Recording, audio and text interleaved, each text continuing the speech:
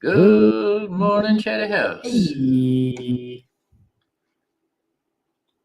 Russ Dog gets it all on a Friday. Congratulations, Russ Dog. Baby. What's up, Warren? And David, Nick V is here.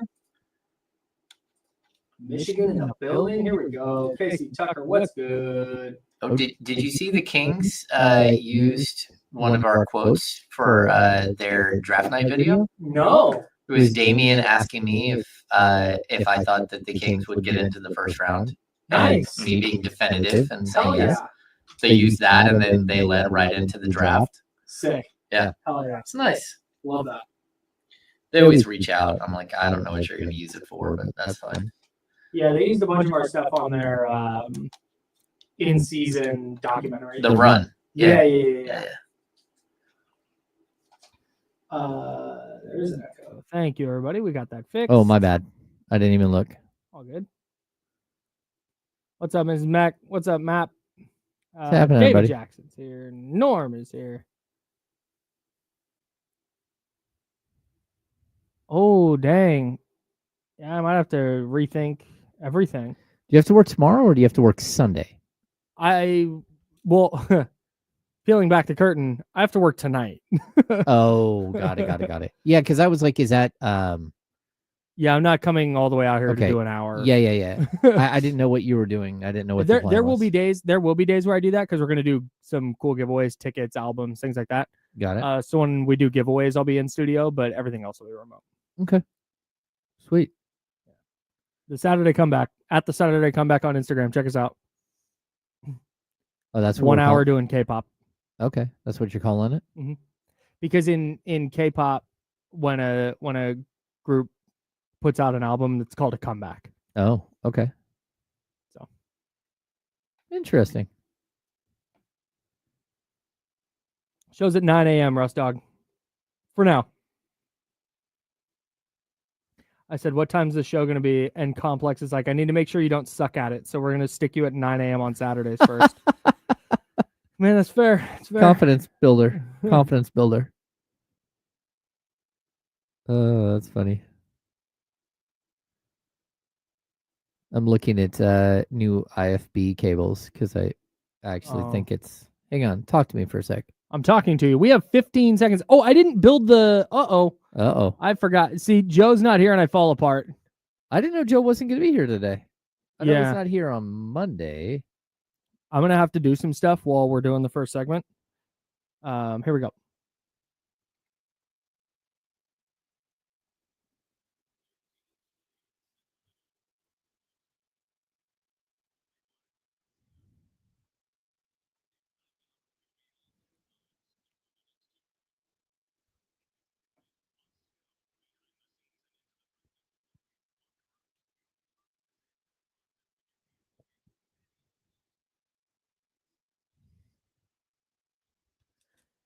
It is a Friday-ass Friday today. There's fewer people in here than normal. As James Ham, I'm Kyle Madson. They'll We're all sponsored show by up Jiffy like Lube. they always do. They'll show up. It's Will fine. they? They will, Kyle. They always do. Well, our guy JC is here today in sales. The office is quiet. Well, yeah, because usually at least boss man Aaron Miller and our guy Bill are here. So it makes it feel like there's somebody. Nope. We got Mark from promotions. Well, they had Christmas in July yesterday, which I think meant that they probably had a good time after their event. I'd hope so. So I'm guessing that they're just not here today because... Well, it is a Friday. It is. But JC's lovely wife came in because I guess they're going somewhere and they live out in Modesto. This is closer to where they're going, so she just came to work with them today. Yeah, they're going to Bend, Oregon. Oh. Yeah, they're going to do some mountain biking. I heard him say something, but I couldn't didn't make it go out. do some mountain biking. When I walked into the studio today, it smelled like a high school cafeteria. Oh. And I was, what my hope was that Chick-fil-A stopped by. Oh. Because Coach Brad from Chick-fil-A, every couple months, will drop in and leave Chick-fil-A breakfast. Yeah. It's delicious. Really great day when that happens because it's a surprise always. It's not Chick-fil-A Fridays or something like that. It's sometimes Monday, sometimes Wednesday, sometimes Thursday. So that's what I hoped the smell was because it was very potent. and nothing on the counter. Like, dang, and it's JC's here, and I was like, oh, maybe JC and his wife like made some food or something. I don't know. It was a weird thing. Maybe someone put like a Stouffer's lasagna in in the air fryer. in the air fryer. But I went down to 106.5 The End, our sister station here, to promote my K-pop show that's going to be on that station tomorrow at 9 a.m. Saturdays at 9. Check it out. The Saturday Comeback. Appreciate you. And I went down there, and it turns out they ordered Mel's. Oh. They like DoorDashed Mel's Diner, which is well, that's interesting. Very random, it felt like. Yeah. So when I went in there, I was like, oh, this is the smell. But it's crazy that the smell was that potent from a DoorDash order. Well, knowing those guys, they probably just wandered around the entire office with their food. That's a great point. Just to make the whole place smell. Yeah, that's a great point. If you told me that somebody in this building ordered Mel's Diner through DoorDash, I would have gotten it right immediately. Well, also, if you would have told me that someone made the entire office smell, I could see Kevin running around with his food from one end to the building. Loudly running around with his food. Clunk, clunk, clunk, clunk. It's a Friday ass Friday today, man. The vibes are up. We got Kings to talk about for sure. The NFL Players Association Executive Director Lloyd Howell. Yep. We dove into that story yesterday and all of his conflicts of interest, working with a firm that invests in the NFL and a venture capital firm that invests in the NFL and stuff. He stepped down yesterday. Oh, imagine that, Kyle. A stunner that he stepped down. They did all this work to make sure he was in power when they did their next CBA, and he is now stepping down. We don't know what this means for JC Treader. We don't know what this means for the Players Association. I'm assuming they have some protocol here where they're going to find a new executive director. But this entire thing, all of this cover up of this arbitration ruling and this other ruling about collusion stuff. Yeah, collusion, and this other ruling about NFL players allegedly faking injuries to get out of contracts and all this other stuff. They have squashed all this. So if you're hearing me say this and going, what? Why was that not a bigger story? Because the NFL and the NFL Players Association made sure that it didn't become a bigger story. Yeah, they had a lobbying firm or something. They completely squashed it. So I'm interested to see what comes of that. And all of that was done ostensibly, it looks like, to make sure that J.C. Treader, the former Cleveland Browns center, who was the president of the Players Association, who has, it appears, is angling for the executive director job. Wow. All of that was done to like cover up stuff for him. So nobody's really sure what happens to him now, because he was the chief strategy officer, which was not a position. It was made up by Lloyd Howell, who J.C. Treader helped push through via secret process. Well, this is weird. It is going to be, I'm telling you, I don't think the outcome here is J.C. Treader goes, they install new executive director, and everything's fine. I think this might get messy. And it's right before training camp begins. This is going to be really, really interesting. Just keep an eye on NFLPA. I know that's typically stuff that gets kind of pushed to the side. He's like, games, sports. Keep an eye on it. Okay. Just you see NFLPA in a headline, just tap in. Well, I think it's like you can kind of bunch it in with what's happened with the NBA here, where, you know, the NBA goes out and signs this massive television deal, massive television deal. Mm-hmm. And all of a sudden, like after year one of the television deal, they're already telling teams, hey, next year salary cap's not going up 10%, it's going up 7%. And oh, by the way, that 10% of all the player salaries that we pull from their checks and put into an impound account, the $500 million we do that, sorry, you're not getting that because we didn't make nearly as much money. And everyone's like, wait, what? What? Excuse me? We didn't make enough money? Yeah. It reminds me, like, my first, after my first year, the next 3 years, I was the stringer for NBA.com. Mm-hmm. So I wrote the pregame blog, right, and then I wrote the postgame story that would get put out everywhere. So when they signed their television deal, let's see, probably, so 2010, 11, 12, 13, in 2013, I believe, mm-hmm, they just like killed the program. So instead of having a live reporter in every building in the NBA, they just killed it. after they signed this massive television deal. That's like the $9 billion deal. Yeah. They're like, oh yeah, we're not going to pay $125 a night to have somebody in the building. Like, and now on NBA.com, there's no written recaps. Well, if they're the AP recap. Yes. They're just paying for the AP recap, which is probably more than they would have paid us. And they didn't even, like, we were like contract, like we got 1099. So it's not like we're employees. Yeah. It's not like they had to pay benefits. Right. They just gave us like a check for $125 whenever we sent our, you wait until you had like 8 of them done. So you get $1,000 and you're like, okay. And they just wiped it out. And I didn't even get weird thing. I didn't even get an email. So I reached out to my dude. I'm like, hey, are we on for this season? Yeah. It starts in like 2 weeks. He's like, oh no, sorry, bro. We killed that program. Like, when? Like, oh, that happened like a couple of months ago. Sorry, you must have got left off the email. Like, what the what? Wild. You must have gotten left off the email. Cool. That's how the league works. So it doesn't surprise me that all of a sudden they're like, hey, we're not making any money. It's like, wait, everything is going well. Like, stadiums were full. Like, we're confused. Why is it not going well? Yeah. But they're not going to have an answer for the players. And when the players union, when the CBA opens up, I think they're going to want more. The players are going to want more of the pie. The Kings also punched their ticket to the Summer League semifinals yesterday. That was, you know what? I was going to come in here and pee in Cheerios today. Yeah. But, well, yeah, we're sitting here yesterday and there's like, yeah, they could make it if you broke it down on the rundown. It's like this whole thing. And I'm like, all right, man, are we really doing this? Because you still play Summer League games. Yeah. There's still it's not only 4 teams are left in Vegas. There's going to be games. But then as last night and yesterday afternoon rolled on and we started seeing, okay, this thing happened. Okay, this team needs to either lose or win by fewer than this many. Yep. That was really fun to watch yesterday and really fun to follow along with. It was. So shout out to the Kings for being relevant. I think Charlotte jumping all over the Spurs early was like the first one. It was like, oh, well, Spurs just dropped and they were a major contender with the Kings because of their point differential, and Charlotte wasn't nearly as much.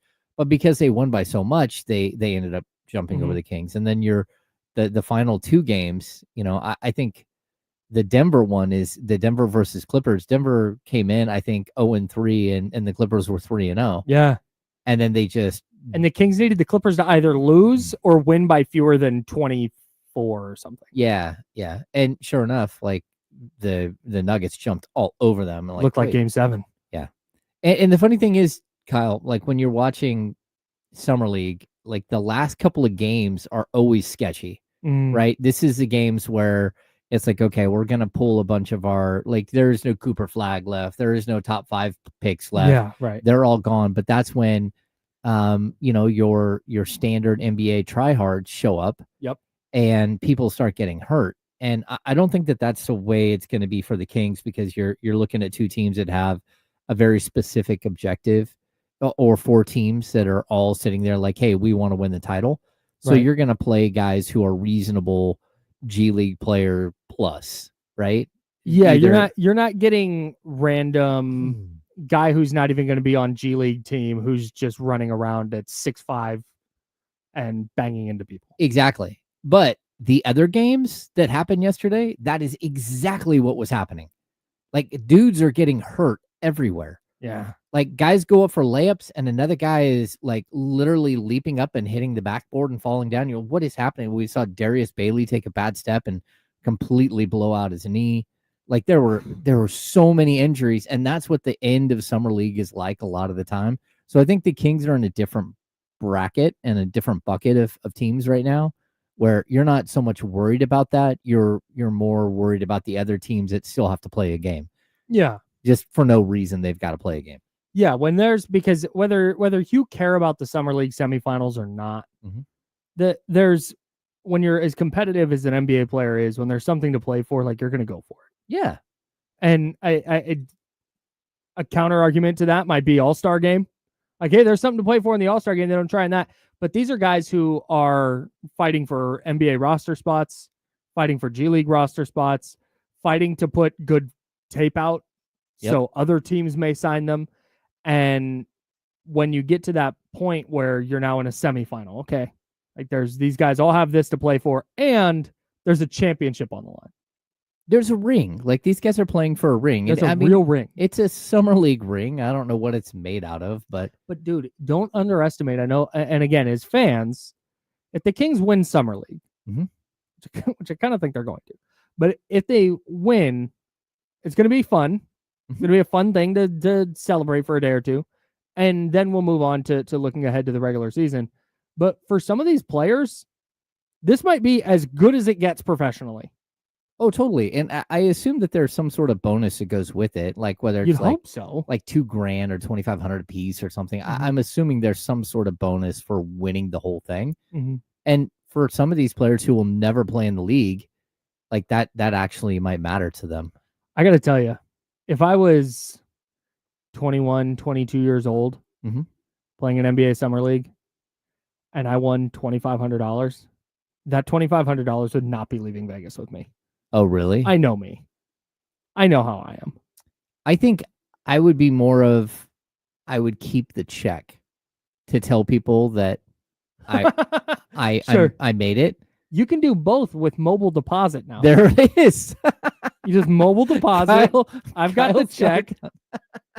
Hell yeah. I framed that. Is it worth anything? Nope. No, God, no. I mobile deposited that and blew the whole thing at the blackjack table. I'm hitting a nice dinner. Yeah. I'm hitting a nice dinner, get myself a nice bottle of wine at that dinner. I'm going to do a little at the blackjack table. Go full And then Wesley let's- Snipes. Always bet on black. Yeah, and then we'll go through the shops at Caesars and see what's cooking. Oh, there you go. Yeah. Maybe get yourself a bag or a watch. Oh, yeah. Maybe a watch that you can look at and say, "Oh yeah, that's my That's summer my- league winning from that one time." Yeah. To go with my ring. Yeah, Yeah. exactly. Make sure it matches. That's how I would do that. I would 100% not do the responsible thing and be like, I'm saving this. I'll be going back to my hotel. Like, no. No. I'm celebrating tonight, baby. That's right. That's awesome. Oh, yeah.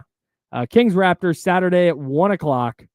We're past, by the way, just in case anybody's wondering, we're past the should Neek play? Oh yeah. Should Maxime Reynaud play? No, we're Like, way yeah, past no, they're that. playing.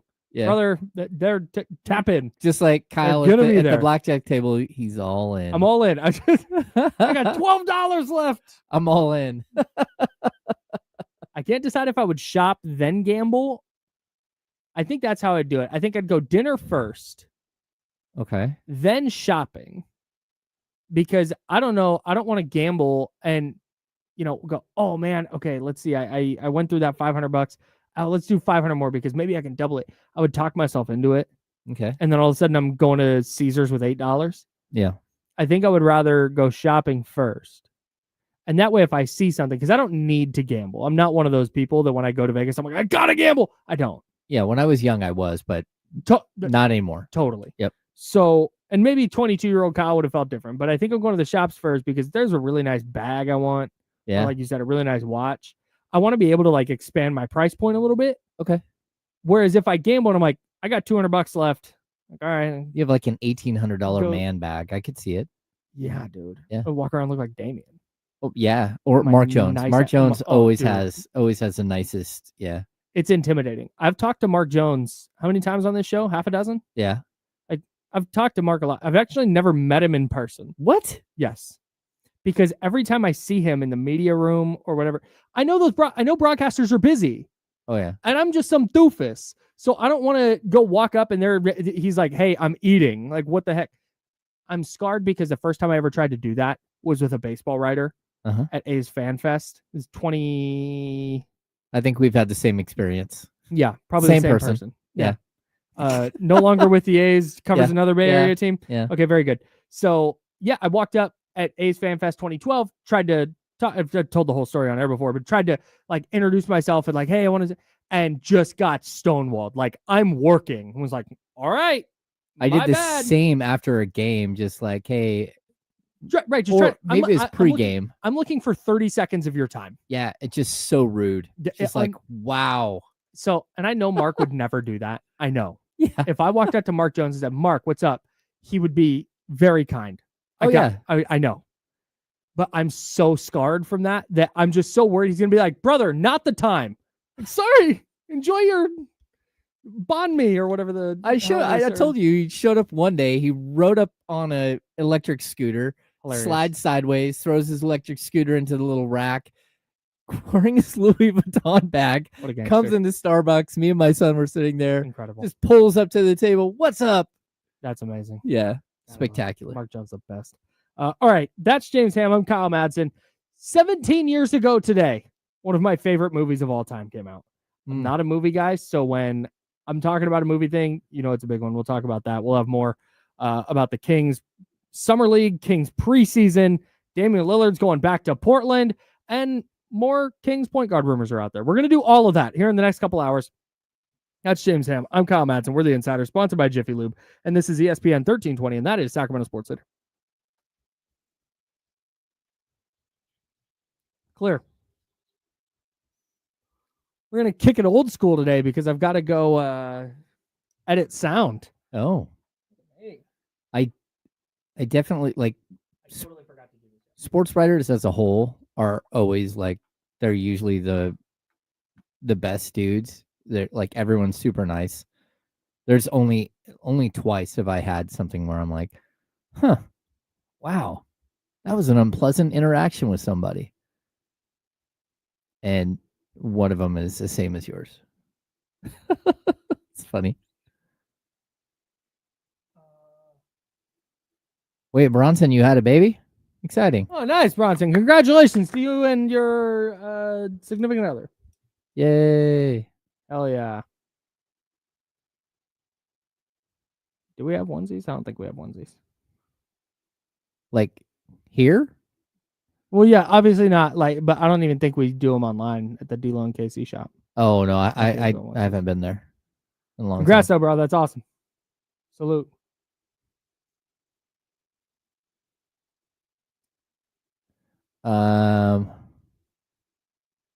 Rob, yes, they do. They reach out every time. I get a text, hey, can we use this? Or I get an email, like, these are the clips we're thinking about using. And I always say, yeah. I don't care whether I say something bad or good. I've never gotten a email. Well, I usually represent us. Yeah. You direct them to me next time, and I'm going to give them the who's who and the what's what. Who is this person texting me? James told me I had to call you. That's funny. No way.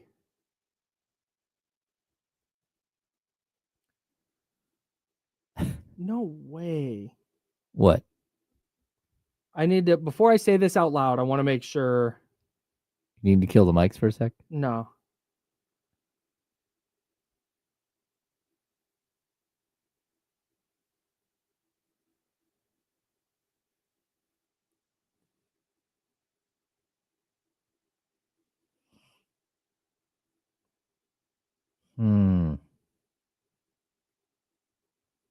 This is from Yahoo Sports. The Steinline's Jake Fisher recently reported that the Dubs could send Kuminga to the Sacramento Kings in exchange for a Los Angeles Lakers reject. Monk? Must be. Calling Malik Monk a Los Angeles Lakers reject is an insane insult. That's unbelievable. I mean, is there anyone else? I can't. Did Jake Fisher report that Jonathan Kuminga turned down a 5-year, $150 million extension? I don't know. The Warriors last offseason? I don't think so. Well, okay. Well, I need to fry this. He said he went on a. I texted with Jake this morning, and he said he went on the Bleacher Report video yesterday. Hang on. We're back. All right.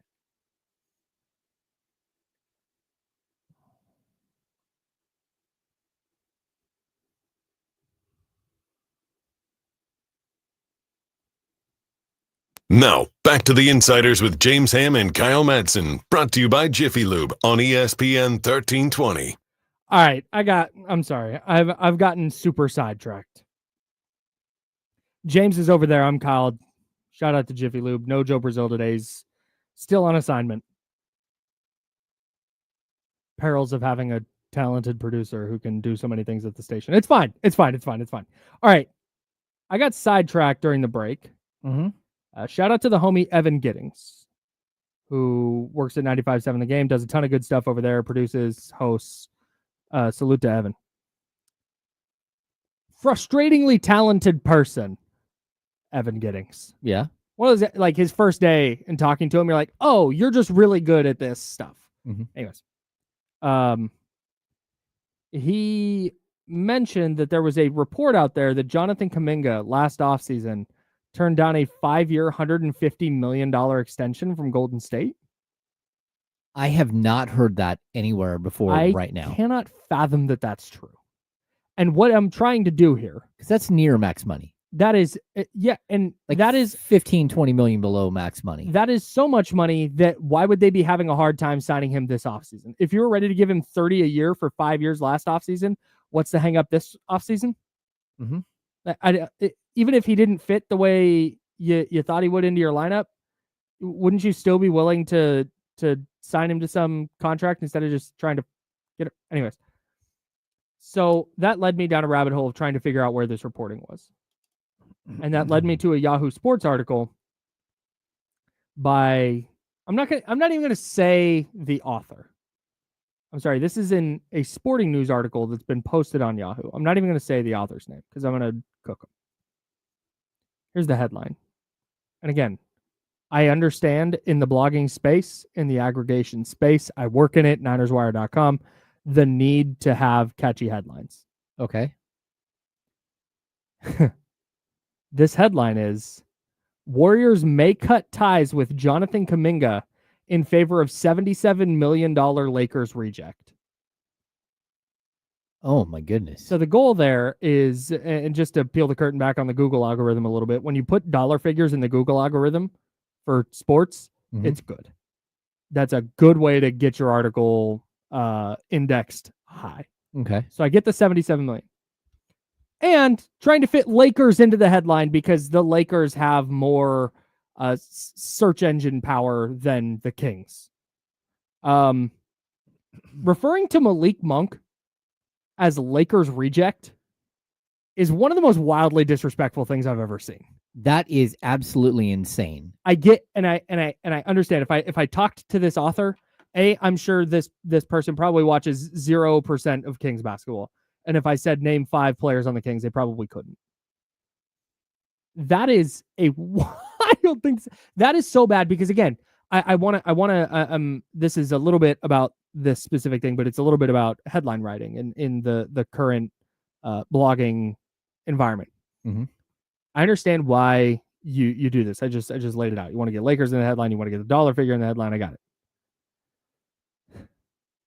I also have rules where I'm not going to be misleading or I'm not going to be purposely wrong in a headline for the sake of clicks. Ben Barch, for example, 49ers offensive lineman. If you've never heard of him, don't blame you. He's probably going to be their starting left guard this year. I wouldn't go 49ers sign ascending star to X dollar contract. Like, no, he's a backup offensive lineman. So I'm not going to write that. Writing Lakers reject for the most productive sixth man in the NBA for the last 3 years. Yeah, it's wild. It's nuts. And the Lakers would have loved to have signed Malik Monk back. Yeah. They just had no money that offseason. And he's been with the Kings for 3 years. Right. That was so long ago. Like, what is happening? He's in the first year. He just finished his first year of his second contract with the Kings. He had a 2-year deal, signed a 4-year deal. He's going into year 4 of his tenure with the Sacramento Kings. That to me is absolutely crazy to be that disrespectful. Like I said, I understand why you want to get Lakers in the headline there, but there's a limit. You got to be a little bit honest with your SEO. Former Laker guard. Yeah. Right. And even that would be like, all right, that's a stretch. Yeah. Like sometimes you just can't fit Lakers in the headline because Malik Monk hasn't played there since the pandemic. That's absolutely embarrassing. It's totally nuts. But this author writes in here, and I saw somebody ask, do headlines, the authors come up with headlines? I happen to know how Sporting News works, and my guess is yes. The author wrote this headline.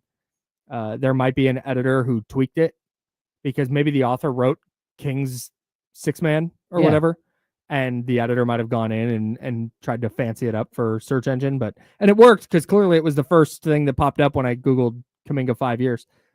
So there's a quote from Jake Fisher in here that says, sources say that Sacramento, meanwhile, would be interested in including Malik Monk in any outgoing trade package, but nothing substantial has materialized with the Warriors. He quotes Jake Fisher directly. Then the author writes, not quoting, Kuminga shockingly decided to bet on himself last offseason by declining a 5-year, $150 million contract extension with Golden State following an encouraging 2023-24 campaign. That's not attributed to anybody. That is wild. And I cannot, if that happened, Jonathan Kuminga needs to fire every advisor he has. But Kuminga has good advisors, I believe. He's under like a very reputable firm. Like okay, this is not the situation with who's the kid that fell in the draft on Ace Bailey. Ace Bailey. This is not an Ace Bailey situation. Right. Yeah, I mean, to me, I don't see any way that he walked away from a 150. And like, look, that's not what the Warriors are offering. That there isn't a, hey, the Warriors would take him back for this dollar amount, from what I know. Mm-hmm. Like they're in the same page. They are on the same page that he doesn't really want to be there, and they don't really want him back. Yeah, like there isn't like a bunch of like everything you hear out of Golden State. We're like right down the street. We all have ties to people who work for the Warriors or cover the Warriors. Everything that people are hearing from the Warriors side is meh. And it's been that way. It's been that way for a while. I can't wrap my brain around this because if they offered 5 and 150 last year, I think Kuminga would have taken it. Because like you said, that's damn near max money. Well, you take it and then you force your way out in year 3 or something. Sure. Either way, you got paid. Yeah. Right. You got your money. And if his representation, like you would think they would foresee the market and go, man, there's one team with cap space, true cap space. And this might kind of be a difficult offseason. Or next offseason might be kind of difficult. We'll take this 5 and 150 and we'll figure it out. But what I'm hung up on here is less what he turned down, what he didn't, or that he turned it down, or that he didn't. I want to know if Golden State was so eager to keep him that they were going to offer him 5 years and $150 million 12 months ago. Nothing happened this year. Like he was ostensibly the same player. He was a little less efficient, and he dealt with an injury. Not enough happened to me that would make me go, they went from 5 and 150 to who wants them? Yeah. So or we'll give you a 230 or something. I have a really hard time believing 5 and 150 was on the table. A, because I don't think you would have turned it down, and B, I don't think the Warriors put it on the table. I'm pretty sure they didn't. That to me is wild. That's crazy. Played 74 games in 23-24. Played 26 minutes a night, 52.9% from the field, 32.1% from three, 75% from the free throw line on 4 attempts a game, 5 boards, couple assists, half a steal, half a block, 16 points. This year, 15 points, 5 boards, couple assists, 67% from the free throw line, but 30% from 3, 45% from the field. Like in 24 minutes a game, he only played 47 because he got hurt. There's just nothing happened that makes me think they went from 5 and 150 to like, we want no parts of this guy. Yeah. This feels to me, if Jake Fisher did report this, or if somebody of any kind of reputability reported this, that this is Golden State trying anything they can to get info out there. It's the same reason after we heard about the Kings offer, Dario Saric and Devin Carter in a couple of seconds, all of a sudden there was a report the next day that like, oh, now the Washington Wizards are interested and the New Orleans Pelicans. Like, and then Mike Dunleavy Jr. is out there like, yeah, we want to keep him. That's like, we offered him $5 and $150 last year. Like, what? They're trying to get as much value as they can, which really is trying. That's their job. That's how this seems. Yeah, to me. yeah, Again, we don't know for sure, but that's really how this looks. Because, like you said, that is their job. I can't. I said I saw and I saw my guy Evan Giddings mention that, and I can't fathom it. There's just no way. We're gonna have to do more research on. We're gonna this dive in. Yeah, I mean, like, look. Everyone's in a holding pattern with Kuminga, including the Warriors, including the Kings, anyone else who's interested at all, which we kind of end right there. There's still, like, the Brooklyn Nets have shown no interest. They're the only team with cap space.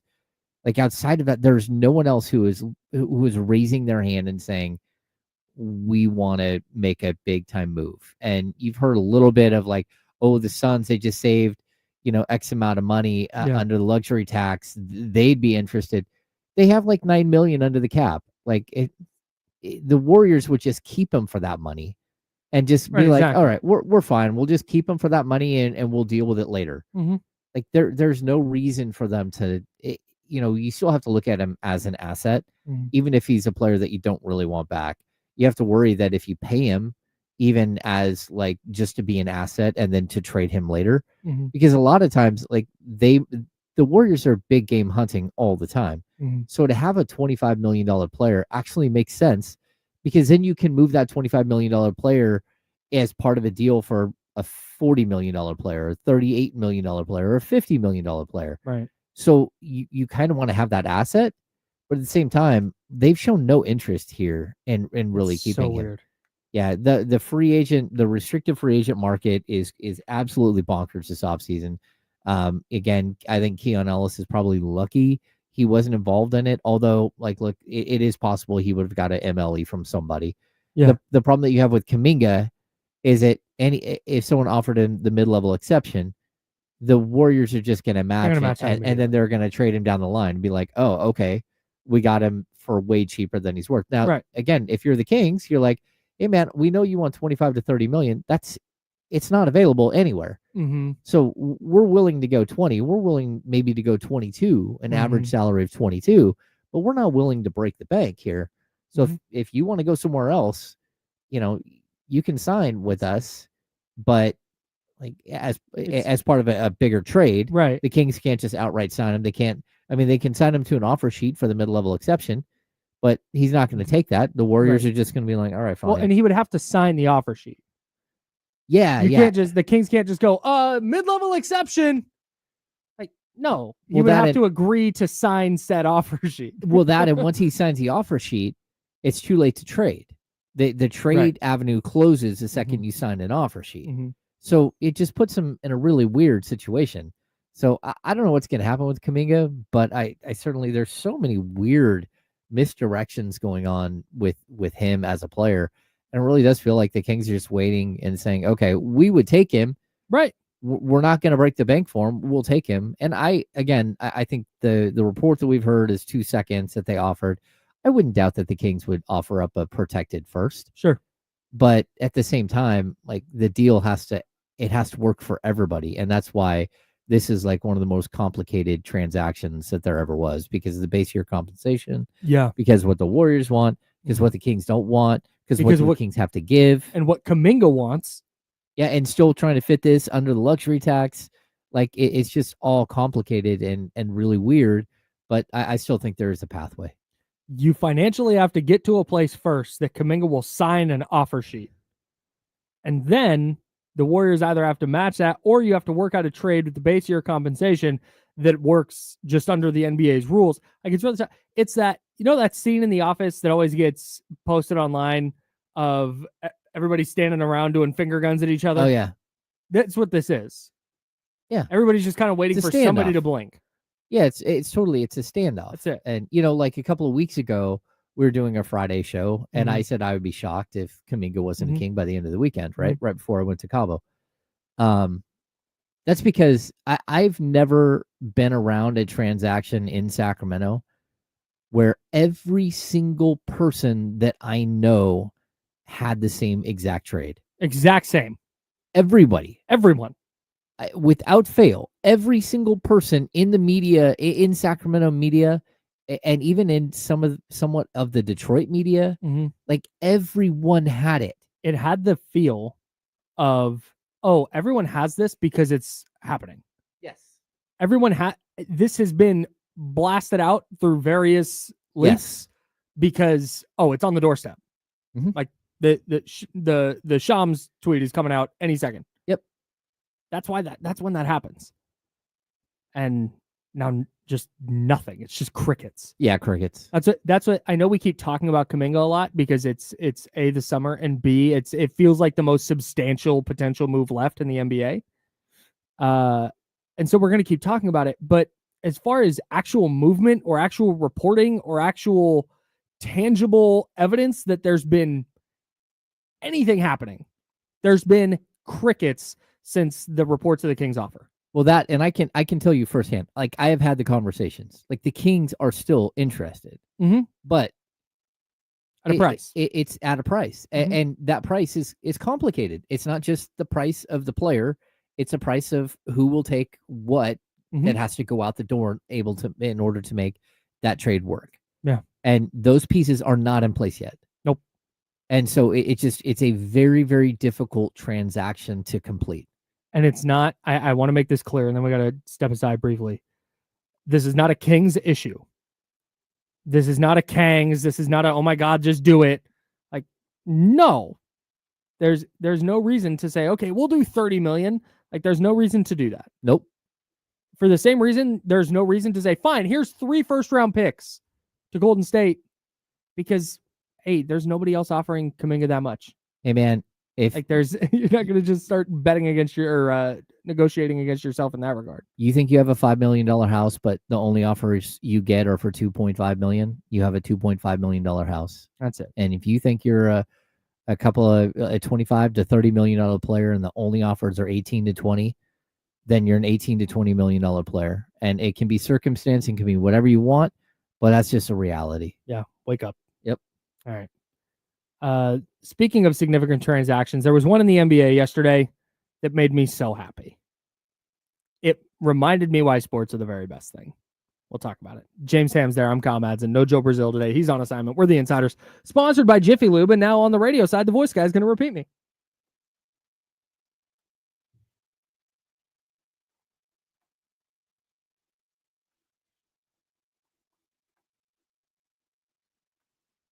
Yeah, now I need to listen to this Jake Fisher interview.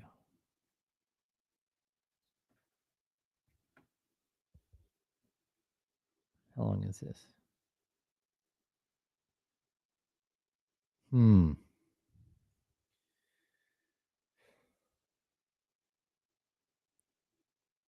Los Angeles Lakers reject Malik Monk. Yeah. Hey, Jason, it's not even, I don't think it's just take it or leave it. It's more complicated than that, because if the Kings get a yes from Kuminga, a yes from the Warriors, but the Warriors are like, you got to move somebody in order to do this, like we're not taking back Malik Monk's contract, then it just becomes way more difficult, because there aren't teams out there who are willing to do this deal, who are willing to take on Malik Monk, unless you're giving them a pick or you're giving them something to take on that player, because it's the rules of supply and demand. They know exactly, who they can trade with at this point. Interest in him. The 2 teams that we can report have ongoing interest in Ben Simmons are Sacramento and New York. That's the last word we got as we're leaving Los Angeles. So, generally speaking, the Kings still a player in the veteran guard market, and you can absolutely put Ben Simmons in that conversation, even though he's obviously more of a... Oh, okay. Shout out to Warren. What? Last year, Anthony Slater reported that Kuminga wanted 35 and the Warriors are maxing out around 30. Hmm. So that's a report from last year. I see. Okay. Okay. I got it now. That's crazy. Actually, Jason, I think the point is that no one has any leverage. No one has leverage. If anybody does, it's Golden State because they extended the qualifying offer, but that doesn't help them move him or get him signed. Yeah, but also, if, again, a bunch of people know exactly what I've heard, that's around the league that they don't realistically want him back. Yeah.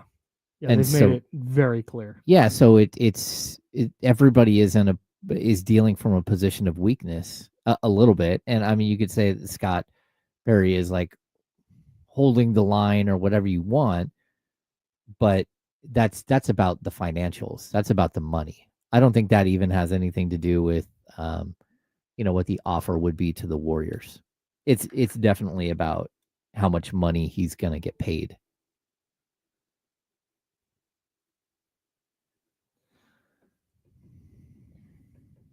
Zabo, that's funny. That's really funny.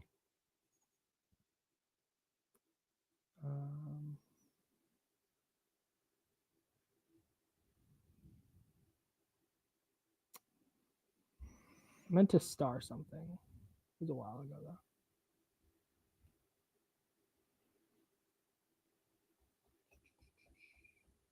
Hmm.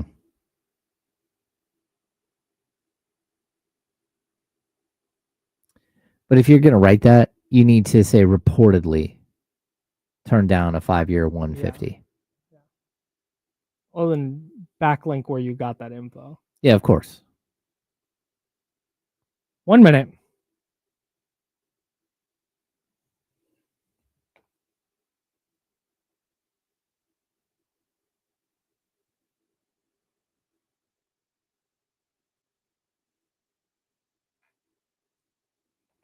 Hmm.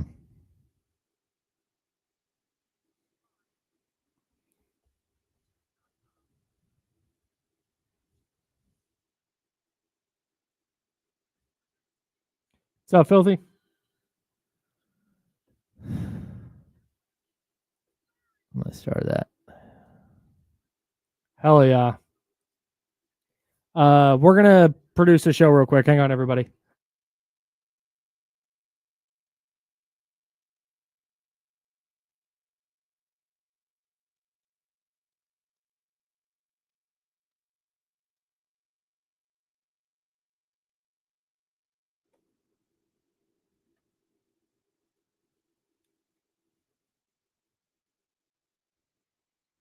Now, back to the Insiders with James Ham and Kyle Madson, brought to you by Jiffy Lube on ESPN 1320. Yeah, that guy over there is James. I'm Kyle. Our new promotions manager, Mark, is just getting after it today. Yeah. He's all over the place. Normally he's wearing flip-flops. Does he? Big flip-flops guy? Oh, it's because he's from Arizona. Yeah, but still I don't know if that's OSHA-approved footwear, but it's fine. God, you're at the Ridge. When I applied to the job, I used to work at a company. I'm not going to say the company because I've said it before, and the chatty house can't handle it. Worked for a video streaming company. Yep. And when I applied for the job listing literally said, "You can wear flip-flops and shorts to work. It's Arizona." Oh, wow. Okay. So I think that's just an Arizona thing because it's 140 degrees and they don't want you to be beholden to regular shoes, I guess. Yeah, my brother moved to Arizona for like 9 years, and he kept saying, "Hey, come out, come out." And I'm like, no. Yeah, go. If you're gonna It's too go between like December and March. Yeah, I went for spring training before he moved out Sure. with him, and then I'm like, yeah, I'm not coming back here. Yeah, Perfect. like I'm not gonna live my entire life with the left side of my body burned because Totally. I'm near a window Right. in my car, Yeah. Nah. and then Don't I wanna get deal with that. sunburned everywhere I Yeah. go. No. Yeah. It was salute to Arizona, a very formative part of my life. I will not live there again. No. I did I'll go my time. visit. I did my. Oh, I'll visit. I visited Yeah. a lot. I've done my time though. I'm not living there again. I wore flip-flops to work once. It's after I'd been there a while because you Yeah. start at your new job and you're wearing a polo shirt and you're wearing khakis every day, and then you get in a couple weeks and you realize, oh, everybody else is wearing t-shirts and shorts. Yeah. So I tried the flip-flops thing once. Not for me. Not for you. I hated it. I'll wear flip-flops in Hawaii. I'm not anti-flip-flop, but wearing flip-flops at work was not a thing I could get. It threw me off. Remember that day I forgot my shoes and I wore my Crocs in here? Oh yeah, that threw you off. And it really threw me off. Yeah, same vibe. As a customer service guy, I'm helping people with their video and audio setups at various college sporting events around the country. And I felt weird. Like I'm answering. I'm like, hey, Stretch Internet, this is Kyle. I'm so sorry. I'm wearing flip-flops today. Go ahead. What, how can I help you? Like, yeah, I bought a new XLR camera. Oh, I can't help you. I'm in flip-flops. I wear flip-flops a lot during the summer. That tracks. Hey Dudes are basically just closed-toed flip-flops. Yeah, because I just wear my Hey Dudes everywhere. Yeah, you're a big Hey Dudes guy. Yeah. So is my mom, it turns out. I like just a casual shoe to wear all summer long. Yes. Yeah. 1,000%. I mean, when I'm going to a game, I wear dress shoes every single game. I always look the part for games on game days. No doubt. But outside of game days, it's like, hey, we can relax a little bit. Yeah. You dress as though you're always ready to go on a boat. Yeah. That is how you exist outside of covering the Kings. You're just ready to be on a boat. Yeah, I'm often like ready. In the event, like I keep my golf clubs in my car in case somebody wants to golf. That's not true. I keep my golf clubs in my car in case somebody wants to golf. You stay dressed for a boat in case somebody's like, hey, you want to go on a boat? That's yeah, right. I'm ready. It's like I always have a bottle of sunscreen in my back pocket. Oh, boat? Yeah. Sunscreen. Where are you at? Drew Down in the chatty house at youtube.com/ESPN1320 made a joke about the Coldplay concert, and I need to talk about this. Okay. So everybody's seen the video by now. If you haven't, get out from under the rock you're living in. Yes. Or you're busy touching grass, which would be cool, I guess. But there's a video out, if you've missed it, of the CEO of a company called Astronomer, who was being very publicly intimate with what turns out was not his wife, was actually the director of HR at the company. And Coldplay does a kiss cam, and they pan to them on the kiss cam, and he fell to the floor, and she like turned around and covered her face because they are not married to each other. No. And I think they are both married to other people. Correct. Yes. So that was the whole thing. I don't want to talk about that. I got like that happened, whatever. It's his life. He's got to deal with that. It's funny. If he didn't dive out of the way, it probably would have just gone unnoticed because nobody knows who he is. That's what everybody, like, yes. If you just, little smooch, wave, that is in because whoever was filming that didn't post it because like, wow, look at this guy. They posted it because it was like, oh my God, these people very clearly were not supposed to be together. Yeah. So the thing I enjoyed the most, because the empath in me feels bad for those two people. Oh, I feel bad for their families. You feel bad not for for their families. Not for them, but for their families. For sure. You feel the embarrassment. For you feel the hurt it causes their families and the turmoil and all this. Like, just brutal. Watching the internet come together over a thing, was incredible. Watching everybody join in to make jokes, laugh together, to roast these people, to make memes out of it.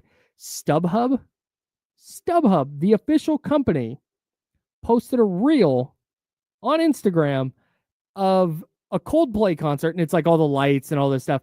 And it said this and your HR person. And the caption was, "We have Coldplay tickets available now." Like it was in a world where everything is combative. In a world where if you like a thing, there's going to be people telling you not to like a thing, and vice versa. Watching everybody just enjoy roasting these people was so great. It was such a nice day yesterday to be on the internet. And that very rarely happens. It does.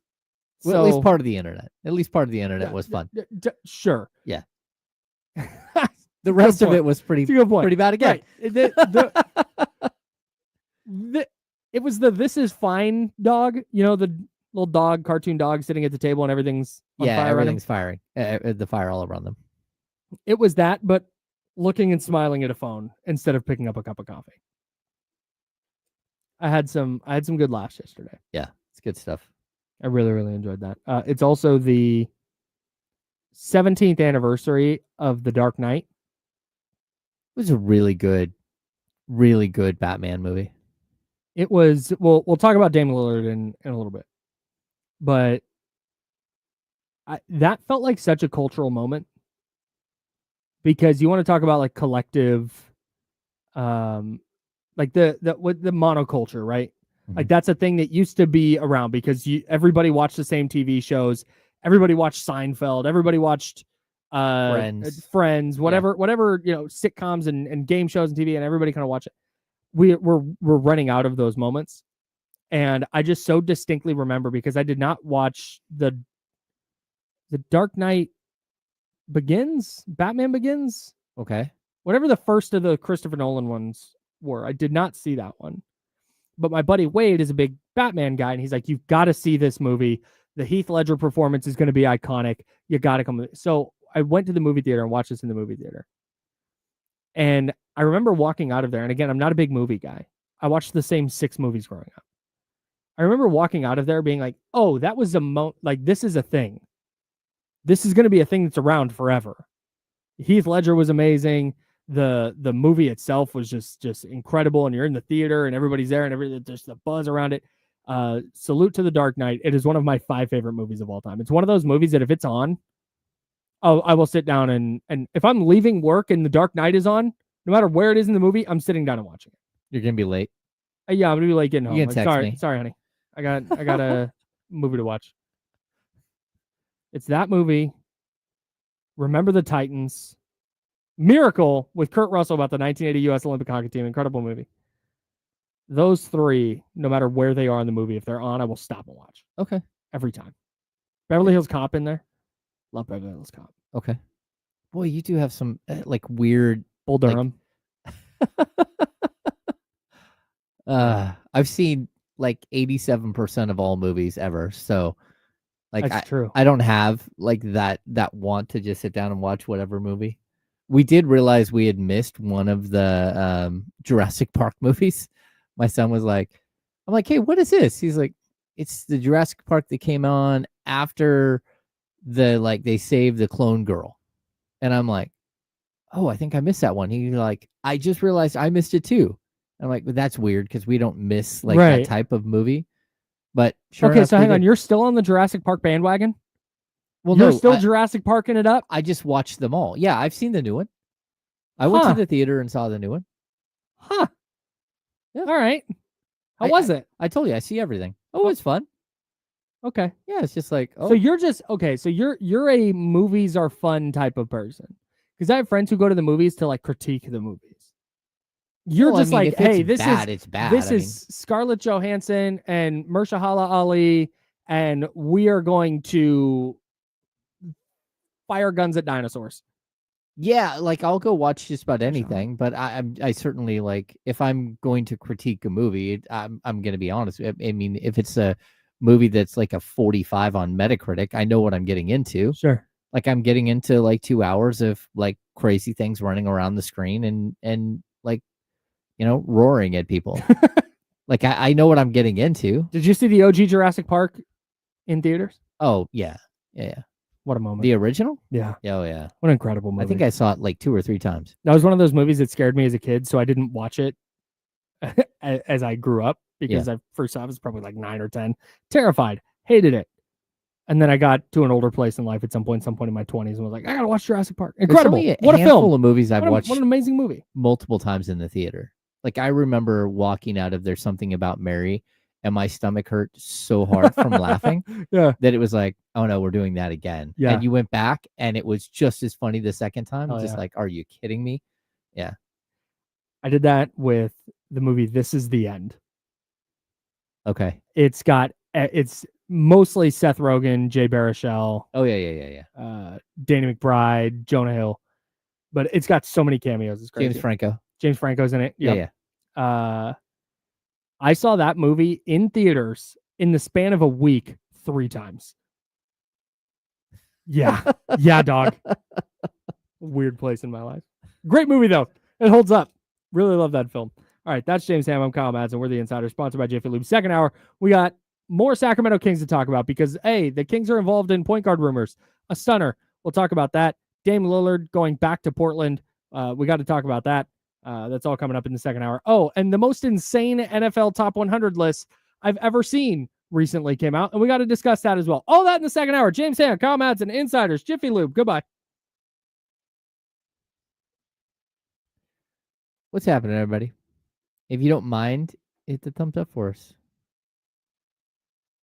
Hey, Wedding Crashers? Yes. That is one of those ones where you probably could have seen it twice. I'll be right back. Yeah. Uh-oh, maybe I won't. Oh, you've got to be kidding me. Uh-oh. Yeah, right. Yeah.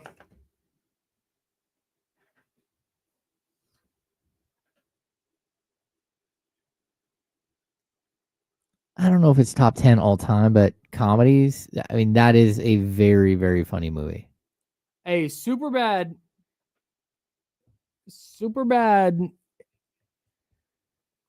Yeah, like everybody's top 10 is going to be different, but Superbad is one of the greatest comedies ever written. Yeah. It's one of those movies that I saw it in the theater. It's great. The McLovin stuff is just incredible. Oh, it's so good, man. Yeah. I expected that movie to not hold up. It very much does. Yeah.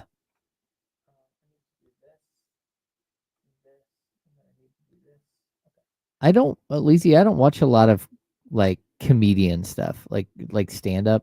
I don't. This is not my cup of tea. All right, here we go.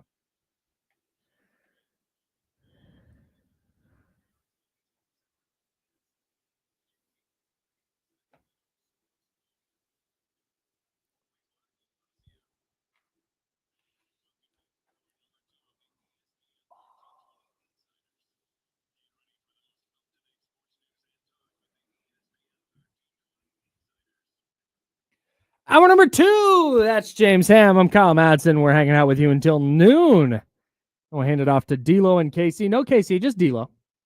All week. All week. He's almost survived. 4 hours solo is. Yeah, those weeks where you're not really flying solo, but it feels like you are. Like the prep work is different and everything. Yeah, they wear on you. Yeah. Salute to Damian. He'll be live from noon to 4, taking you into the weekend where we will have. Stand by. I got mentions for you. Saturday. Oh, we got baseball back. Cincinnati Reds at the New York Mets. That's at 12:30. And then Sunday, the following day, we got Sunday Night Baseball. Oh, it's a good one. Tigers at Rangers. Tigers might win the World Series. That's a good team. Also coming up, August 1st. A1 Combat number 29. That's Maximov versus Indio. And I know you're like, Kyle, I want tickets to that. Well, have I got news for you? We're giving a couple away. Enter online at ESPN1320.com's contest page to win 2 tickets to A1 Combat number 29. That's Maximov versus Indio. That's at Hard Rock Live on Friday, August 1st. Hard Rock Live, Friday, August 1st. Enter online at the ESPN1320.com contest page, courtesy of Uriah Faber's A1 Combat. That's mention number 1. There we go. We did it. We got one in. And we got a second mention coming up a little bit later on. Stay tuned for that. It's going to be rocking. All right. We got some news yesterday in the NBA, some breaking news. Damian Lillard is re-signing with the Portland Trailblazers. Mm-hmm. And it's the first thing that's happened in sports in so long where my brain didn't immediately start to go through, because when you see news as a sports fan, you immediately start rifling through, okay, what does this mean? What does it mean for this team? What does this mean for that team? What does it mean for the player? What is this? And you start to kind of go through and you start to try and analyze and, why didn't he go to Miami? Why didn't he go to the Lakers or whatever? I just got so happy. This is such a cool thing. I think we get as sports fans so tied up sometimes, and particularly when you work in media, Mm-hmm. you get so tied up sometimes in the what does this all mean for wins and losses? What does this mean for the salary cap? What does this mean between the hey, let's break all that off for a second. Sports are fun. Mm-hmm. This is all entertainment. Everything here is entertainment. It's a business for the business people, but this is for us. It's entertainment. Dame going back to Portland is objectively just the best way this could all end.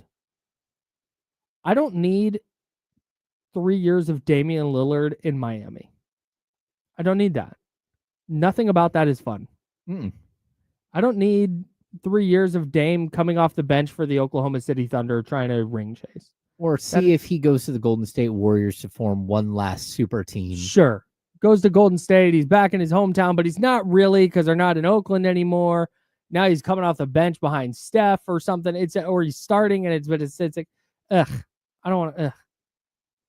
He just gets to go back to Portland where he is beloved. Mm-hmm. He gets to finish his career there. The Milwaukee Bucks thing is now this weird 2-year stint on his basketball reference page. Something that people will forget happened. Yep. And now he gets to finish his career in Portland. I texted our guy Danny Meringue from up there, and I just said, "Oh my God!" And he's like, "I can't stop smiling." What a cool thing! This is such a cool thing. There's probably so many Blazers fans that are so happy right now just because Dame's back. Is he going to be Dame of old? No. Is he going to be their number one option? Probably not. Ideally not. Not at this age, coming off an Achilles tear. No, they're going to have a fun young team this year, and then they're going to plug Dame into some role over the next couple of years, and he's going to finish out his career, hopefully, for them on a Portland team that is rising and is pretty good. I mean, the only holdup I have, I was surprised that he signed a 3-year. Was it 42? And I think the last year's a player option. Yeah, I was surprised that realistically it cost him $14 million to bring a guy in year one who cannot play, who will not play. I do think having him there the whole time is a good idea, just because of his leadership and everything else. But still, I was like, hey, it's a lot of money, especially since he just cashed out $100 million and it's the mid-level, right? What's that? It's like the mid-level. Well, yeah, I mean, it's a mid-level, but it's a mid-level for a player who's not going to play. Okay. Time out then. So, and a player why does it matter? Well, because if you want to go back there, he could have signed for league minimum and just been okay, I'm here rehabbing and I'm going to be part of the team. And then next year when he is playing, he could have signed for a couple more years. But I just thought that the money itself, especially with him walking away with $100 million from the Bucks, I was like, that seems a little steeper than I would have thought. But it's fine. I think it's cool because I'm excited to see him play in Portland for sure. And, eventually. No, you're not. You're worried about Portland's salary cap situation. Well, no. That's wild. They're fine. They're fine. I get it. But if I'm building a team and long term and all that stuff, okay, I get it. You want to come back and, we see the 1-day contracts all the time where guys go back to where they spent most of their career and just get a 1-day contract where they're not getting any money. But still, I was like, You're just urinating in my Cheerios. I'm down with Dame going back. I'm just like, man, that's a lot. That's a lot for a guy who's not going to play. Not this year. No. But that's not the point. No, I get it. You brought Dame back. I know. The vibes are up. The vibes are up. I get it. Nobody really cares. I mean, in Portland, they're like, hey, he's back. We don't care about the money. But yeah, they clearly don't. If you're building a team, I mean, they're going to sell so many Dame Lillard jerseys. Yeah, that's true. That's true. Dame is going to be in the building. This is such a huge offseason win for them. Yeah. They did it. I get they it. got Dame back. He's home. Yep. Man. All right. I'm just looking at him as the player and as the contract. It's wow. Okay, I get it. It should be we should be celebrating the fact that he's returning. He is. But that's what we're doing. Well, everybody is. I get it. At the same time, it's you bought out DeAndre Ayton so you could pay Damian Lillard to not play for a year. I would do the exact same thing. Yeah. Yeah. Well, I get it. You have so many centers. DeAndre Ayton is not fun to have. Damian Lillard is fun to have. You pay a little extra up front to make sure you have him the next 2 years. Okay. Because if they were going to do the league minimum thing, he would probably just go sign elsewhere for not the league minimum. Mhm. Because that's probably out there for him.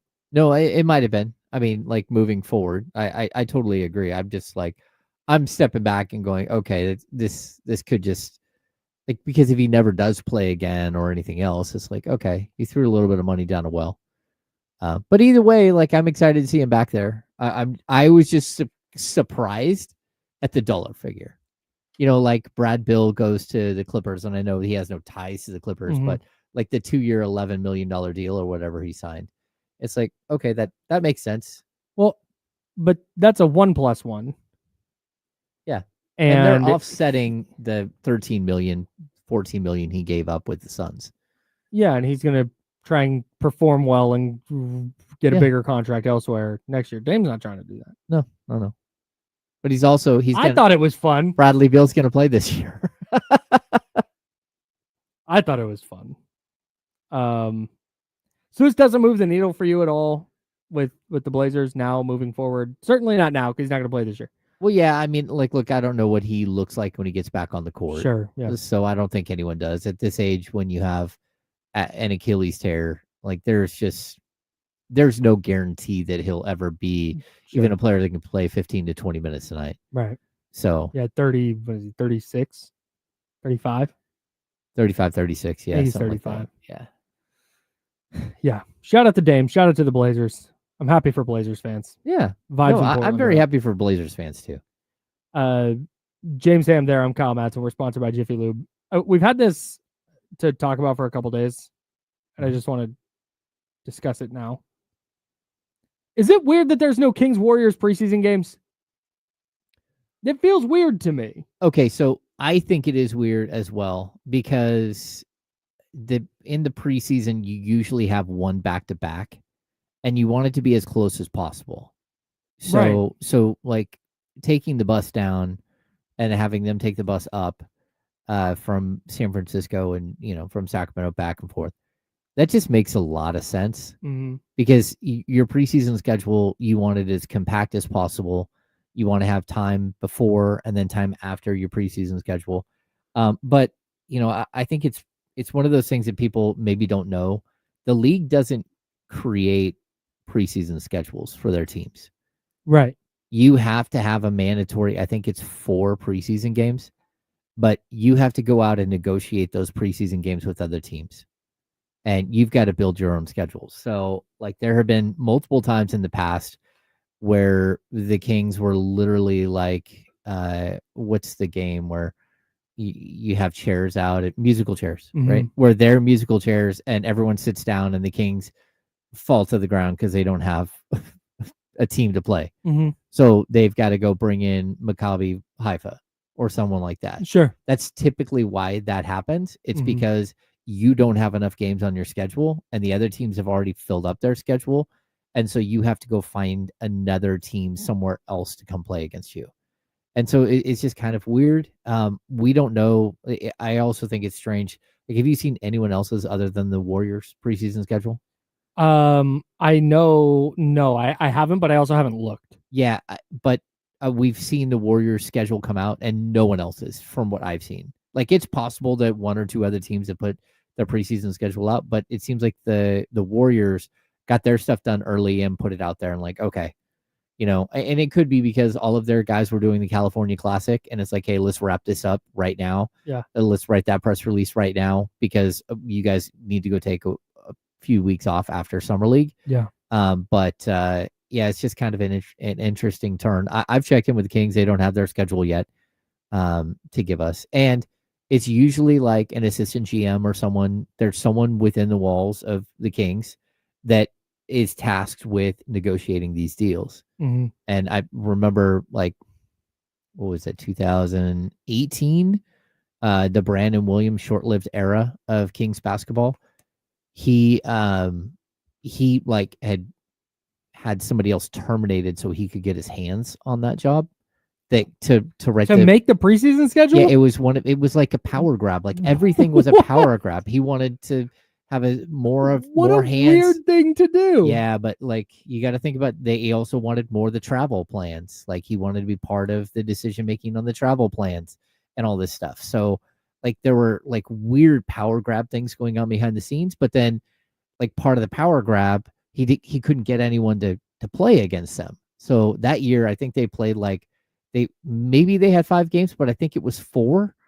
And one of them was the most ridiculous, awkward moment of all time, where the Kings traveled to Seattle to play against the Warriors with Kevin Durant. Yes. And it was right after this. That's right. I remember that. They had tried to steal the Kings just a couple of years earlier. Yes. There's bad blood everywhere. God, I forgot about that. But the Warriors, they went to the Warriors and said, hey, do you have a game for us? And they said, we don't really have a game for you. And they're like, you can't work with us. And it was like, well, we can work with you, but this is going to get awkward.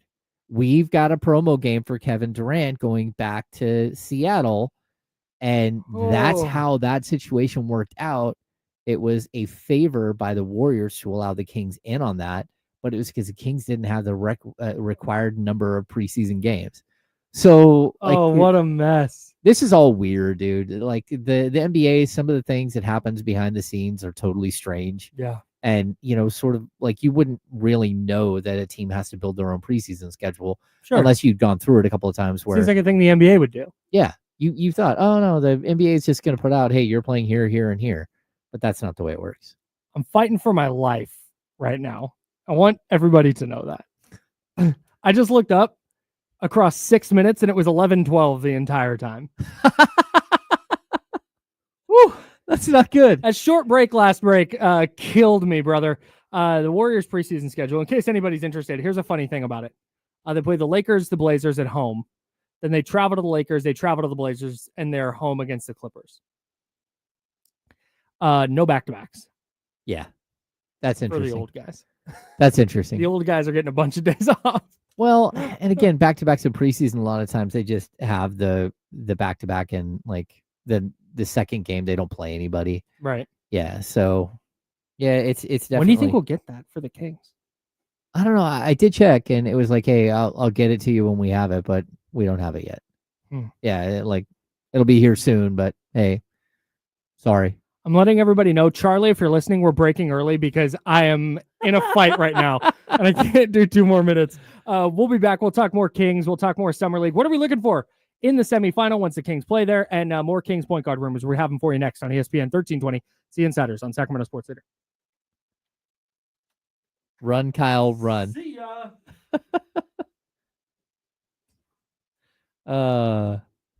One of those moments. I'm hoping he remembered his pass key to get back in.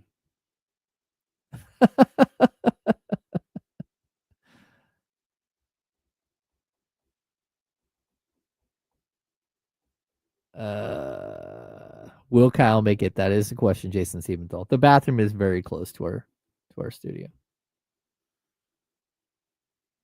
Somebody asked a question earlier. I started.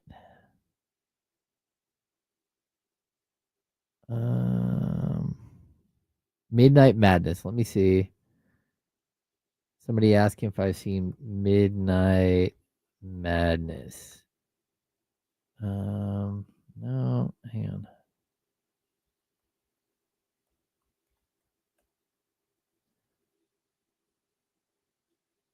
Let me see. I don't think I've seen Midnight Madness. Oh, it's a Disney movie? Is that a young Michael J. Fox? Interesting. Someone else was bringing up that they were building a 68 Camaro during high school. I don't remember who that was. Sorry. I've always wanted a 68 Camaro, but it was not for for Gone in 60 Seconds, because that's a 68 Mustang Fastback, I believe. 60, yeah.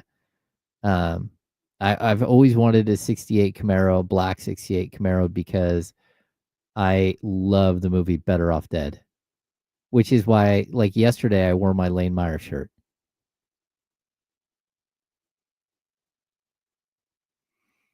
Zach, you're way off. This is not the most unlikable Kings team you've seen in the last 20 years. If it is, you weren't paying attention because there were some very, very unlikable teams in the last 15 years that I've covered.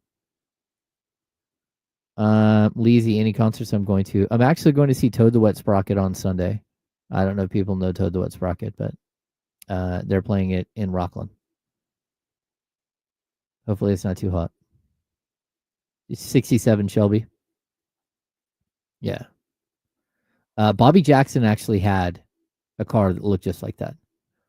And he actually sold it to a guy that I know. And for that matter, I think like Tink Thompson. Oh, no, Henry Turner.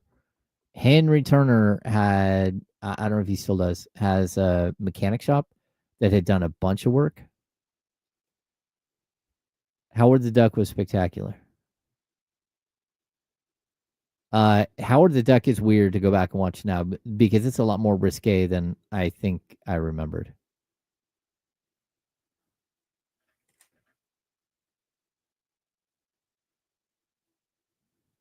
Wait, why do you say that? 15 seconds. Why does Neek still not have a contract? They press released him as someone who signed. I think he does.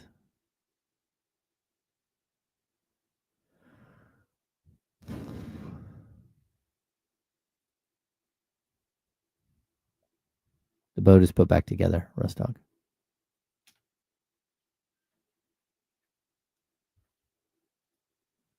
Now, back to the Insiders, brought to you by Jiffy Lube on ESPN 1320.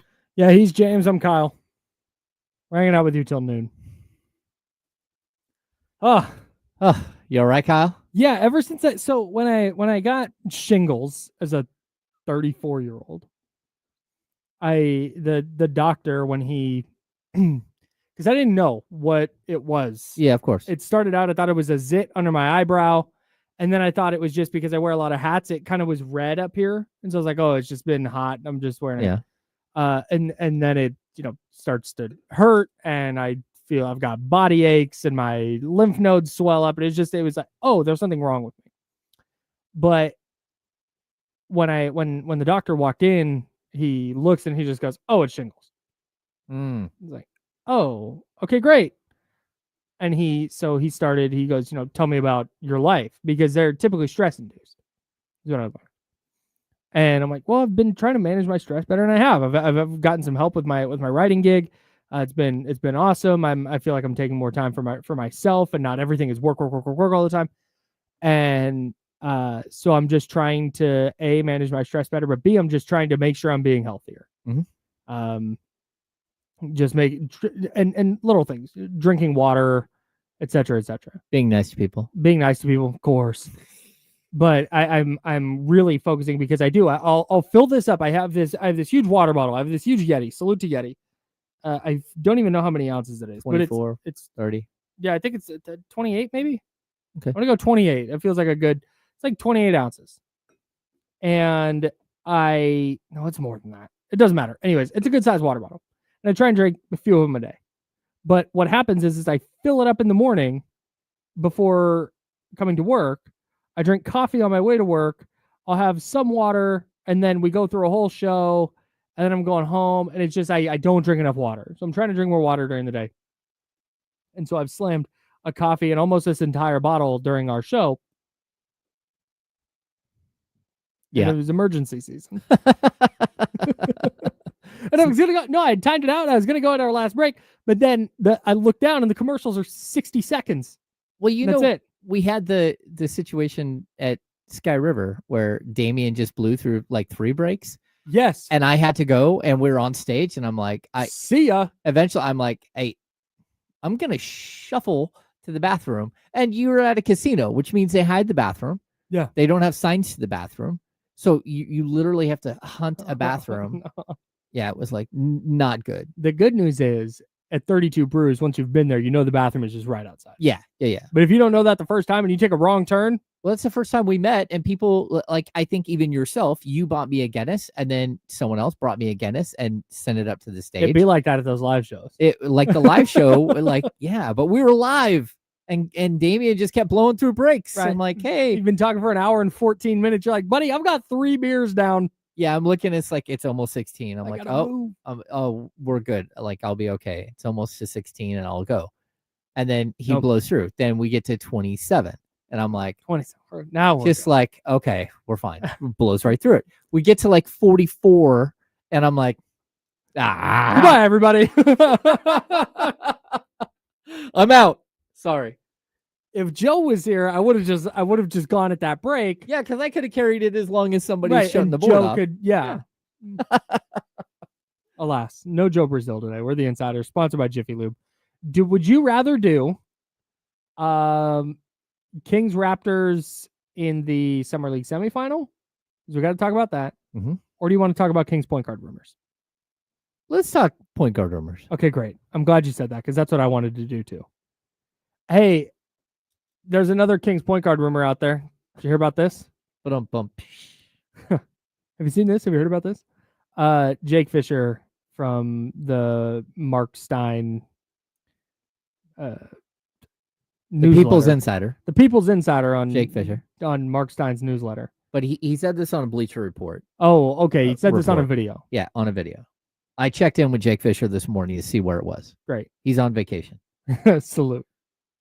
Good for him. That's how you know nothing's going to happen. Because Jake Fisher has decided it's good time to take vacation. Get out of Dodge. Yeah. He reported that the Kings are interested in Ben Simmons. I don't care. Oh. I don't like until I don't. I've heard the Kings are interested in every point guard who's available. Mhm. We had a Russell Westbrook moment. We've had a Malcolm Brogdon moment. They've finally acquired Dennis Schroeder. We've had now a Ben Simmons moment. It's like, all right, yeah, no, we got it. They're interested in adding another point guard. But let's let's start here because interest in a player doesn't move me. It never does. I'm sure the Warriors are interested in LeBron James. Okay, cool. Mhm. Great. That doesn't mean sure every team is interested in Giannis, but it doesn't matter. Interest doesn't move me. Let's go to the world where the Kings are like, hey, Ben Simmons is going to be the guy. That's the guy we want. I don't even want to we can talk about the basketball in a second. Is there a way for the Kings to sign him outright? Yeah, the Kings have enough money under the luxury tax to sign him to a Okay. league minimum deal. Okay. But that's it? It would be league minimum? Yeah, I mean, they could probably go biannual exception and then which is like five? $5 million. Okay. And then do something like waive and stretch provision Dario Saric. Okay.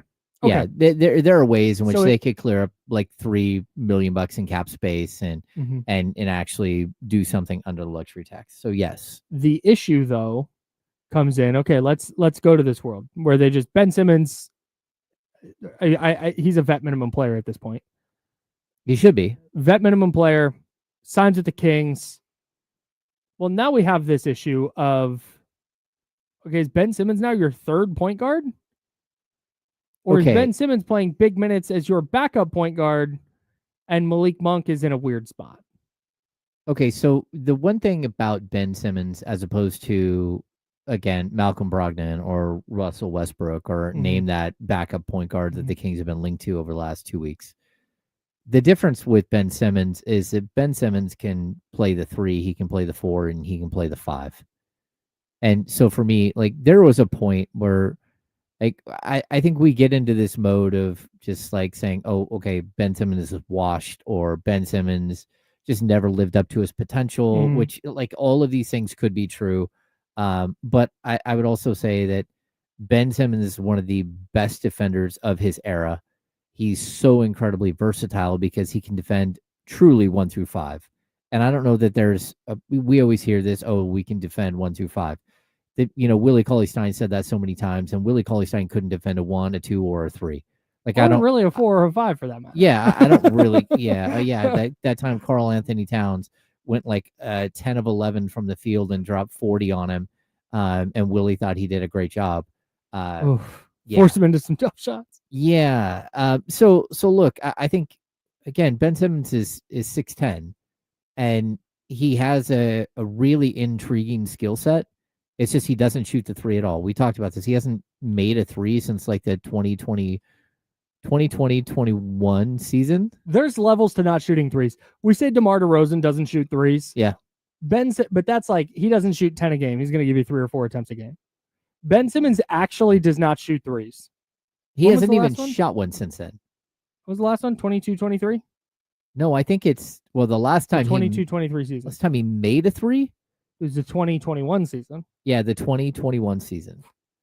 Yeah, so like I get the Ben Simmons thing is a really interesting like case study because like especially when I was young in this, like part of being in an NBA locker room is being around people that are very different than you, that have been raised differently than you, that culturally are different than you, and you have to be like open to sort of the sociology experiment that is a locker room, that is media being in the locker room and all that stuff. Like Ben Simmons is just like a very, very intriguing case study. He's somebody who literally has had his career derailed by like some mental health issues. The mental health issues basically manifested themselves in physical ailments, which is when he started having back problems and back injuries. And so like his career has completely gone sideways. And the last, like, I don't know, 5 years, he's barely played basketball. I still think that there's a tremendous amount of talent there. Like he still can defend. He still can pass the ball at an elite level. He still has elite size for no doubt all but one position on the court. And even at one position, center, he still has good size for an NBA center in the modern NBA. So like there is a lot of intrigue, but the fact is he just hasn't been able to be a productive player. And I've said this a bunch of times. I've said it on this show. I've said it on Damian and Kenny. I've said it on the podcast. Like, I think some of the worst things that have happened to Ben Simmons is that he got traded from, well, first of all, from Philadelphia to another major market in Brooklyn. I don't think the bright lights are right for him. He got from there, he signed with the Clippers, again, going to a major market. I think if Ben Simmons were ever to rebuild his career, it needs to be in obscurity. And NBA obscurity is like the Sacramento Kings. It is the Charlotte Bobcats, the Charlotte Hornets. It's like the teams that aren't on SportsCenter every night. Let a kid have a chance to like, calm down and actually find success in life and on the court. And I don't know if that's ever going to happen for him, but I certainly would be willing to, for a league minimum deal, like why not? We talk about length and athleticism all the time. He is like the quintessential length and athleticism guy. And you talk about versatility. He can play the 3 or the 4, and he can play the 1, and he can play the 5. Like there are all these things that Ben Simmons can do. When Domantas Sabonis steps off the court, you want another passer on the court. Like this dude's a great passer. So I don't hate the idea of it on a league minimum. I would hope that he would consider it, because I don't think he will, because the other team that's looking at him, according to Jake Fisher, is the New York Knicks. And if I'm him, it's a bad move, because I think the pressure of New York is not right for him. But I do feel like he's a perfect fit for a team that on occasion needs a small ball 5, but also has this length and athleticism at the 3 and 4 that he would just be interchangeable with. Yeah. They have enough offense that they don't need to worry about him scoring. Right. But him as a distributor, him as all of these other things, like, why not? I can talk myself into it. I'm not talking myself into it when he was making $38-39 million a year and playing 15 games a year. Ben Simmons played his first game with the Clippers last season on February 13th. How many games did Ben Simmons score double-digit points? Oh, I'm going to say 1, maybe 2. Oh, I didn't even have time to get my music up. Hang on. Oh. There we go. How many times did Ben Simmons score double-digit points with the Los Angeles Clippers? He started his tenure there on February 13th, 2024. I'm actually going to go with the number 0. Close. 1? It was in an overtime win against the Utah Jazz. Oh man, and His they took last- overtime. His last 2 double-digit games were against the Jazz and the Hornets. Yeah, like look, So if he has that's another what, double-digit game against the Jazz earlier in the year too. but if you're expecting him to score, like look at the Sacramento Kings. Like how many scores do they have? They've got a ton. Too many. Yeah, Yeah. they do. They have Mhm. a ton of scores. I mean, your 2 point guards are score first point guards. The issue I have is not is I don't even want to say issue because I wouldn't have an issue if the Kings, especially if you sign him for the vet minimum. Like great, like Mhm. that's sure. Like I don't hate it, but in terms of expectation, I think for me the fit question is more like, does he want to play basketball? I think that's been the biggest question in the Like, last few years. We talk about like with the Clippers, he played in their first 5 playoff games, 13 minutes, 7.5 minutes, 9 minutes, 7 minutes, 4 minutes, didn't play game 6, didn't play game 7. Mm. And when we talk about culture building and we talk about getting the right guys in the building and playing the right way and playing this Doug Christie, Scott Perry style, they're going to establish his identity. And that's what this year's about. Identity. There's no way Ben Simmons is going to fit that identity. There's no, I reject that idea entirely. Okay, but I'm going to say that there are things that he does that they're asking for, that they're begging for. Number one, he's a great defender. Number two, he's a very unselfish player. Like he's too unselfish, but he's a very unselfish player that can really pass the ball. So there are things that he does do that fit into the mindset that they're looking for, but it's the other side. You know, who was it? I can't believe you're talking yourself into this. Go was ahead. it George Niang that came That's a out person. and went off on him? Oh, yes. Yeah, who said like I went to Philadelphia The worst because teammate I've ever had. yeah, I'm a catch and shoot player, and I was there. I was going there because of Embiid and because of Ben Simmons, and I knew I would get a whole bunch of wide open looks from 3, and then the dude just doesn't want to play. And like the riff there was crazy. I think Ben Simmons has burned a lot of bridges with his teammates around the league. I've never seen a NBA player go that hard at another NBA player. Yeah. It's so rare that happens. So something, because you'll see, like, you can tell guys don't really rock with other guys, but watching George Niang just fry him. Oh yeah, crazy. Well, and I've told you, like, there's a player out there that another player told me was the worst teammate he ever had in the NBA, like bar none. There's never been a worse teammate than player X, and it wasn't in Sacramento; it was somewhere else. But they had come back to. But number one, that was off the record. Number two, it was someone that I had a very good relationship with who said that and was like, they didn't jump on a podcast and say this for everybody to hear. No, there's very different. Yeah, there wasn't like a, hey, put this quote out. Right. Like, no. So yeah, there are players out there who are very difficult to play with, but to see another player go at him, either way, it's not like Russell Westbrook doesn't have some question marks with him. You know, it's not like Malcolm Brogdon actually plays more than 40 games a year. So when you're looking at these guys and you're thinking, hey, versatility, you still need length and athleticism. If the Kings had somebody outside of Isaac Jones to back up Keegan Murray at the 4, that wouldn't be a bad thing, especially someone who could play the 3. And if you need to make a trade mid-season to open up more time for Neek, you still need some other depth at the 3. And that's, I think, the beauty of Ben Simmons. First of all, he's not going to play very much because that's just kind of who he's become. 18 games with the Clippers. He played 16 minutes a night. Yeah. But he did play last season. He did play 51 total games. Yeah, he did. He played 33 with Brooklyn as well. And in Brooklyn, again, he averaged 8.9 points and 10 assists and 7.5 rebounds per game, 1.1 steals. Wait, what? No, he didn't. Oh, am I looking? Per 36? That's per 36. My bad. Yeah, no, that's my bad. In Brooklyn last year though, 6.2 points, 7 assists. Yeah, and 5 rebounds. Yeah, I mean he's a really good rebounder. The thing is, he just doesn't shoot enough, at all. or at all.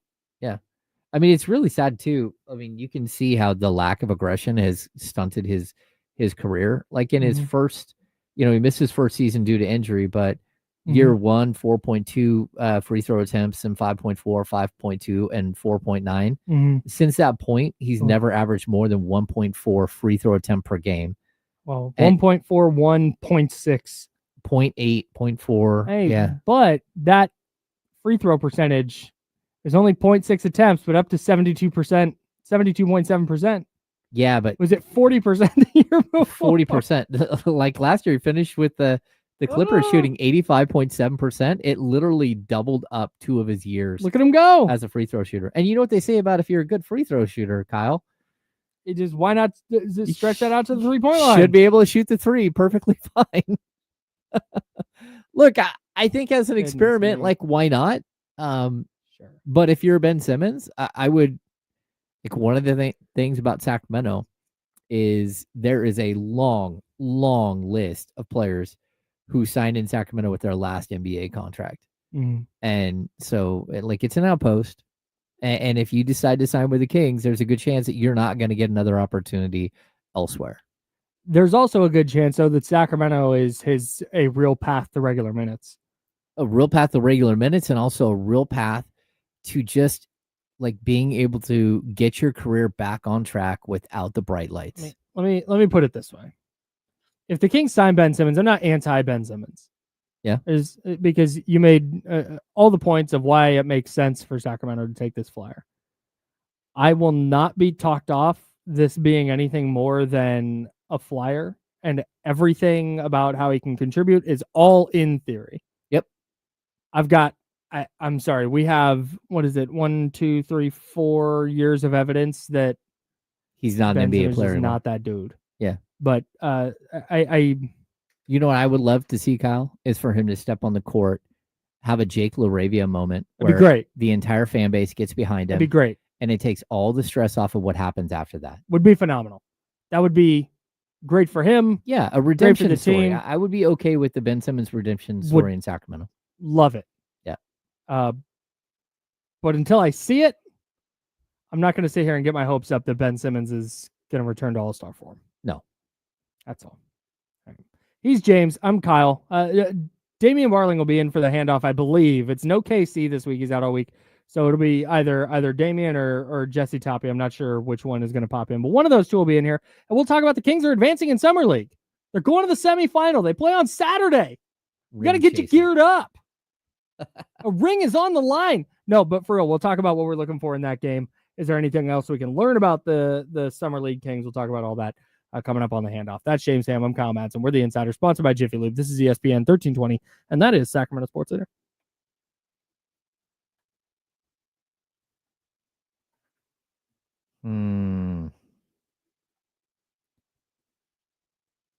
Yeah, man.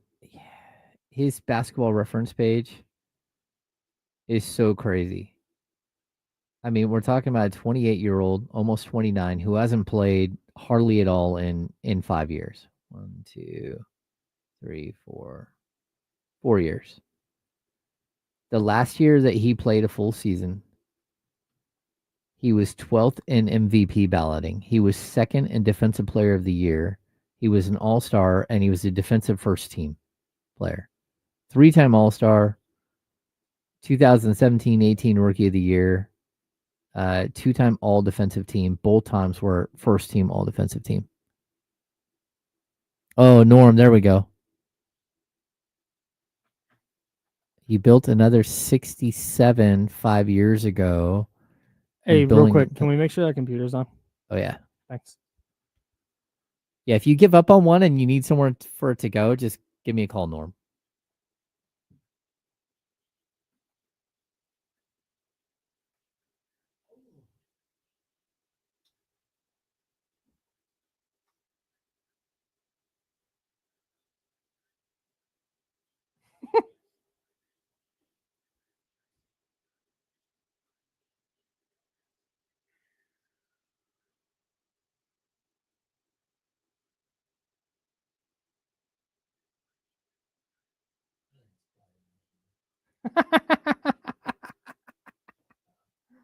That's funny.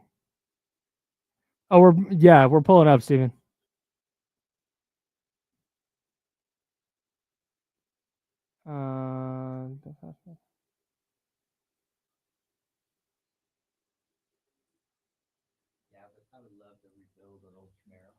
Yeah, but Brooklyn for the whole season, yeah. Yes. I was talking about with the Clippers. Oh man, you hit a deer with the first one at 130. No, I get to work 106.5 every Saturday. That's right. It's just an hour.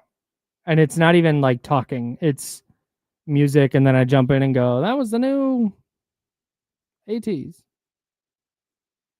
They're on tour right now. We get to debut the new Jackson Wang, though. That's going to be fun.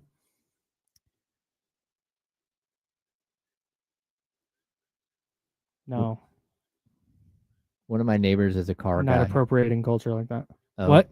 I said one of my neighbors is a car guy, and he has some crazy cars hiding. He built a garage and everything for him. Actually, he has 2 garages, one underneath his house, and then he built a giant garage with lifts so he can stack 4 cars in the garage. Oh, here we go.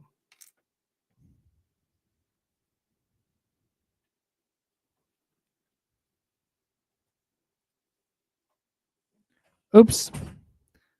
I hit the button where the voice guy talks, and I had the thing turned down. So here we go. Voice guy.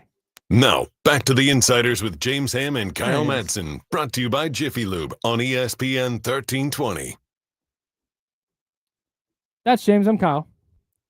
Damian was in here and then ran out, He was here, then he left. and he's gone. Kings are in the Summer League semifinals thanks to a hilarious number of things that people were following last night. It was fun to watch. Salute to everybody on Kings Twitter who was keeping updates and quote tweets. I know our guy Professor Oak was doing it. I know Brendan Nunez was doing it, keeping track of scores and what team needs to either lose or win by fewer than this many. It was as fun of a time as I've ever had watching Summer League basketball. That was cool. And now the Kings are in the Summer League semifinal, and the conversation's over about, oh, should they play or should they not play? Like, the dudes are playing. Oh, they're playing. The conversation's gone. Yeah, we don't even need to worry about it. So with It's that happening. in mind, let's begin the handoff with Damian Barling, D'Lo, and KC. No KC this week, just D'Lo coming up at noon. I'll take you into the weekend at 4:00. What are we looking for on Saturday? Do we care about wins and losses at this point? Are we looking for? Do we need to see more from Nate Clifford? Do we need to see more from Devin Carter? What's the first thing you're watching on Saturday? I don't Nope, that's my bad. Here we go. I don't think we need to see more of anything. I'd like to see them win. Sure. Like, you're here, go Yeah, you win. might as well. Yeah, like, why not? And maybe that's what it is. Like, we've kind of learned what we're going to learn. Yeah. So now and we're just watching for W's. we talked. Yeah, exactly. Like, that's it. Like, whatever Neek does, good or bad, isn't going to sway the fact that I think, hey, Neek, nice old ball player. Yep. Yeah. Same with Max. I've learned to just shut the hell up regarding Devin Carter, because Devin had that first game and it was like, all right, that sucks. It's Mhm. probably not a big deal. He had the second one and it's like, all right, cool. Give me something in the middle of those 2 games Mhm. and then we're fine. And that's exactly what he did in game number 3. Then he looked like ass in game 4. And it was like, all right, man, I didn't think it would matter. Like, I even said, Yeah. like, I don't think what Devin Carter does. Like, I saw it. Like, he needs minutes. He needs time to get out there. He needs, to be on an NBA floor.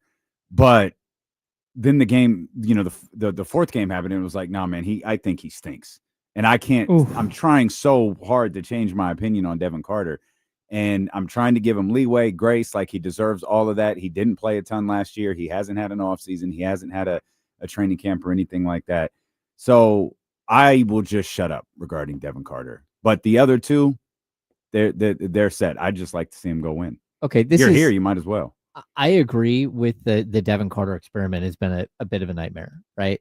Like, the Devin Carter as a point guard thing Yeah. is over. Nope. Yeah. Like, don't not do gonna that. work. That's Nope. not happening. Just No. like when you tried the Keon Ellis as a point guard thing, no, that was over. Yeah. Like, no, we're not doing that anymore. Not anybody's fault. No, Just no. you tried a thing, it didn't work. Well, I mean, we're talking about not only do you have to be a really good ball handler, you have to have really good court vision, you have to have all these things, but you have to have those at NBA level, which is totally different than being really good at dribbling the basketball. Like, I think Devin Carter knows how to dribble the basketball well. I know Devin Carter knows how to pass the ball. But the fact is, the NBA game moves so fast, the players are so long and athletic that, like, it's just a completely different world. So trying to transition to that is just ridiculous. So I'm going to say this: if Mason Jones doesn't play tomorrow, which I don't know, there's probably a good chance he doesn't because of the oblique injury. I want to see Nick Clifford running the point because I think that's been really intriguing. At least run the ball through him more, and I want to see what Devin Carter looks like in the player he should be. There you go. Go let him That's a good point. Play off ball. Let him fire away like crazy and see if he can be the player that he thinks he is and the player that clearly is the only pathway for him to get on the floor ever for the Kings. Because as a backup point guard or a third point guard, I don't see it at all. But that doesn't mean that he's not a basketball player at all. It just means that you're trying to, jam him into some position that he can't play. Yeah. So let him play what he can play and let somebody else try to do what you're asking him to do and see if you can find success that way and see if it opens the door for him to actually have a good finish to Summer League where he leaves with some confidence and he leaves with some understanding of who he is as a player and how he needs to get better at what he does and not what everybody tried to get him to do this offseason. I don't feel like with Devin there'll be a big carryover, but I do feel like getting out on a high note is kind of the move. For me, Nick and Max are going out on a high note regardless of what happens tomorrow. Yeah, they're already there. If there's Nick could have 2 bad games and I wouldn't feel anything. Yeah, it doesn't matter. Now he might. So for his own psyche, you probably want him to play well. But like Devin, I don't personally for him. If he goes out and has a couple of good games, maybe that helps him this offseason. For me, I'm with James and you, dead the point guard conversation. That is not it. Do not go experimenting in a regular season with Devin Carter as your backup point guard or your emergency point guard or your third string, whatever. We don't need that. But allow him to find his legs a little bit here in the last games he's going to play for a couple months. I've reached the point that whatever trajectory they were putting Devin Carter on for potential point guard minutes, just put Nick on that. I would 100% give that a shot if it was something you're going to try in the preseason. I'm not saying you're going to throw him in there in the regular season right away, but in camp or in preseason, like, yeah, if you were going to run some Devin Carter minutes at that spot, like run the Nick Clifford minutes and see what it looks like. Go sign a point guard, dude. Yeah. I mean, I think that's the other option. Just go sign a point guard. Like, stop trying to force someone into a position that they don't regularly play. Like, Nick can do a lot for Sacramento. And Sacramento, they have, a lack of depth at other positions. Utilize him in one of those spots where he would be great. You have the ability to go sign any veteran. I heard you guys talking about Ben Simmons on the way in. I'm not giving up on my dream of Russell Westbrook in the Kings uniform. Like, there's veteran point guards, Malcolm Brogdon, Chris Paul. There's veteran point guards all over the place out there. And I said yesterday, like, if I recognized how crowded that backcourt is, and you might feel like if you're Scott Perry or that front office, you've got to move somebody before bringing in another point guard. Sure. Sit Devin, man. Like, if that's really what we're talking about, just sit Devin Carter. He's a second year player. Maybe it's burning your asset. I don't know what it is, but like if push comes to shove, you need a backup point guard. There's an odd man out. The odd man's Devin Carter. I agree with you. If we're talking culture, which is the whole theme of this season for Scott Perry, it sounds like, and Doug Christie, I'm sure to a similar extent. If you're really trying to do that, if you're really about establishing culture, doing this, doing that, you clear whatever money you can and you bring in Chris Paul. That's the right move if you're looking to establish culture and playing the right way and doing all that, because I know he doesn't have the rings for it to show for it. But Chris Paul is one of the best competitors in the league. Yeah, he doesn't need rings. No. Like, he is what he's one of the smartest players in the league. He is. I recognize what Steph Curry's position is, but in terms of a pure point guard, Chris Paul is the greatest of this generation. Yes. Oh yeah, I agree. And he will, in my estimation, will absolutely play in Sacramento, because I believe a lot like Russell Westbrook, both of those guys are at that point in their career where being closer to their families is a lot more important than chasing a piece of hardware. Yeah. So I think Russell Westbrook could sign here. I think Chris Paul would sign here.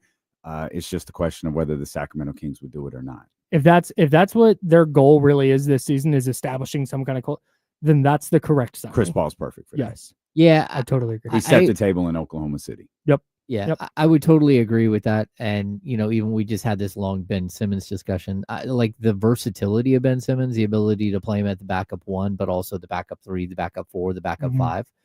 Okay. I mean, but the chances of him actually playing are like very slim. And for him to give you productive minutes, like I think both Chris Paul and Russell Westbrook would be more productive. I agree. But I also look at the log jam in the backcourt and I'm like, I don't understand how you can actually fit those guys in. Are you really going to run a bench unit of Russell Westbrook alongside Malik Monk and just like tell Keon Ellis, sorry, you're not playing? No, can't do that.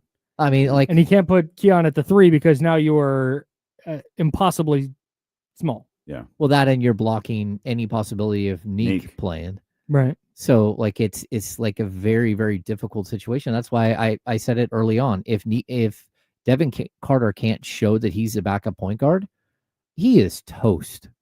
Because you have a 30-plus minute per game guy in Zach LaVine, you've got a 30-minute per game guy in Keon Ellis, and you got a 28-minute per game guy in Malik Monk, all that can play that shooting guard position, that are all better than him, that all bring something different than him, and it's not not better it's than not him. It's not so much an indictment of Devin. He shouldn't have been drafted here. Yeah. Under the It's like Davion Mitchell. circumstances, exactly, like under the circumstances that he was facing last year, under the circumstances this team was facing last year, it was a mistake to draft Devin Carter. I agree. Again, not a knock on him. I'm certain would be better somewhere else where he'd get a true opportunity in his second year, an opportunity I'm not sure he's going to get here. A thing I think is crazy in the Summer League semifinal is the Kings are in it. Like, oh, okay, that makes sense. Kind of team in a weird spot, doing some rebuilding, drafted a couple guys. Like, okay, yeah, you see it. Hornets are in it. Okay, yeah, they got young players that they're playing. They're trying to develop, and then and then you've got the Raptors, same deal, and then Oklahoma City. It's just Can you guys go away for a minute? It's just a flex. You guys, we won the title, and then we're also so good. We're so organizationally deep that we're going to go win Summer League. I don't know this for sure, but that would have to be a first, right? You win the NBA championship and your Summer League team wins in a month later. That has to be a first. If it's happened before, for some reason there's a Miami Heat team that's popping in my head, but I can't remember what year that was. So I don't know if that lines up, but that would have to be a first. I didn't.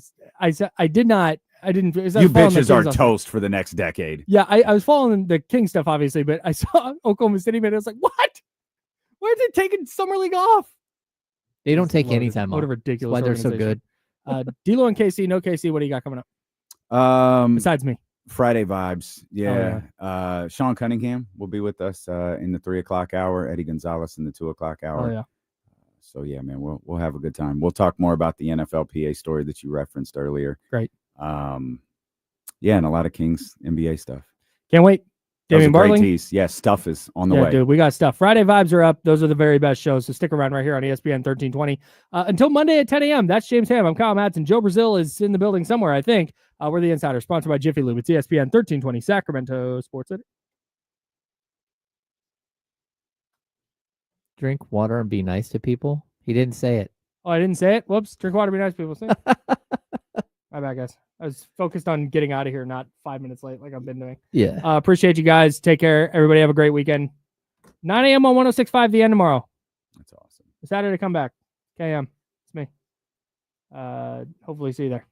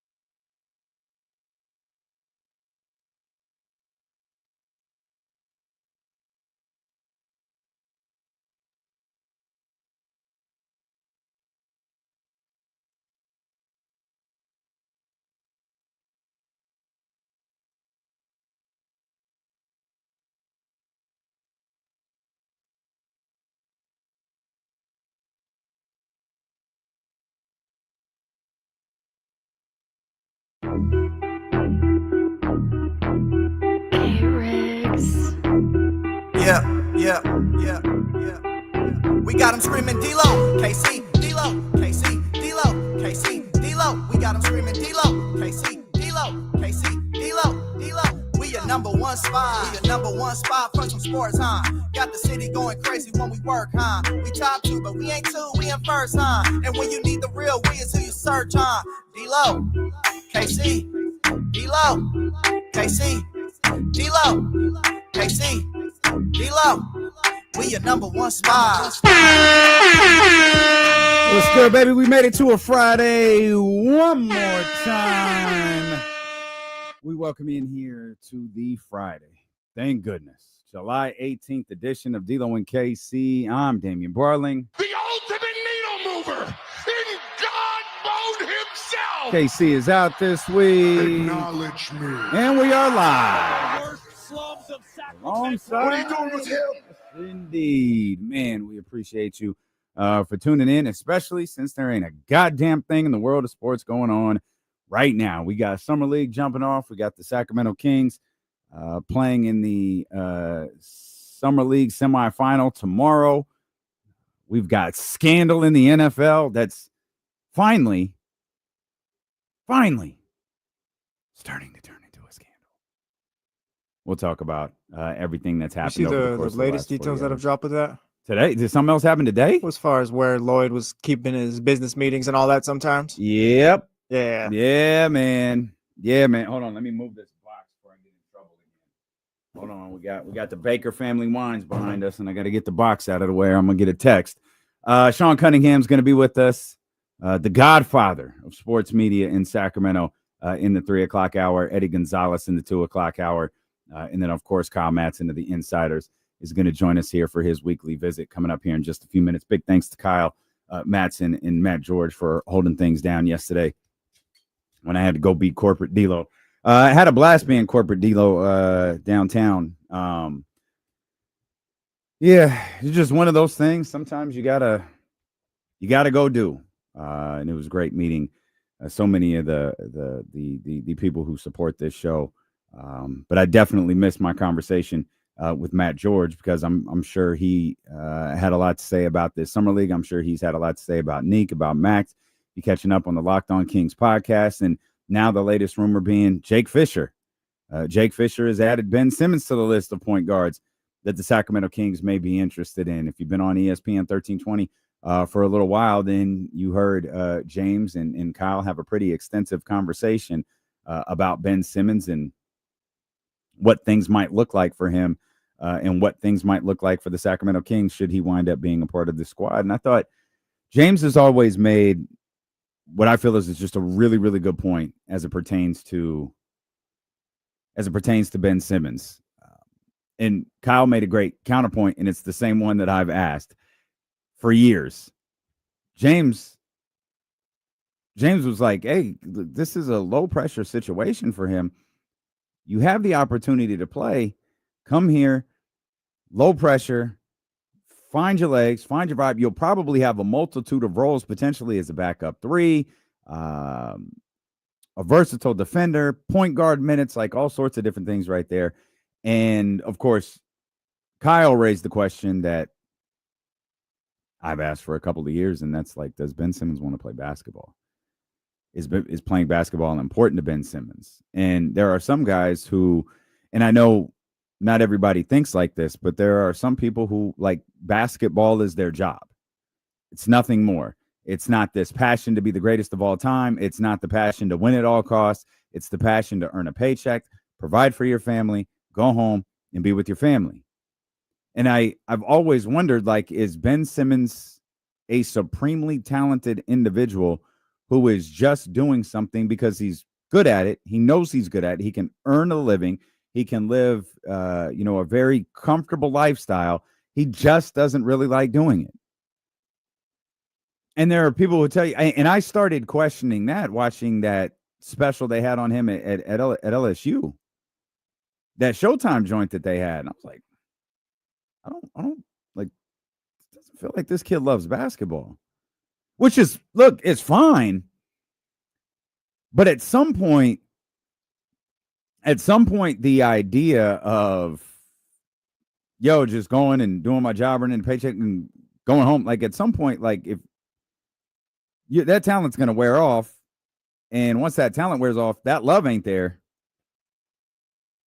What more do you have to offer? I don't know if that's necessarily the energy the Kings need either with what they're trying to build. And so, and that's an outsider's assessment. Like, I don't know Ben Simmons, never had a single interaction with him, never even done anything in the media with him. I know nothing about that young man past what I see on television. And again, he's 28 years old. It feels like he's been in the league for an eternity, but Brody is 28 years old. He's gone through so much, and he has been in the spotlight so frequently, it feels like he's been around a lot longer, but in fact, he hasn't. And it's maybe Ben Simmons' true second act is at that forward position rather than a point guard position. And the Sacramento Kings would be in a situation where, you could actually do both. You could do both with him. Like, he could have moments at the backup point guard position. He could have moments at the forward position. James was laying out earlier what a terrific defender he can be, especially when he's engaged. But I think Jesse raises a great point. What type of energy does he bring? And is that the type of energy that the Sacramento Kings need in this upcoming season? Not to sing the praises of the insiders too much, but as we wrapped up the handoff a few minutes ago, we were talking about culture. There's been a lot of talk about resetting the culture, which I absolutely I understand I understand why the conversation is resetting the culture. I understand that Scott Perry is talking about it. What general manager hasn't come in here and talking about the word culture? What general manager has come in here and not repeatedly used the word culture? Even Vlade did it. Didn't Vlade throw DeMarcus out of here and then out of nowhere started talking about character, guys? A week ago, y'all were on record saying you were going to sign DeMarcus Cousins to a $200 million contract extension.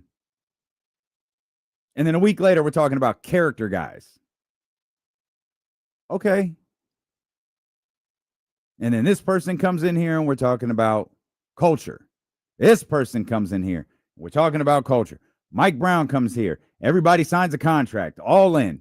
That died quickly. That was good for one season. Then they tried to do the little gimmick again the next year, and no one bought it. Just because something works once doesn't mean it's going to work repeatedly. Mike found that out. But wasn't Mike the culture guy? Wasn't Mike exactly what this team needed to reset the culture? Here we are again, just a handful of years later, talking about culture, talking about resetting the culture, talking about the same things you talk about every time a new coach comes in, every time a new general manager comes in, every time a new leader comes in. The culture on this team isn't that bad. Is it great? Well, obviously it's not, because there was a mutiny against the head coach last year. But I'm pretty sure this group of guys likes their current head coach. I could be wrong, but I'm pretty sure that they do. And anyone who doesn't, your ass can go.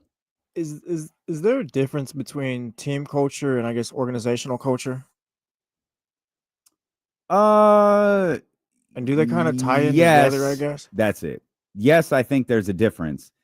And yes, I think they tie in together. The culture of this organization has been, and I can't imagine it changing as much as I like Scott Perry.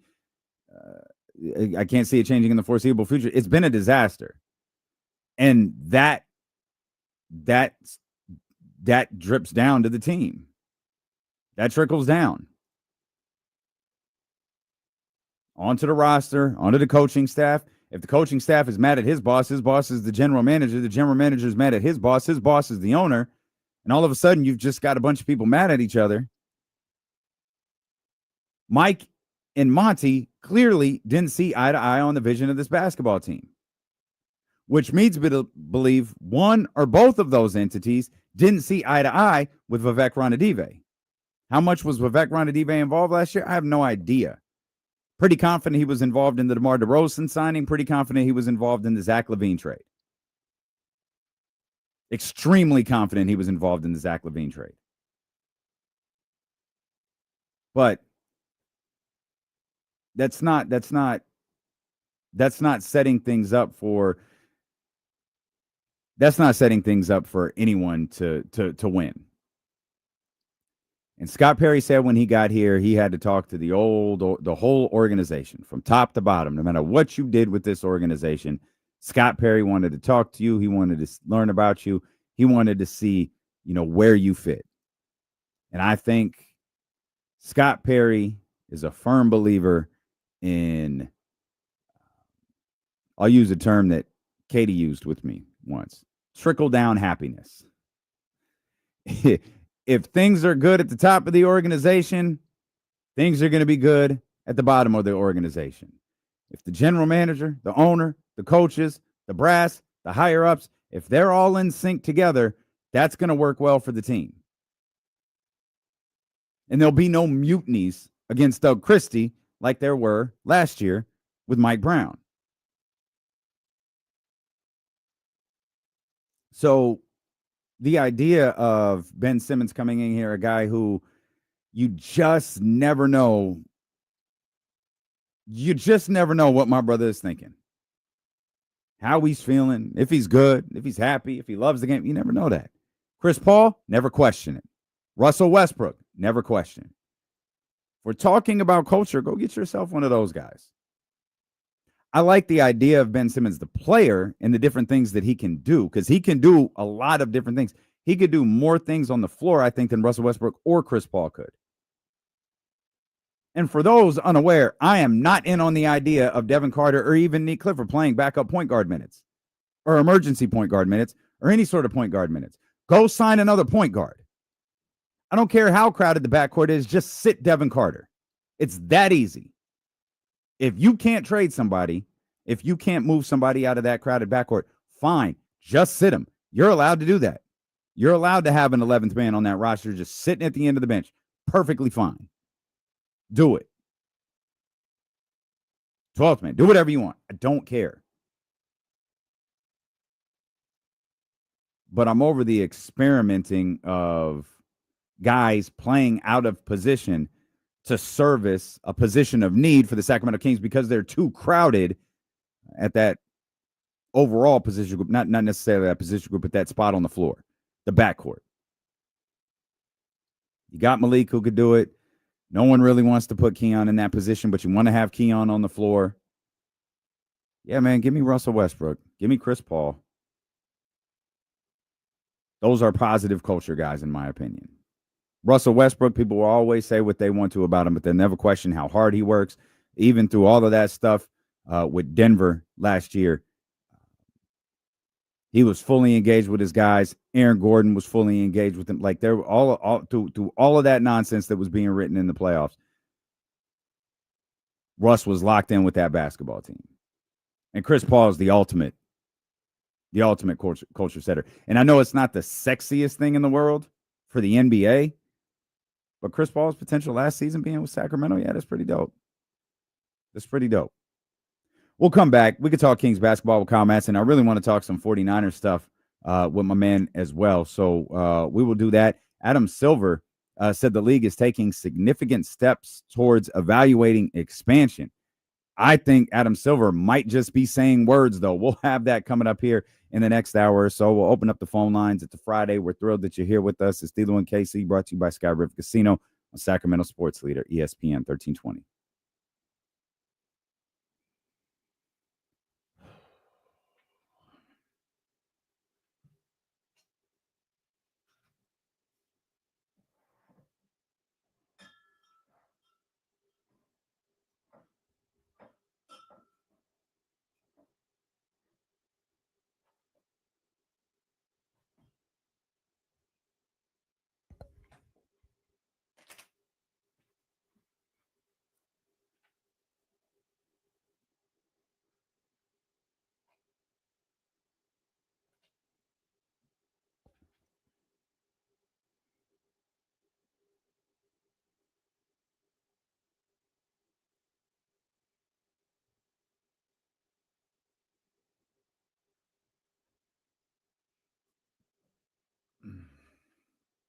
I have the vacation countdown clock on right now. I'm not even going anywhere.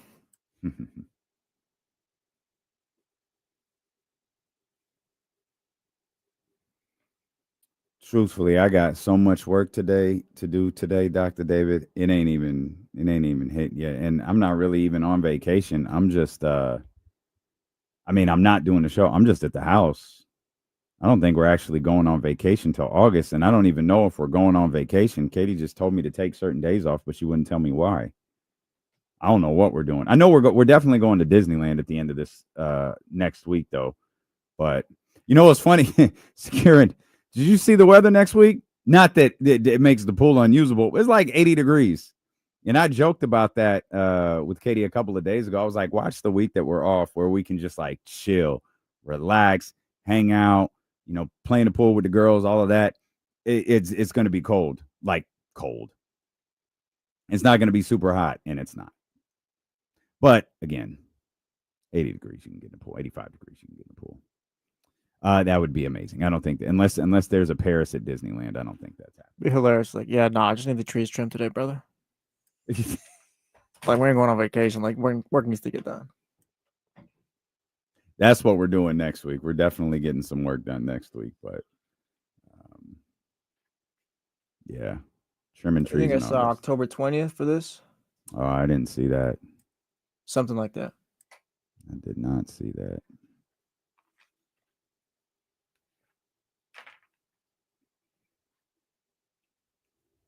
Oh, right on, Ricardo. That's a good look, man.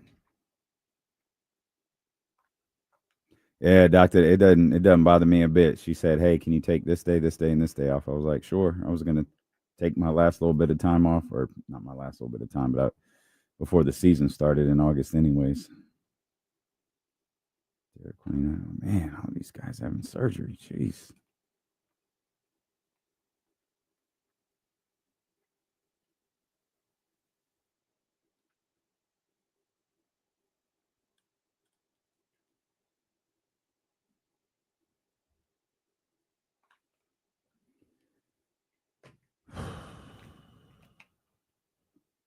The funny thing, KC Tucker, is I'm normally the planner.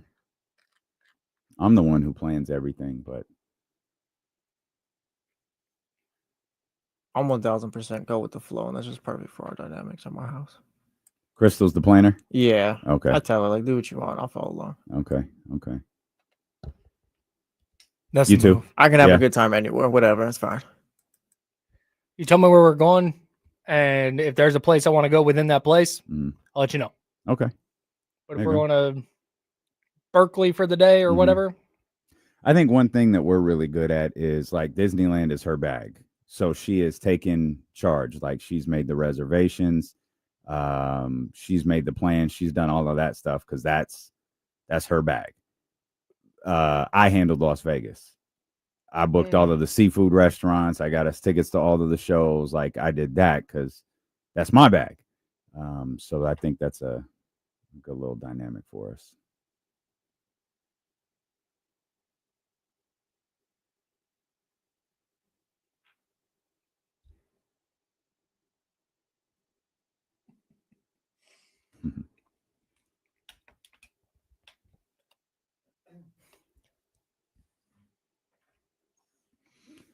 All right, back here with the newest star of the K-pop show that is jumping off on 106.5 The End tomorrow at 9:00. That was so excited. Oh my God, it was so loud. Is it loud?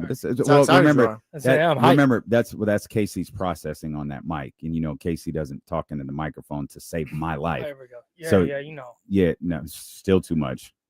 You'll pretty much have to sit outside. Yep. That's about it. You kind of nailed it right there. Casey versus the microphone has just been the longest battle on this show for about 5 years. It is. Like I remember one time Charlie came to me like, "Can we do something about Casey's mic?" He's like, Charlie, because someone told me about it. I was like, we've been trying, man. Like I don't know what else to do at this point. I don't know what to like. I'm white noise to Kenny at this point. Like, hey Kenny, talking to the mic. It just all he hears is like that stuff people sleep to. That's all he hears. And then sometimes he'll talk too much into the mic, so it'll get too loud. So that's the thing. And you know that not a single person noticed this until we went to KSFM, and Complex was like, "Bro, I can't hear Kenny." So Jonathan and Seth came in here and processed these mics specifically for me, and then Kenny across from me. And every once in a while, you get the, and then oh, what am I supposed to do? And then he yells into the mic, and it's like, and I try to fix it, and Jesse's trying. I'm like, I don't know, man. When I fill in for Jesse, I am fighting for my life over there with the mic level. Oh yeah, oh yeah, yeah. And he's, y'all know how Casey he's goes with the play. He's oblivious, has no clue. No one can hear him. No one at all. Anyways, 106.5 The End tomorrow at 9. I'm really excited because this is for the first time in my life. I've been doing radio shows since my freshman year of college, so it's 2009. Mm-hmm.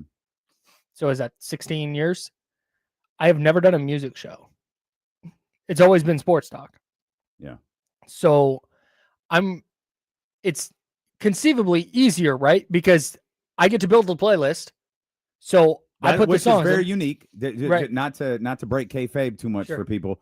That's not how traditional radio works. That's not like when I go to KSFM, Complex, he meticulously studies Spotify list, how the Spotify list to rate to Sacramento, Billboard list, all of that stuff to build out what you hear on KSFM and what you hear on 106.5 every day. But you're doing a specialty show that you get to be in charge of.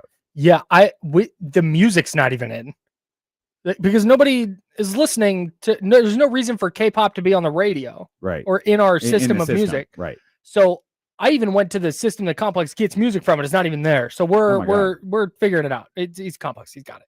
But I'm really excited because I get to build a playlist. But it's intimidating because I'm used to getting on air and just yapping. Mm-hmm. Yeah, that's the job. Yeah. All right, starts at 10. We step aside at 16. I'm going to yap for 16 minutes-ish. And that's how it's going to go. Mm-hmm. With this, it's like, all right, this is music. And now you have like 20 or 30 seconds to say something halfway meaningful. Right. And get to the next song. In the way you explain it, you would think that that's easier. When in reality, it can be significantly more difficult. Because here, if we're talking and I fumble through words, if I mess up a sentence, like I can poke fun out of it. I can poke fun at it for 30 seconds and then pick up what we're doing, have fun, have some laughs. Right. You have, if you're talking for 30 to 60 seconds, you have roughly 10 seconds to catch the person who's listening's attention. Yes.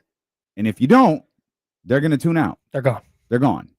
And so the pressure, even though the amount of time talking with the on-air light on is significantly less, the pressure can be just as high. Imagine your very favorite thing. If you're having trouble with this, talking for 20 seconds sounds way easier than talking for 20 minutes.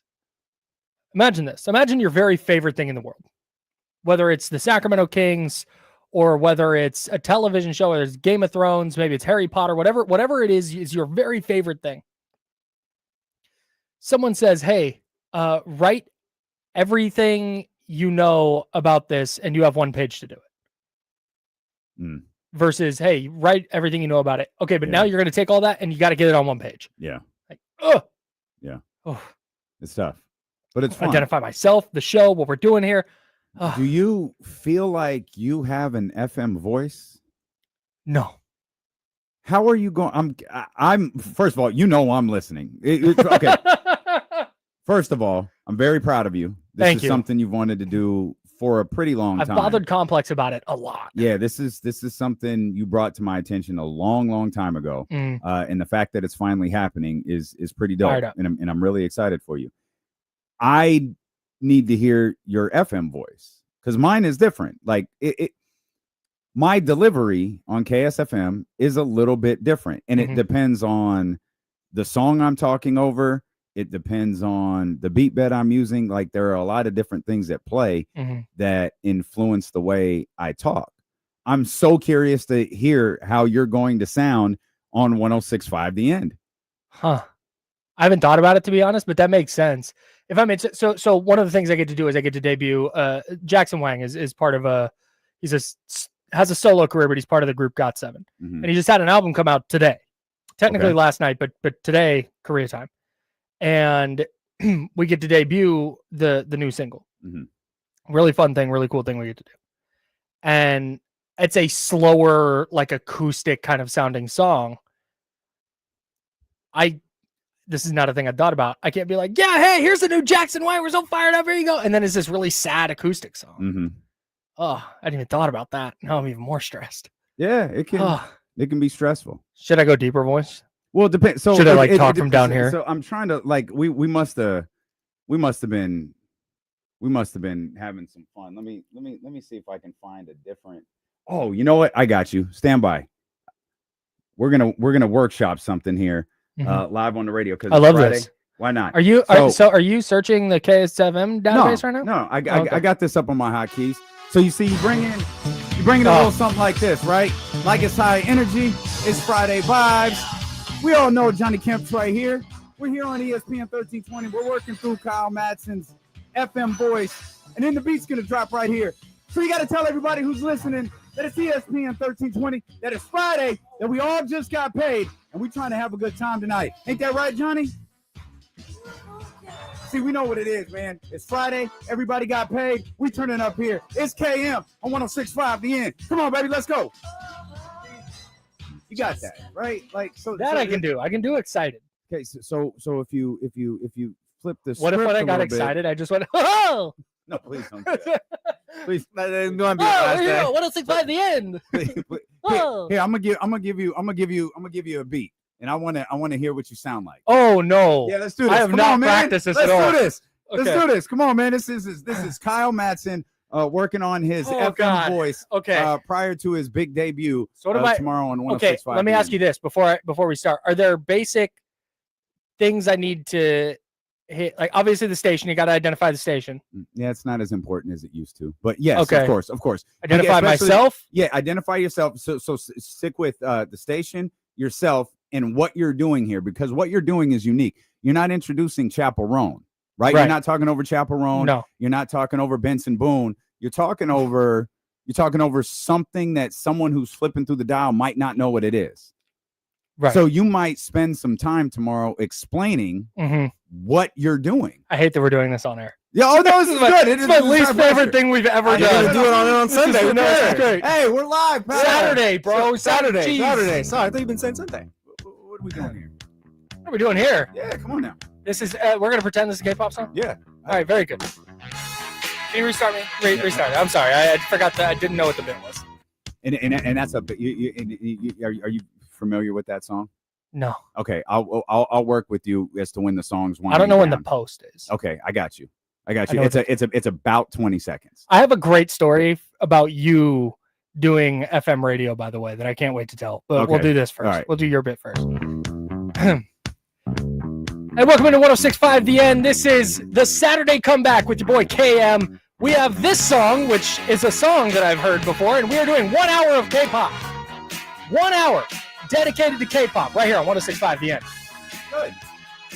That's good. No, this is good. I'm going to That's write some perfect. things down first, so I'm not like stumbling through it like that. Well, no, well, one, you'll be more familiar with your music than that Yeah, sure. Rick James Sure. song.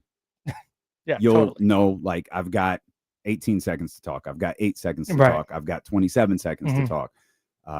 Versus And to be clear, tomorrow, so the theme of tomorrow is it's the show's debut. And so I'm going to do like K-pop first. So a lot of the playlist tomorrow is, for example, the first K-pop song I ever heard. okay, Or the song that really got, I'd heard like BTS songs before, but it's they a were Stray just, Kids song, I'm assuming. it is Hall of Fame Okay. by Stray Kids. It's the first song off their album 5 Star. So I'm going to play that song. And so when I'm going to play that where I talk coming out of it and explain that was a song that got me into K-pop. That's the first song Da-da-da. you're playing tomorrow at 9. Depending. Okay. It'll be the first song that I talk out of. Okay, So I can gotcha. kind of explain why that song, because it's kind of a little bit of an obscure song. Okay. So I have a plan for like Blackpink, first concert I went to. They have a new song out right now called Jump. I'm going to play that and going into it like, hey, this is the first concert I ever went to. We're talking K-pop first today. Saw Blackpink at Oracle Park on this day. Here's their new single Jump. Or here's their new song Jump. Okay. Going into it. Yeah. Like, so I have things that I've got kind of planned. Mhm. So Yeah, no, that's perfect. Do you have like instrumentals?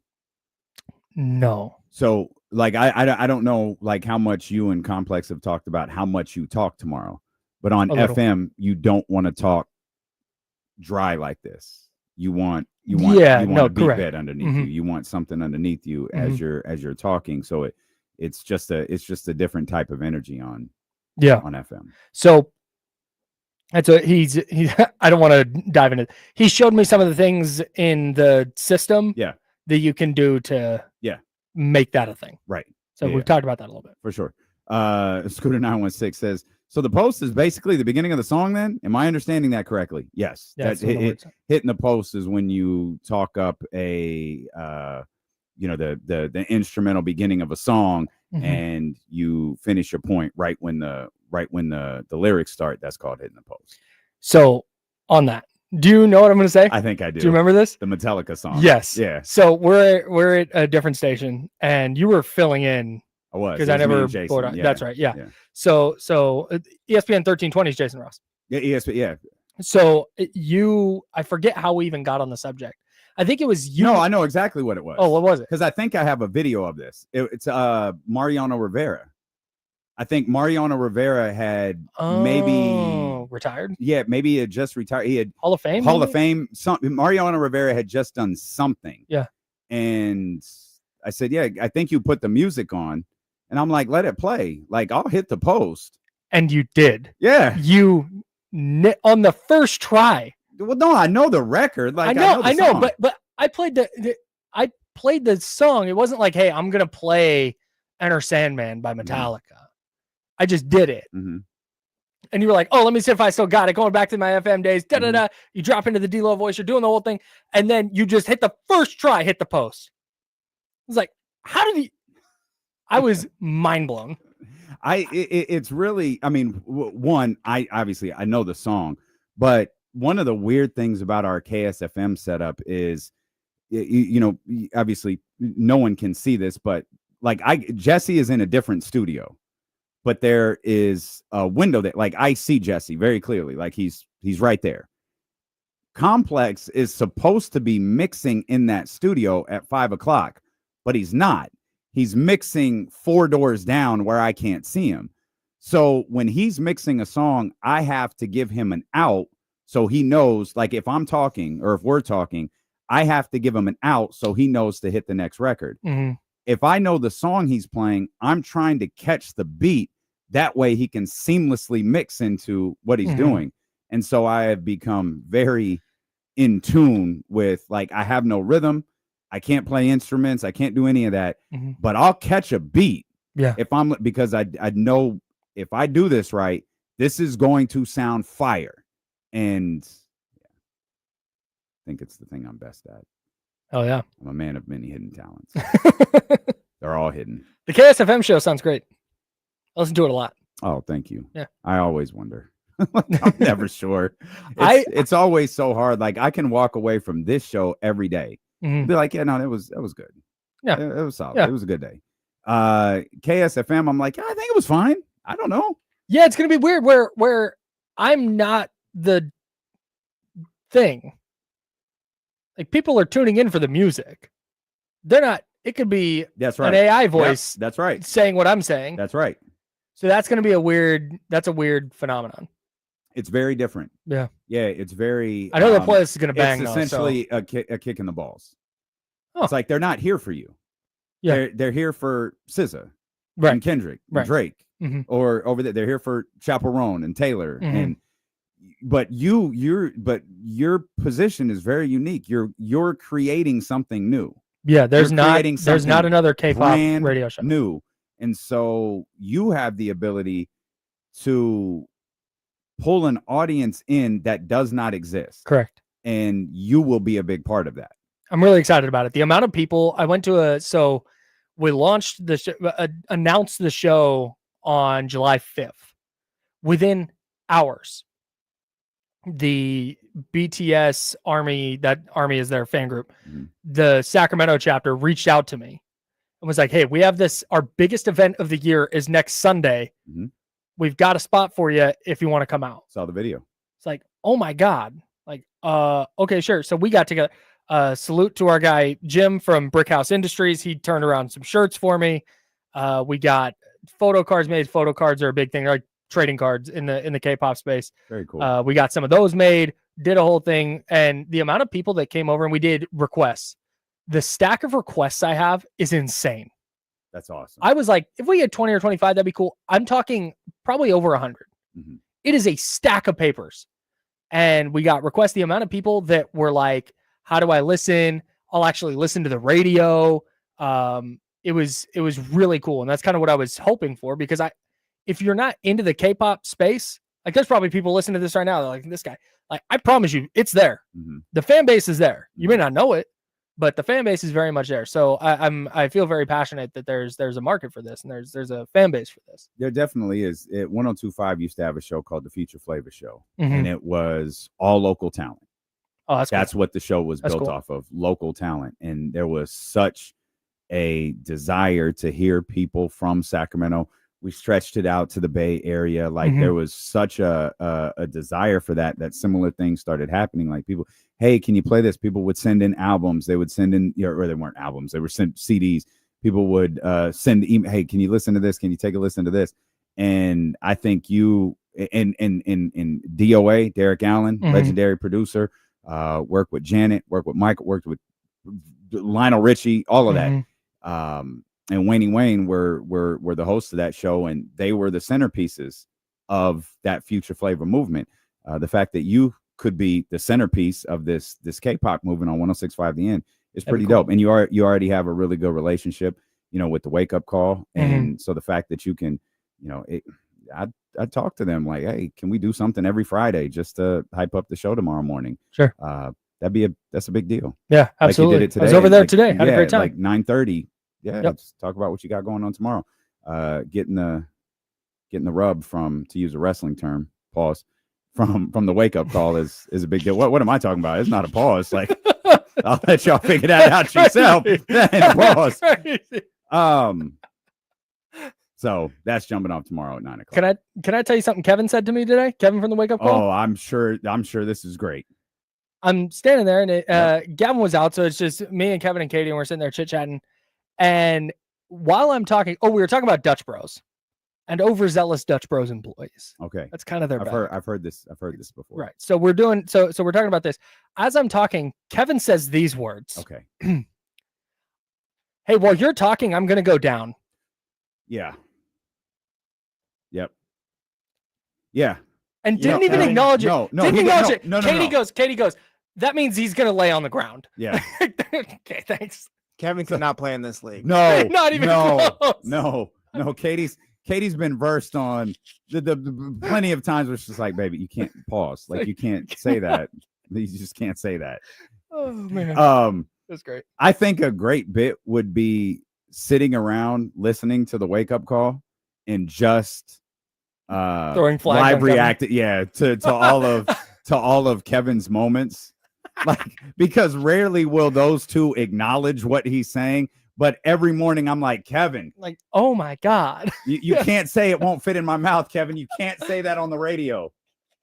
It's like, all right, man. That's what. Hey, maybe is that a segment we need to do? Oh, it absolutely could be one. Replay review with Kevin from the Wake Up Call. Absolutely could be one. Okay. Yeah. And it would be legendary. Oh, it'd be really good. It would be legendary. In a strange Kings, right? Twist of events, I actually wanted to talk Summer League semifinals. I actually wanted to talk 49ers with you. Oh, okay, great. We can do that. It's true. The rundown is all 49ers questions in for you. Yeah. By the way, the person that texted us sent me the exact same thing, but movies instead of music. Oh yeah. No, yeah. The person who just texts us is a troll. Yeah, yes. He lives to anger.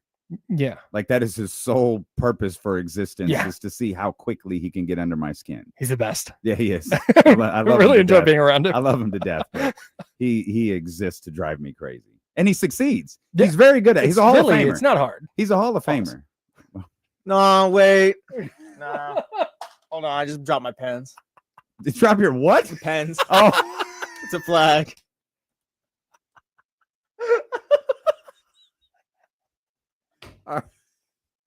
It's officially Friday. No, yeah, no, I know, yeah.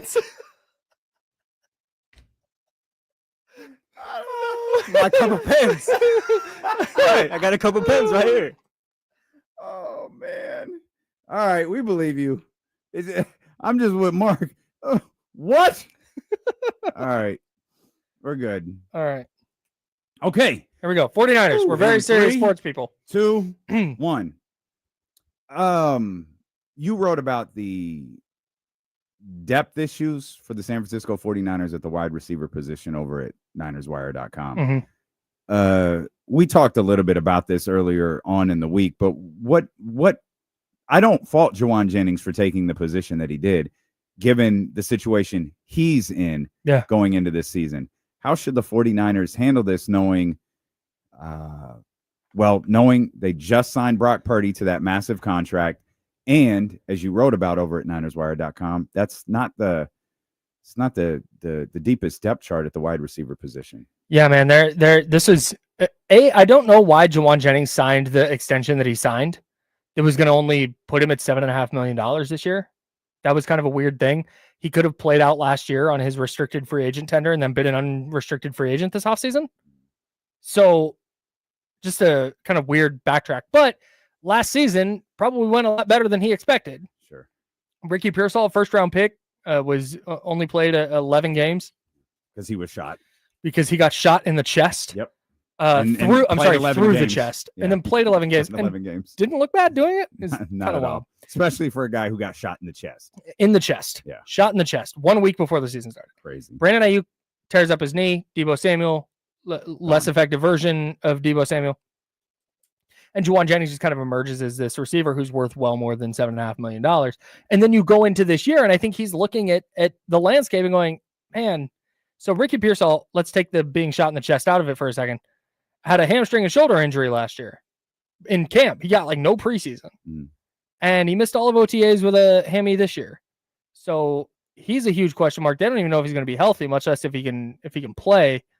Brandon Ayuk is probably mid-season, I would guess, week 6-ish. Yeah, and I think those types of returns are always a bit sketchy. And yeah, he's playing 14 snaps here, 15 snaps there, and it's just kind of.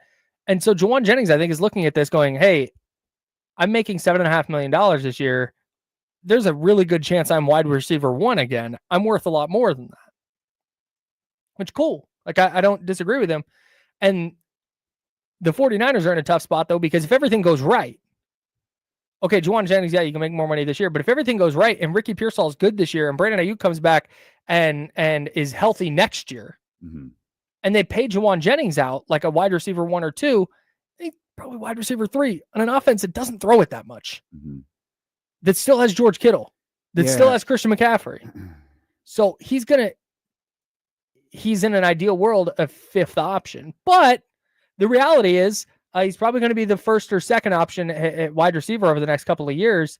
And I think the 49ers should probably compensate him accordingly. So we did a lot of, so I'm with you. I'm glad you said that. This is how the 49ers should handle it. I feel like, though, like if we're going to play, if, like if Ayuk comes back, if this, if that, there's a lot of ifs that Juwan Jennings and his management team could play. Like, maybe they're not ifs, but they're, hey, like George Kittle's getting older. I understand why you signed him to a contract extension. I understand his value to this franchise. I understand he's probably not the George Kittle of years past. Ricky Pearsall is an unknown. Like, does Ricky Pearsall show some signs of being a really, really good wide receiver in this league?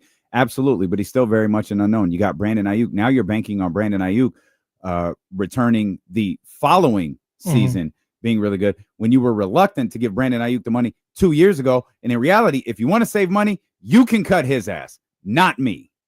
And Christian McCaffrey, the rule of the running back, at some point, it's just not going to work for you, John.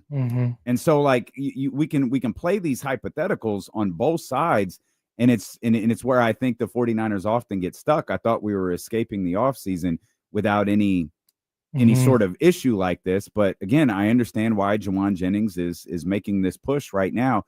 I don't know how much leverage he has, but it's probably the best he'll ever have. So take advantage of it right now. Yeah, I'm right there. And if I pointed to the Rashad Bateman contract in something I wrote, and a lot of people have pointed that out. Chris Biederman brought it up on Candlestick Chronicles, but it makes sense because Rashad Bateman is in kind of a similar spot where he's a former first-round pick now, not a seventh-round pick, but 4 years in. Statistically, they're pretty comparable. And Rashad Bateman is kind of an unknown in terms of his role. Mm-hmm. Like, yeah, ideally you're wide receiver 1, but you haven't really been that. You're coming off the best year of your career, and it was 736 yards or something like that. And so they gave him 3 and 36 on an extension. I think the Niners could probably do something similar. Now, will Jennings take that? I don't know. But if you're the Niners, you have to look over the next, okay, so you pay him out, you extend him with, let's say, 2 years guaranteed. Mm-hmm. There's not anybody on the roster I'm looking at where I'm going, hey, you're going to have to pay that guy. There's nobody that's going to break the bank coming up. Nick Bosa probably gets an extension at some point in the next year or two. Sorry. You're probably extending Nick Bosa at some point. Diamador Lenoir's contract is not going to suffice, I think, for much longer because they're getting him for next to nothing compared to his production. But outside of that, there's no Brock Purdy contract coming up. Fred Warner's extension's done. George Kittle's extension's done. Christian McCaffrey's extension's done. Mm-hmm. Trent Williams, whatever extension he got was last year. Like that. So you know what you're working with. To me, the risk of the Juwan Jennings contract being prohibitive at any point over the next couple of years is well worth the reward of making sure he's locked in and happy this year and potentially next. We are 4 days away from everyone reporting to camp and things getting started. I think it's the 22nd. Yeah. What is first of all, is this Juwan Jennings situation? Is this a big deal? It's a yes. I'm going to say yeah. Trent Williams was a big deal. The Brock Purdy thing was a big deal. They took care of that quickly. Mm-hmm. Nick Bosa, Juwan Jennings, maybe not on medium that level. deal. Medium deal. Okay, medium deal. Yeah. All right. What's the biggest question headed into training camp next week for the 49ers? Oh. Is it it's not this, is it? Or is it? No. Yeah, it might just be this. Okay. There's some position battles they got to figure out. But I think in terms of like, to me, can the rookie play? Isn't that's everybody. That's not team specific. Everybody wants to know if their rookies can play. Mm-hmm. The Juwan Jennings contract, does he show up? They said he's not going to hold out, but does he participate in practice? What does Brandon Ayuk return at any point during camp?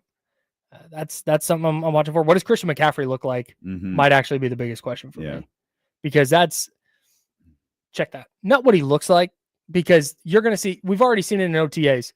David Lombardi, who covers the team and is a cheerleader, says he looks awesome. He looks great. And then Grant Cohn, who covers the team and is more pessimistic, is like, he looks terrible. Oh my God, Christian McCaffrey doesn't have legs anymore. Mm-hmm. Reality's probably in the middle. Yeah. So it's less about how does Christian McCaffrey look, because I don't think you're going to be able to tangibly see, wow, he has that extra gear. Wow, he looks good, because it's practice. Mm-hmm. To me, it's the reps. Is he getting every other day off? Is he getting a day off a week? Is he not running with the first team in team drills, or he's sitting out team drills? Those are the little things I'm looking for, because if it looks like he's on a pitch count this offseason, that scares me going into the year. Sure. But if he's just, McCaffrey's out there, he got a vet day off when everybody else got a vet day off, but no, for the most part, he just kind of did his thing, then I feel better about it. It feels like this season might boil down to, when you're the expert, so you could tell me how off this assessment is, but it feels like this season might boil down to what Brock Purdy being worth that investment. And these could be two, mutually exclusive things, but Brock Purdy being worth that investment, and how much, you talked about Christian McCaffrey, but how much do all of those veterans have left? The George Kittles, the Trent Williams, all of those guys. How much do they have left to potentially come together maybe one more time to make a push towards the NFC Championship and the Super Bowl? I think their hope is that Brock Purdy is the guy that will offset some of that. Mm-hmm. Okay, George Kittle is 85% of what he was, but you know what? Brock Purdy took a leap, so that doesn't factor in as much, because Brock Purdy is making plays and making better decisions than he made last year, getting rid of the ball, running the offense, doing everything right. I don't know if he can. That's still a question mark for me. Take a leap, like take a step forward. Okay. Yeah.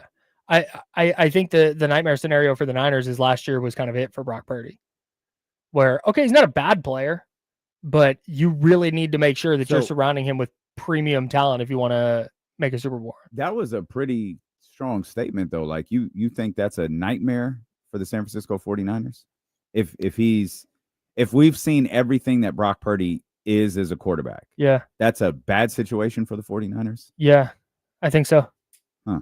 Because it's going to be really, really difficult if the level of talent he needs to get them to Super Bowls again. Because we're not just talking about can you make the playoffs? For sure. That's not the goal anymore. Yeah. So for him to get back to a Super Bowl, if it turns out, hey, you know what? Everything has to be perfect. You have to have a top 8 defense, and then you have to have Deebo Samuel playing well. You have to have prime Brandon Ayuk looking like an all-pro. You have to have an all-pro tight end. You have to have a Hall of Fame left tackle. If you need all of those things, that's bad. Like that's not a scenario you want to be in. Now there's like a requisite level of talent that every quarterback needs. But I think the 49ers are looking to Brock Purdy to kind of be that rising tide that lifts all boats. Mm-hmm. He's never going to be Lamar Jackson. He's never going to be Josh Allen. But I do think their hope is that, okay, George Kittle's diminished a little bit. It doesn't matter because Brock leveled up his game. And the tough part might be the fact that he was so good so quickly that, I think part of the reason, obviously, I believe the 49ers love George Kittle. I believe they want him to retire as a San Francisco 49er. But this game is also a business. And I think there's a part of them that, as much as they love Kittle and retiring as a 49er, they also thought he's probably really important to Brock Purdy. Mm-hmm. So if we have to sacrifice some dollars that maybe we don't necessarily want to spend, we're willing to do that because we need to do something to help our quarterback who we just signed. Yeah. It's important, I think, to point out, like, Brock is still a young quarterback. Like, giving him the time, like, he came out the gate so quickly. Mm-hmm. I'm of the belief he still has some developing to do. I'm of the belief there are still things that he can do better. Giving him the time to do that, I think, is really important for this organization. And transitioning to a new group of guys rather than all of a sudden a whole bunch of guys are gone all at once. Right. You can, like, oh, I've got Kittle and maybe Juwan, right? Mm-hmm. And then next year, okay, it's Pearsall and new guy. Right. And you start to find the guys that maybe fit to use that maybe fit Brock Purdy's timeline rather than, the Jimmy Garoppolo version and all of that. Yeah. And that's what we talk about this with the Kings all the time. You got to hit draft picks. Niners are going to have to hit some draft picks. Yeah. Starting last year, this year's class. I think if you want to be optimistic about Brock Purdy, if you're looking for that, this is his first like normal training camp. He had his rookie year where he was QB3. Sure. Second year, he's coming off the elbow surgery. Yeah. Last year was the Brandon Ayuk and Trent Williams holdouts. Yep. And this year, okay, the Juwan Jennings thing. But outside of that, everybody's been participating in all the OTAs. Everybody, we still got to see with Jennings, but the McCaffrey, Williams, all signs Kittle, are Jennings showing up. Right, at the very least showing up. Yeah. Whether he practices, he's not going to be happy, as Adam Schefter reported. Be furious, but he'll be out there just running routes. Yeah. But that's I think where your hope is. And last year was a stumbling block. And okay, teams defended him this way, defended the Niners this way. Here's how their offense is going to be different this year to kind of help him take that next step. That's, I think, the optimistic view. Things don't go great for the 49ers this year. Brock Purdy's going to bear a lot of the blame for that, isn't he? Yeah, for sure. Brock Purdy, I think this is the year where him and Kyle Shanahan both, I think, will. But yeah, if they're sub 500 again with this schedule, yeah. Oh God, the schedule. I forgot about the schedule. If they're sub 500 with this schedule, you have to. What is it called when you eliminate a soccer team? Oh, relegated. Yeah, you got to do that. Brock 49ers got to go to relegated. They got to go to the Rocks League. Brock has no excuses now. I know it's maybe unfair, but he's paid, like Kyle said, to be at least 500 every year now. It is unfair, but it is very accurate. Yeah, like that's just what it is. Like, very accurate. Yeah. Brandon Ayuk can miss however much time, and you're not Jennings this, but like as like the way he's paid, like he needs to make these other guys better and just put wins on the You're not board. the Jaguars. Nope. You're not Jacksonville. Nope. You're not Carolina. Nope.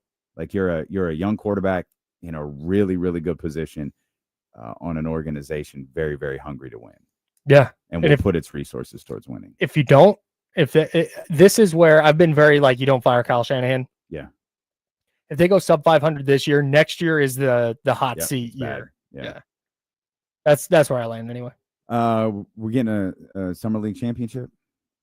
I kind of think so. Like the Kings might just have the best player on the court in every game. Yeah. Neek. Sure. I'm all in on Neek Clifford, dude. I'm just the hell with it. We're getting a Neek Clifford fan club. Yeah, bro. I think we're that here. fan club is a thing. Yeah. Yeah, no. I think those jerseys have been bought. Yeah.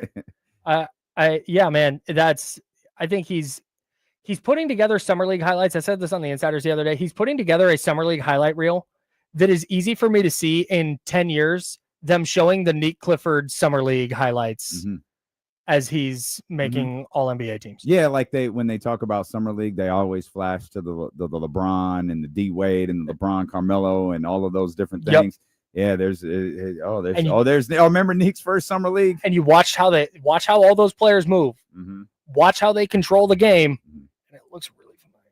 Yeah. I'm trying not to let myself get excited, but also I'm on the radio, so it's like I'm gonna just be excited. Where are you at with him? Like, are you thinking, he's contributing game one now for the Kings, Kyle? Yes.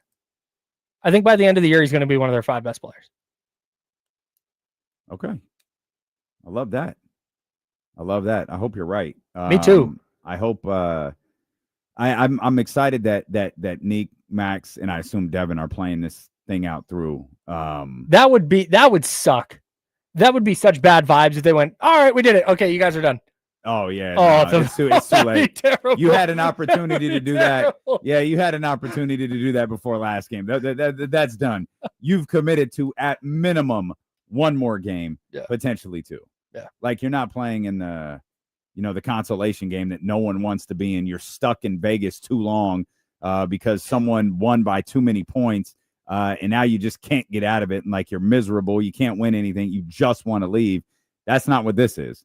You have the chance to go win the title. Go win it. Yeah. Like it's a ring. Let these guys get a ring. Absolutely.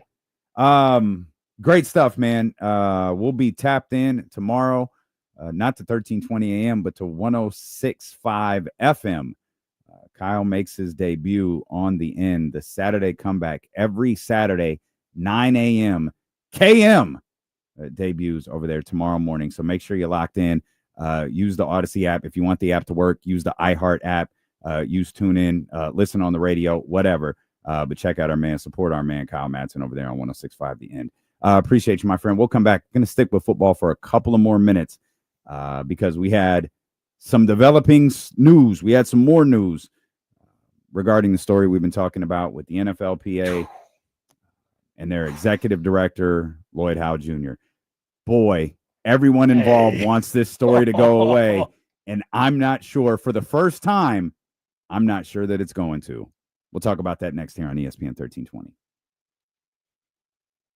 Hey, Leezy, can you hear me? I'm going to do a short segment here. Because I don't think this will interest you. I'm going to do a short segment here, and then at the next break, okay. Appreciate you, chatty ass. Thanks, guys.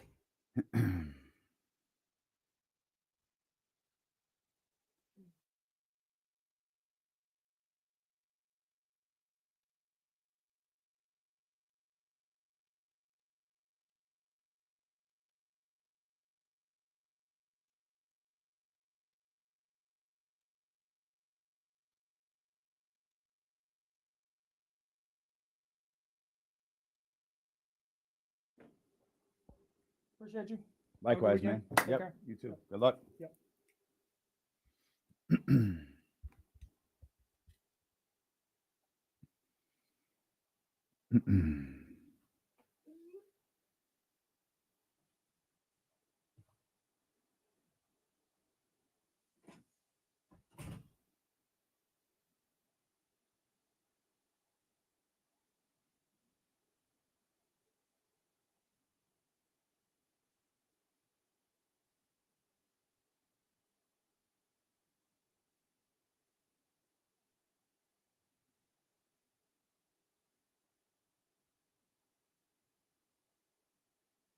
Sorry, guys. I'm responding to a Corporate email.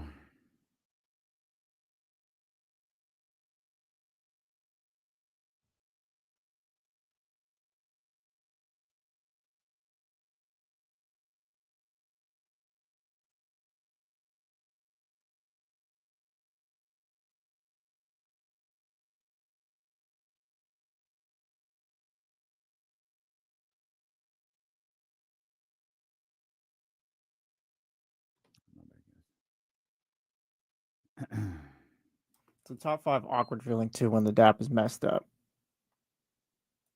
Like if the guy that you're trying to dap up just doesn't know what he's doing, that's an issue. Yeah, it's tough. Yeah, missing the dap is tough. Like you go to dap someone up and then they go to shake your hand. It's like, oh. Yeah, that's a miss. There's a lot of fist bumping here. Yeah. Man, I'm not I wonder if that's a COVID thing. I'm not big into that. Not a bumper? Nah, I'm not a bumper. And I've told people here, like Miller's big on, like, no, I don't do that.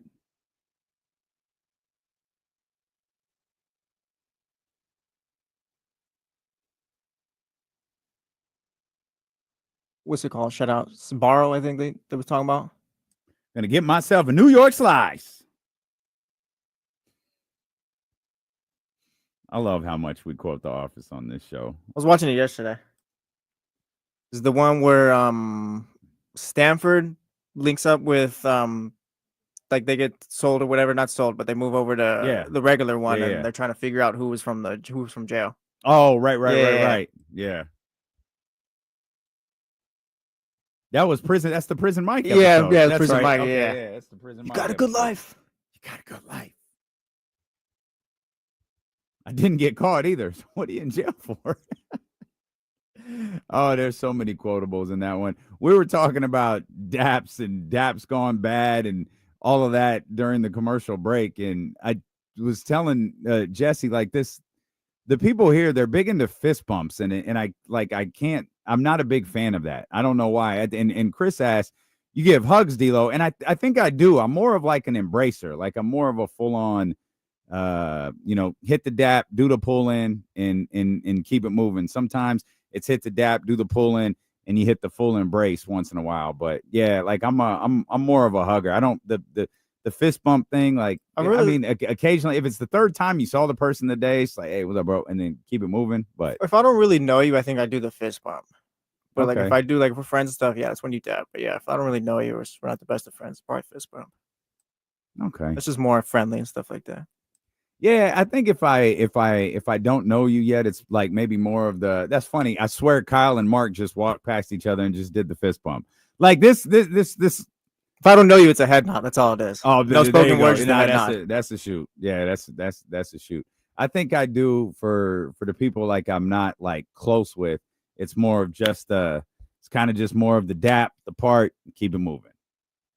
When I know you, like the people I'm like Karosh, you guys, it's the full on embrace. Eddie Gonzalez going to join us coming up at 2:15. We'll talk everything going on or everything that's not going on in the NBA. Also, Adam Silver very tepidly talked about expansion, and I feel like we might have jumped the gun on that conversation. I'll explain why coming up first. But before we get there, I want to put a little bow, so to speak, on the story that we talked about in-depthly for the first time earlier this week. We've tried to make you aware of this story going on with the NFL and the NFL Players Association over the course of the last couple of weeks. Of course, Pablo Torre and Mike Florio did a great podcast on Pablo Finds Out about this 61-page arbitration ruling that we learned the NFLPA and the owners in the NFL agreed to keep quiet. And it is essentially the ruling was that they actually decided there wasn't enough evidence to determine that the NFL owners colluded to keep guaranteed contracts down in the NFL.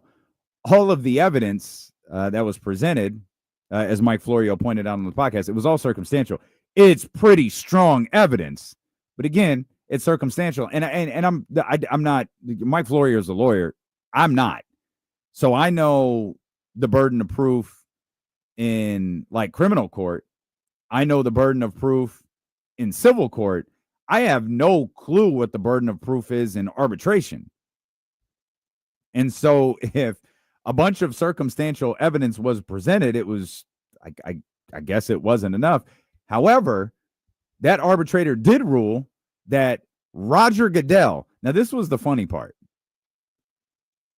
couldn't determine whether the NFL owners colluded to keep guaranteed contracts down, but determined that Roger Goodell did.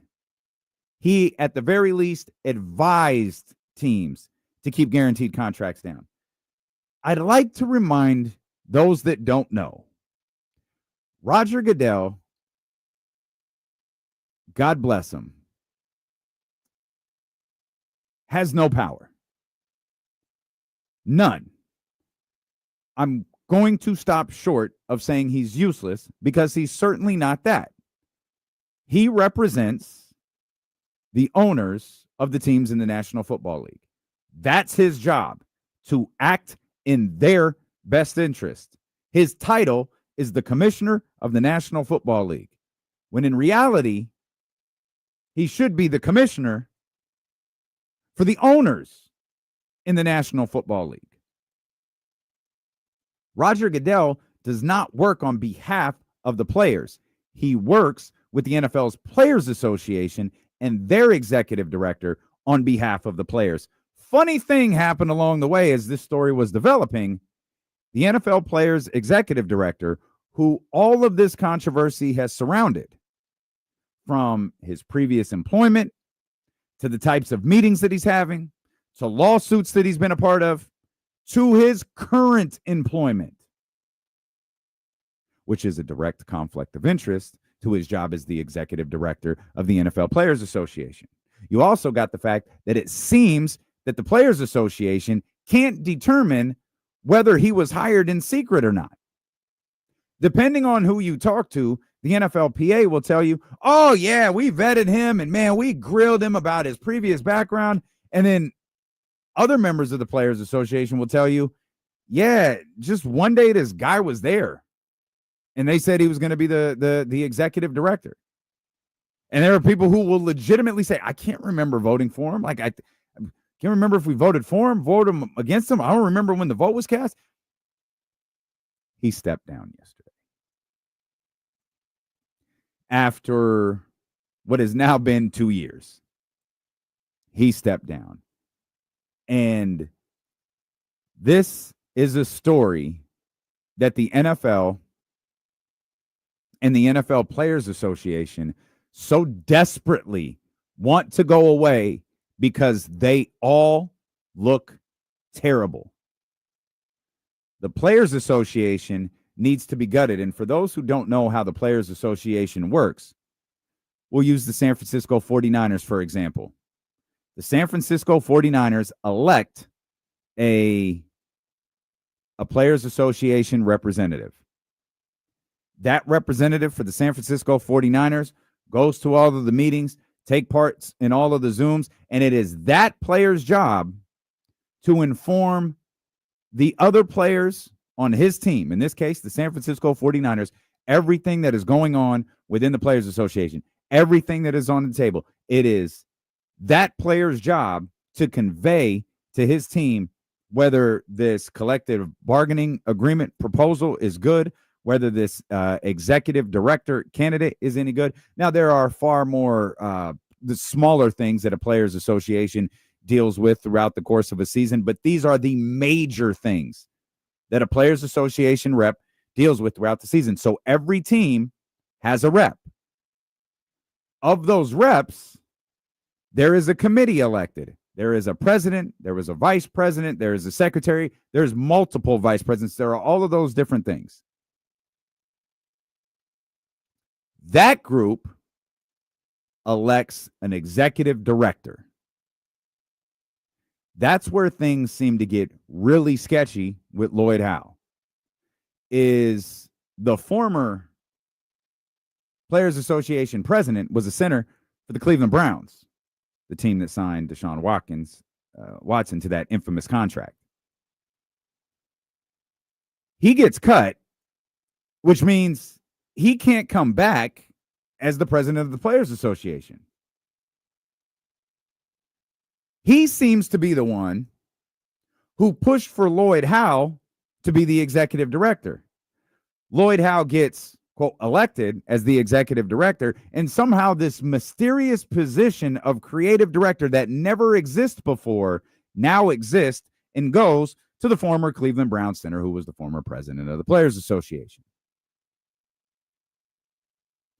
Now that Lloyd Howe Jr. is gone, guess who's angling to be the president of the Players Association?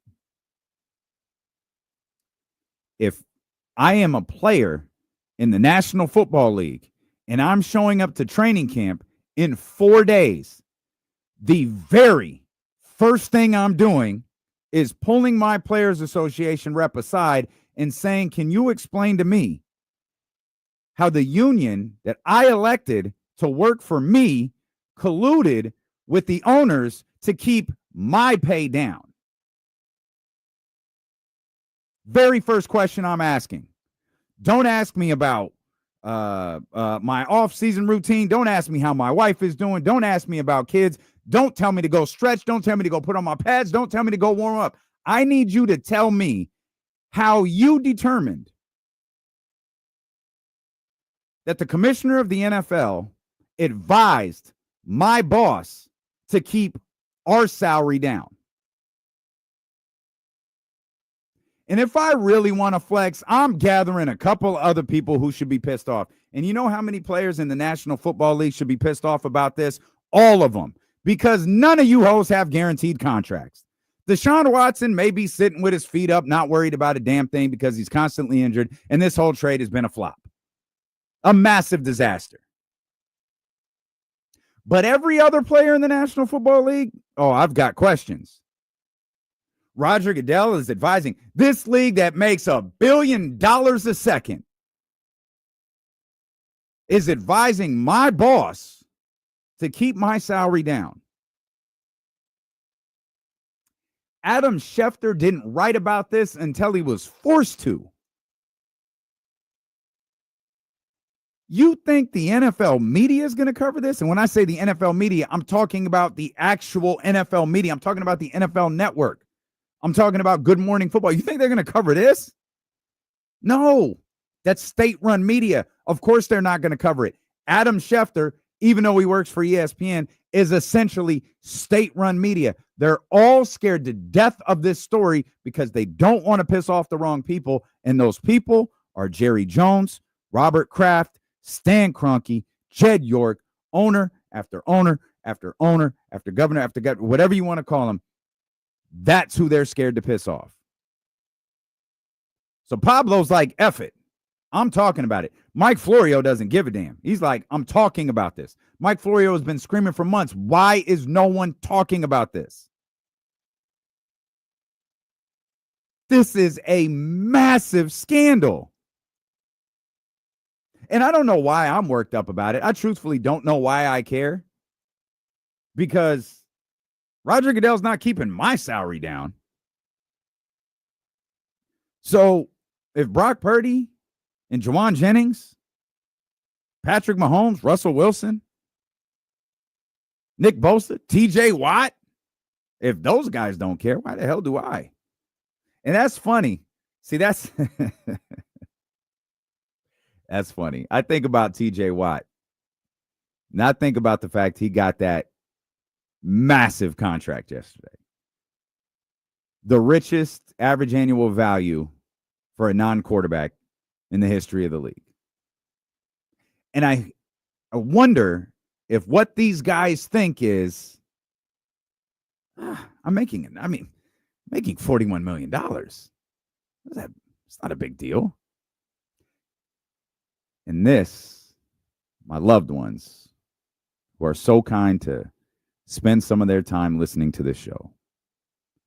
This is why the NFL Players Association is the worst in professional sports. The difference between the haves and the have-nots is incredible. It is a Grand Canyon-like gulf. They've got the Mahomeses and essentially what you have is the quarterbacks. You have the quarterbacks. You have the really high-end defensive players. The Watts, the Bosas. Myles Garrett. You've got those guys. And then, you start to sprinkle in numbers and positions and all the way down until you get to the have-nots.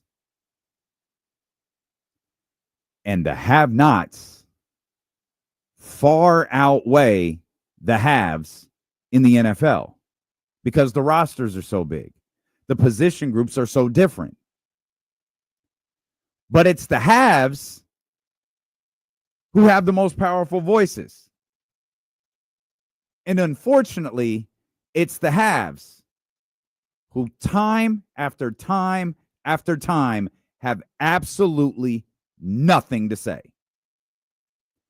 The fact that in 2020, this Players Association signed, a 10-year collective bargaining agreement that gave them zero control over anything moving forward, but allowed the owners the ability to increase the schedule by at least 2 games within that 10 years is absurd. Again, the players have nothing, no say, absolutely none. But the owners can go, you know what? We're going to switch to a 17-game schedule. And they did that. And at some point, probably very soon, it's going to be an 18-game schedule. What it does after that, I don't know. This league has got these guys playing on Thursdays, which, again, Players Union, not strong enough to push back against it. Players will complain nonstop about Thursday's game. But when they had the opportunity to do something about it, they weren't strong enough to do it. Why? Because their player reps came to them and said, we've got a Thursday night football deal. So if we lose that Thursday night football deal, everybody's pay is going to be different. And you know who that sways? Not Lamar, not Mahomes, not any of those guys at the top. It sways the have-nots because the have-nots need that payday. The have-nots need that TV deal. Just context to the last CBA in 2020, the difference in votes between players for and against was 60, and 500 players didn't vote. 500 players did not vote. And you wonder, like I said, difference of 60 as well between the who were for and against. You wonder why they're unaware that their Players Association and their commissioner are actively working against them. 500 players did not vote. The Players Association and the Players Union and all of this, it's almost identical to government. Think about what we just laid out. Again, we'll stick with the San Francisco 49ers as the example. They come together, they elect their player rep. Those guys never thinking about it again. To them, to most of them, clearly to at minimum 500 of them, the Players Union, even though they're a part of it, all of the stuff that comes with it, the voting, the staying on top of it, the newsletters, the website, all of that stuff, that's a nuisance. That's not what they're here to do. They're here to play football. I want to hit somebody. I want to run. I want to catch. I want to score. I want to tackle. I want to sack the quarterback. That's what they're thinking about. So they elect these officials, and then they just leave it alone. And they don't think about it again. And it's going to take something to get them really riled up to pay attention. Think back to the Biden-Trump election. Everybody was all fired up because of the way Donald handled COVID and all of this, and now we're all fired up and we're going to go out there and vote, and Biden gets elected. Then what happened? Well, we did it, and everybody goes back to not paying attention. Then the run-up to the next election, well, we all saw it. We don't have to rehash that. That's the exact same thing that's going on in the NFL. That's not even fair. That's the exact same thing that goes on with players' associations in general, be it the NFL, the NBA, or Major League Baseball. I've told you about the little experience I've had watching a WNBA Players Association work from the inside. They were in the middle of a very contentious collective bargaining agreement, and there was someone on that executive committee that said, no, this is trash. We don't need to sign this. The president said, yes, we absolutely do need to sign this. The vice president said, no, we don't. And you know what they both immediately did? They both went and they hit the phones, and they started calling players. They started calling player reps, and they started calling agents. Agents started calling their players. That collective bargaining agreement that year, every star player that you can think of voted against it. And it passed with the narrowest of margins. And you know what happened during the next election cycle? The executive committee told that vice president who spoke a little too loud, thank you, but your services are no longer required.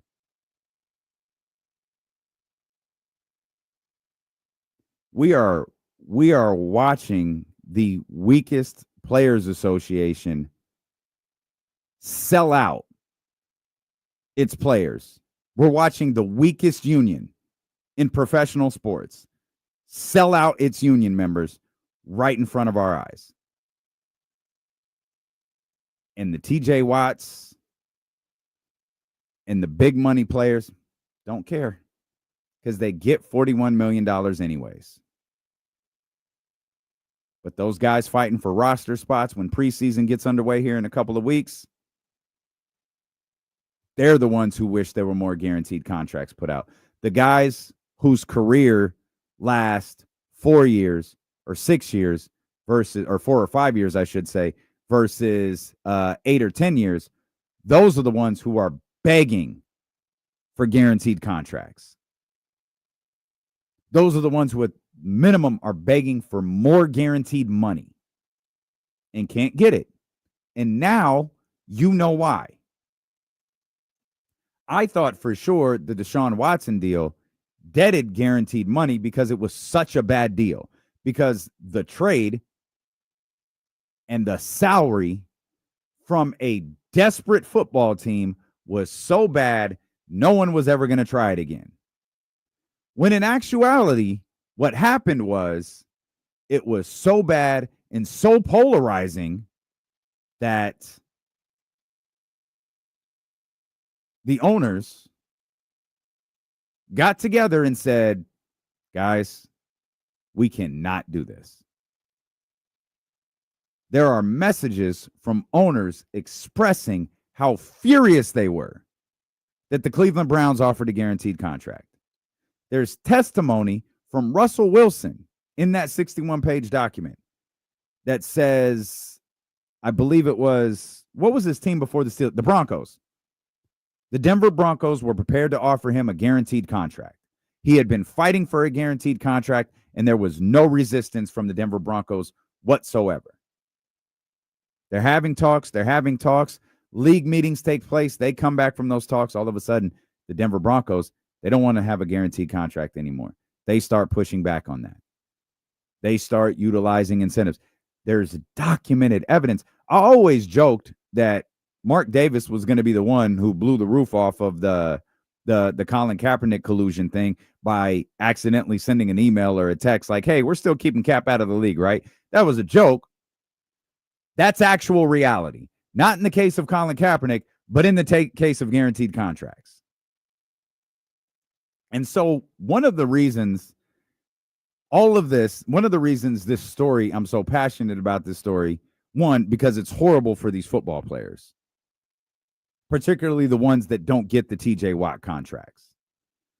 But one of the reasons it's so satisfying is because so many people that I had to deal with on a day-to-day basis through my ability to talk on the radio told me how insane it would be.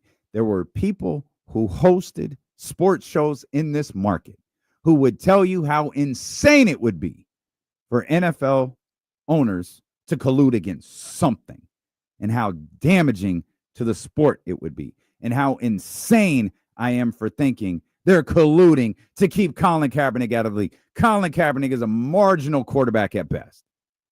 Maybe he's not even marginal. He isn't even good. Fast forward 9 years. You think this is the first time the NFL owners colluded against something? Sweetie, this is just the first time we found out. What's the hot video on the internet right now? My man at the Coldplay concert. You think that was the first time he was out with his mistress? No chance. No, sweetie. It's the first time they got caught. So when someone says the NFL colluded to make Shedeur Sanders drop in the draft, and you're quick to dismiss it, when the story of Colin Kaepernick is written, and they say the owners colluded to keep him out of the league, and you're quick to dismiss it, remember this moment right here. Remember this arbitration ruling. Remember this executive director. And remember this players association and how they actively worked against their own players. We're going to lighten up the mood up. We're going to come back. We'll talk NBA stuff. We got Eddie Gonzalez joining us in about 45 minutes. I think my man Leezy going to come hang out with me. We'll talk some Kings basketball. We'll talk some NBA basketball. Steelo and KC brought to you by Sky River Casino on Sacramento Sports Leader ESPN 1320.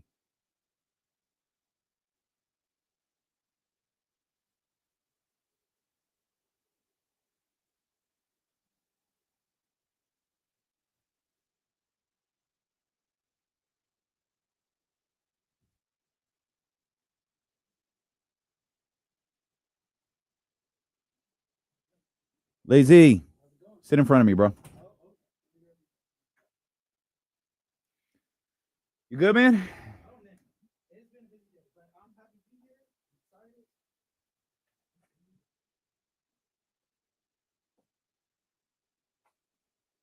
Anything specific you want to dive into? Oh, man. Just want to hang out. Hang out, man. Vibe out today. Have some fun. See where it goes. All right. Let's do that. Do that.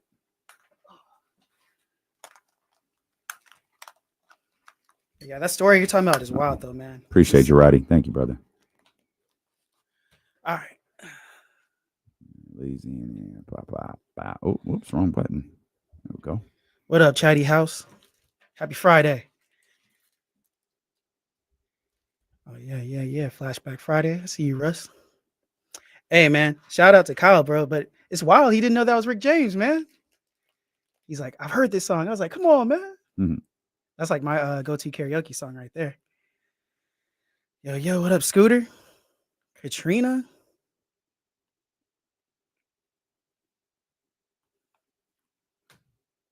Roddy, Tyler?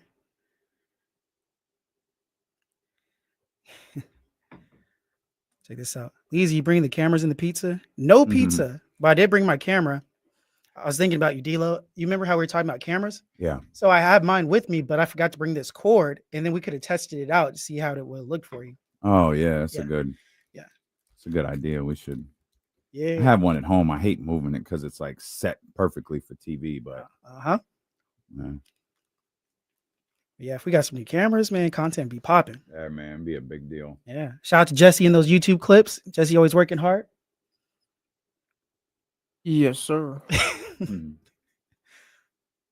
Mrs. Mac 10.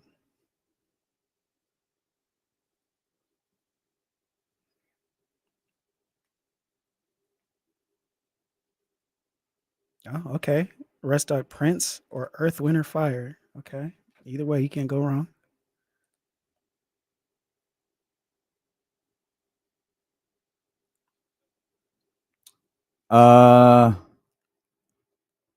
Yeah, we'll go. Yeah. We'll go short and get back on track on the next one.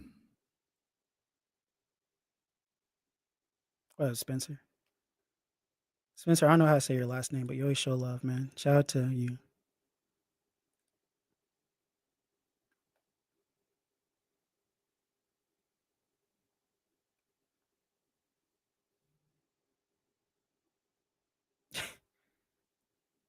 Alton J. Very interesting here. Teddy Pendergrass or where's Algreen? Okay. Lilo P. Bolu Raw, Teddy Pendergrass. Teddy P, number 6. Yeah.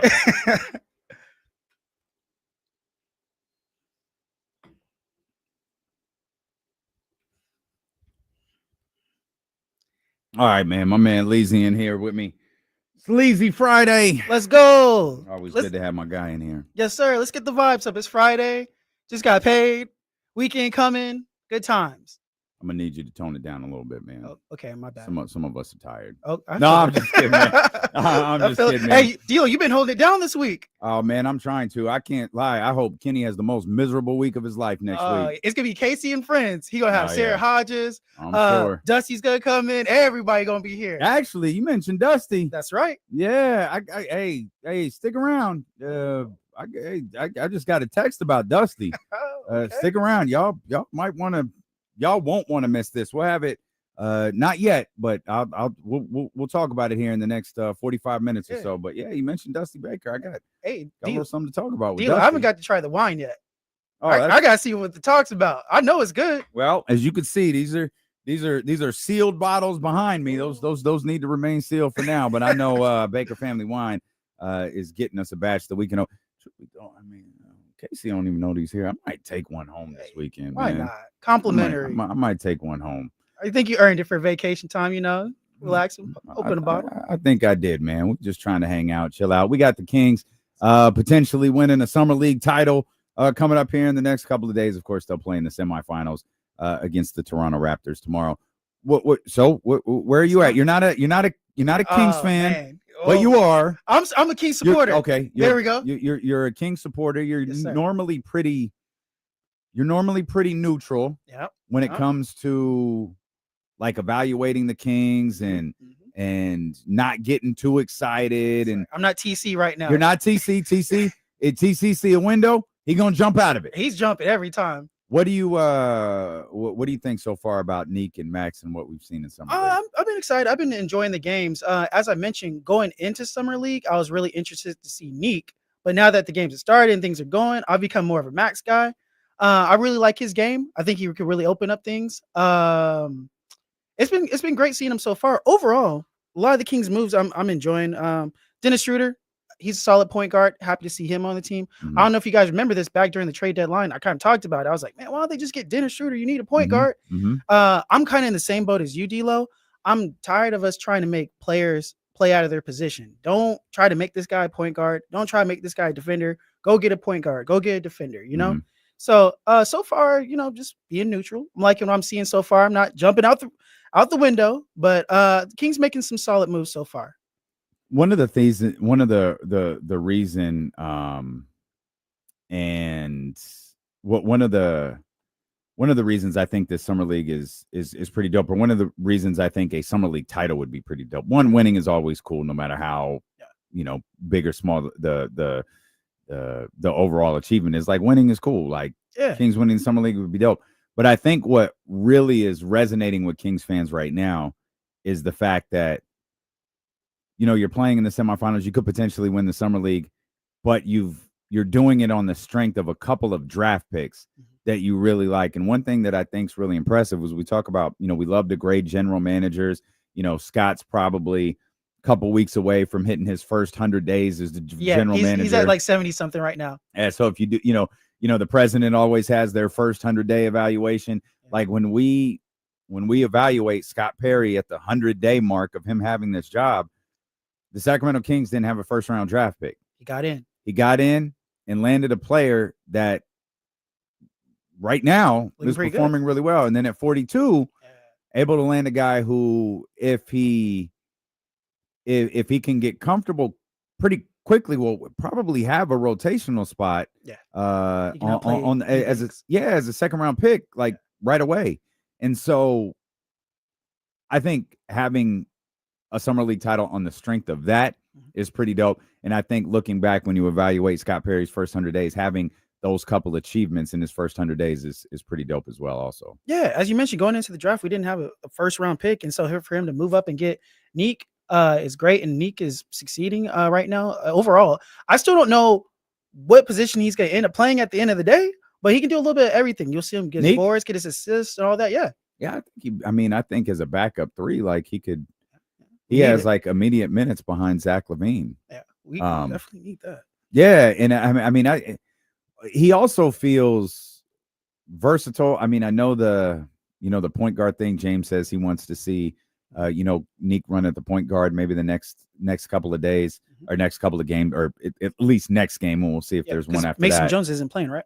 No. Okay, there you go. Not. Yeah, so it's well, I said that too definitively. Oh. Probably not. Yeah. He's probably not playing tomorrow. Okay. But yeah, like there's probably a couple of different roles he could have. But I think if you really zero in on him being a backup 3, maybe occasionally playing at the 2 spot, I can't imagine why that would be needed with this group. But if for whatever reason it could be, there seems to be a lot that Nick Clifford could do. Yeah, definitely versatile. I definitely would like to see him run the backup point than Ben Simmons. I heard you guys talking about that earlier. I was like, you, I believe, are a longtime Ben Simmons hater. I'm not. No, come on. When did I get this rep, Jesse? When did I get this rep of being a Ben Simmons hater? Well, one, what you just said sounded like hate. Oh, well, okay. But I don't think you've ever spoke. You don't like Ben Simmons, do you? I don't like his personality. You did drop a what's his name right now. That's kind of kind of like a little shade. No shade at Ben Simmons. Ben Simmons used to be an all-star caliber player. He had a lot of potential. Obviously, after that Hawks series, things went south for him.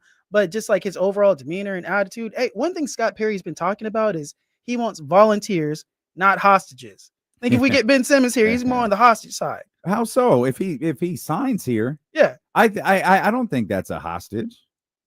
I mean, I don't know. Yeah. I think I'm the only media member who hasn't spoken to Scott Perry, but I think he's referring to the people currently on the team. Yeah, like if you don't want to be here, say the word. Also, you say the word. There might not be anything I could do about it, so your ass need to get over it. If you guys had your choice right now, is the backup point guard on the roster right now currently for the Kings? Nope. No. Like you wouldn't go Nick Clifford to start the season, Leezy? Absolutely no. Okay. We don't want to put too much pressure on Nick. That's the problem we always have, man. Like he's gonna be expectations can be very high. So no, I don't want to put him in that situation yet. Are we all in agreement then they need to bring someone in? Yes. You think that too? I said I'm asking if we're all in agreement. Oh, that's how I feel. Yeah, that's because if it's Devin or it's not Devin. No, that's the thing. Like if it's Devin or a free agent, then I go free agent. D'Lo, I'd rather see your boy Westbrook. I've come around. Let's see Westbrook do his thing. He wasn't that bad in Denver.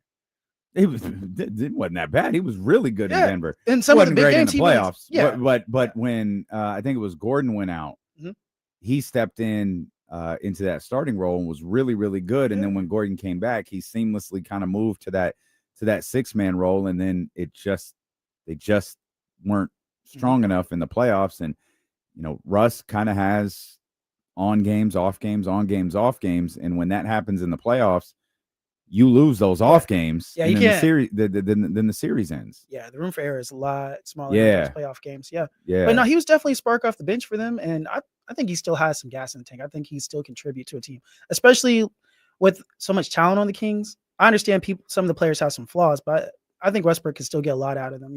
Just having a real point guard to set up the offense, get everyone organized, as we like to say, is good. The organizer. We really ran with that. And that's why I like the idea of Dennis Schroeder. I meant to ask Ham this earlier because I think Ham said today, he was like, yeah, the Kings have two right now their 2 point guards are score first point guards. Mm.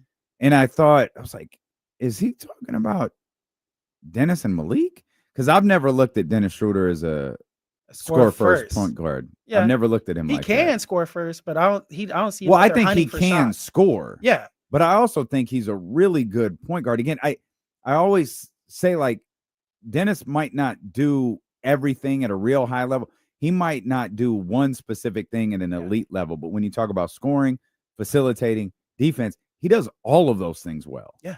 Remember at the start of last season, he was doing pretty good with the Brooklyn Nets. They had to slow that down. They were winning too much. You're like, hey, this is not what we try to do. Yeah. Brooklyn's like, we are not here for this. You guys to go. Yeah. Then he spent some time with was the Warriors season last year? Yeah, he was with the Warriors, but it didn't really work out there. And then at the deadline, that's when he went to the Pistons. Because he played pretty good in the playoffs. He had his moments. But yeah, that's when he went to the Pistons. He played really well with the Pistons in the regular season. Yeah.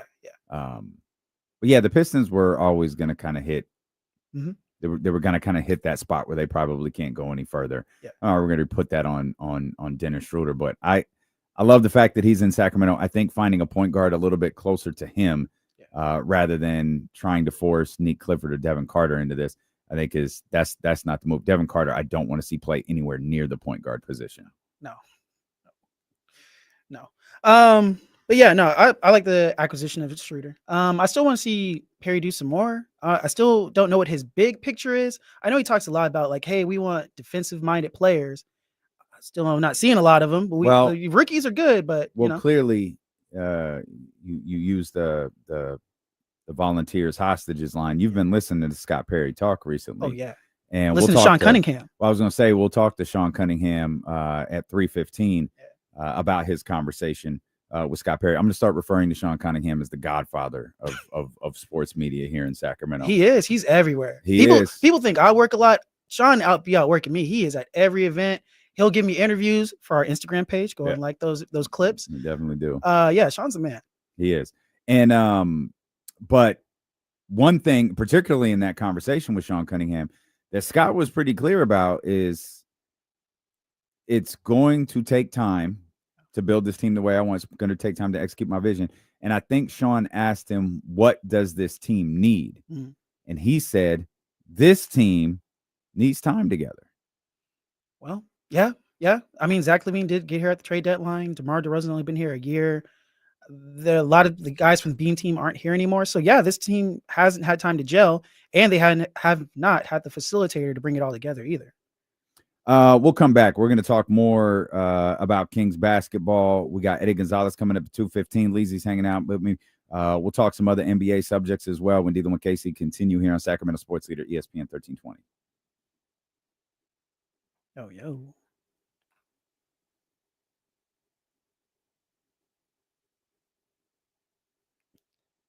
So we're on break. So I was watching that Sean Cunningham interview, and the funny thing about Scott Perry is, all respect, I love Scott Perry. His laugh is super infectious.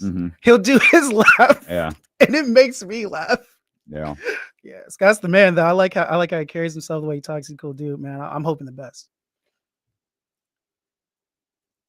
I like Scott Perry, man. He is very charismatic. Yeah. Have you got to meet him? Or no? I have not met him. Okay. No. Okay. I have not. And like I said, I'm the only media member who hasn't gotten to talk to him. Dang.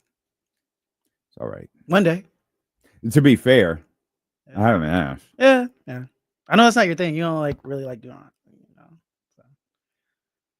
But he's cool. I'm trying to meet him. I'll be down near the arena for the press conferences, because I'll get interviews with people and stuff, and I'm like, man, I'm trying to run this guy. That'd be big. I was at house yesterday, and my man Greg, the bartender, told me he's in there pretty regularly. Okay. I mean, it's right across from the offices at the Golden One Center, so makes sense. Good food too. First time I ate there. Yeah. Really good food. Yeah. I got to last good question. Good question, Aldrin J. Yeah, I seen that too. Thoughts on Nikki and the whole scissor thing? Nikki's wilding right now. She's doing a lot, bro. Where you stand on that deal? I know you team Kendrick, so you probably team scissor, right? Oh yeah. Yeah. Nikki been in her feelings ever since Kendrick got the Super Bowl. Yeah, because she really stands with Wayne, Yeah, and she and felt that's some type fine. of way. Yeah, and that's fine. But Lil Wayne performing at the Super Bowl, I don't care if it's in New Orleans. I don't care if it's at Lil Wayne's house. That's a hard pass. I get it. And the thing with the whole Super Bowl is you're going off like who's hot right now, and obviously Kendrick had the biggest year, so of course you're gonna roll with him. Yeah, his 2024, 2025 is pretty legendary. Mm-hmm. Yeah, you got to go to the Vegas show, right? Yeah, Oh, yeah. Mm-hmm. Yeah, you got to see. Hey, Doja Cat was there too. Doja was there. Yeah. Yeah. What are these questions today? Russ Dog is wild. D-Lo, is Queen Latifah the greatest female rapper? Hey, I remember D-Lo. You shared a story. I mean, truthfully, Nicki Minaj probably is. Yeah. I love Queen Latifah though. Hey. Yep. I asked her to marry me. Yeah. Yep. I remember. Prior to understanding her full, and she said yes. Yeah. Didn't she joke and say something like, "Oh yeah, this is my husband"? No, she signed something for me that said to my fiance or something like that. Hey, you know what? Hey, I don't know how much time we got, but I should have did that with Tinashe. I should have just went for it when I had my chance. I told you, but Leezy ain't scared of nobody. Yep. But when that man got close to Tinashe, boy, it was a wrap. Boy, I see beads of sweat rolling down Leezy's eye. Boy. Oh man. I was sweating like Patrick Ewing. Yep. Yep. I kept messing up the line too. Remember, Complex is like, because I was saying like 102.5 or something like that, and Complex like, no, Lee, say it like this. I couldn't even think. Oh, Alicia Keys, yes. Missy, absolutely up there.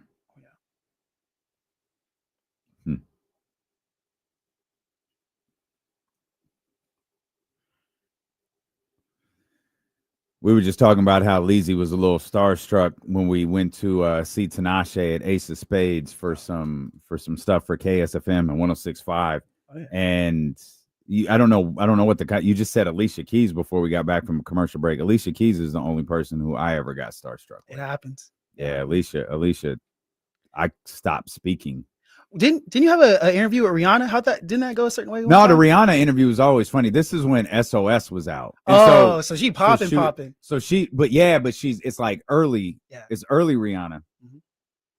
And she's gorgeous. Of course, yeah. She's beautiful. She's very sweet. But like she had come into the old KSFM studio at the How About Arden building. And so we had a lobby, and you walk through the lobby right out, like you walk through the front door of the KSFM building, the KSFM suite, and immediately to the left and right, immediate, it's right next to it are the bathrooms. And so she asked, like, hey, before we come back, can I go to the bathrooms? Like, yeah. So I take her out to the lobby and I say, it's right here when you're ready. Our receptionist is on alert. You had to be let into the studio. Our receptionist is on alert. They'll let you in. Okay. So she's like, okay, great. Thank you. So I go back inside and like a couple songs play. And I'm like, they're like the record people, they're talking to the program director. No one's really paying attention except for me. Yeah. And I'm like, Rihanna hasn't come back yet. Yeah. I'm like, all right. Like I can't go check on her, but I'm gonna walk outside the lobby. Okay, head out the door. I walk outside the suite, and so remember the bathrooms are right next to the door. Past both doors are long hallways. Oh no! This sweet child is at the end of the hallway, walking around, going, "Oh, I got lost." Yeah, I was like, "Ree." It was the door next to the bathroom. Yeah. There's no other doors. There's one door. It's directly next to the bathroom. And she just went the other way down the long ass hallway. Then there was the time she was performing at Cinco de Mayo. Oh. And this is Take a Bow era. So she's not an icon yet. Yeah. But she is a major star. Yeah. So she's performing at Discovery Park. You know, Discovery Park is one way in and one way out. Oh, I do. So if you have, yes, you're very familiar. Yeah, oh yeah. So if you have to leave, Even if you're with the show, even if you have an escort, no matter what, it is brutal. Reed's there. She says she needs tea and honey before she goes on stage. None of the other sweet Nick Cannon was there. Sir Mix-a-Lot with it. There's no tea and honey in anyone's trailer. No. We have to send someone out to get it, but it's her time to be on stage. I'm on stage. I'm not knowing anything is going on. And I'm getting ready to introduce Rihanna, and the stage manager comes over to me and goes, "Hey, not yet. She's not ready. I'll give you the cue." I was like, "Okay, I'm just going to keep my eye on you. Just let me know." Yeah. So I'm up there. I got DJ Charlie Ramos up there with me, God rest his soul. And, there's a legit 12, 13, 14,000 people out there. Hot as hell. They waiting. And by hot as hell, you're standing in the middle of Discovery Park. It's probably 79, 80 degrees, but it's hot. Yeah. So we're doing our thing. We got music playing. We're singing along. Everyone's hyped. I look over. Stage manager shakes his head. No problem. Keep going. Keep going. We're doing our thing. I looked over. Stage manager goes, "Nope." Nope. I'm like, okay. By now, 15 minutes have passed. Give him the look, and he just kind of shrugs his shoulders. He's like, "Not yet." 30 minutes later. Oh. 30 minutes after the 10 minutes we were supposed to kill. So a total of 40 minutes later. Yeah, you waiting for a minute. Long minute. He kind of walks behind me, taps, and goes, "Okay, we can go." So I do the introduction, bring her out. Everybody goes crazy. I walk down the stairs, and I look at my program director, and he goes, "She wanted tea and honey, man." Yeah. And that was it. Yeah. I was just like, well, all right. That's how it is. See, that's the job me and Joe would do. We have to go run and get that tea and honey. We have to go find it. The killer part is when she did Take a Bow, which was the big single at the time. Mm-hmm. Or maybe it's not Take a Bow. It's the song. I think the song's called Unfaithful. She lip synced it. Oh. I was so mad at her. Oh, I was furious. Hey, I bet that's still better than Mary J. Blige. I've had 3. Oh, it was way better. Yeah. I've had 3 interactions with Rihanna, though. All of them have been wonderful. Now, see, you got to bring this back up when Sean gets here. That's his thing. Oh, that's his. Yeah. That's his, oh, yeah. Yeah. I told the story too early. That's my fault. I set you up. That's on me. A good point. That's a good point.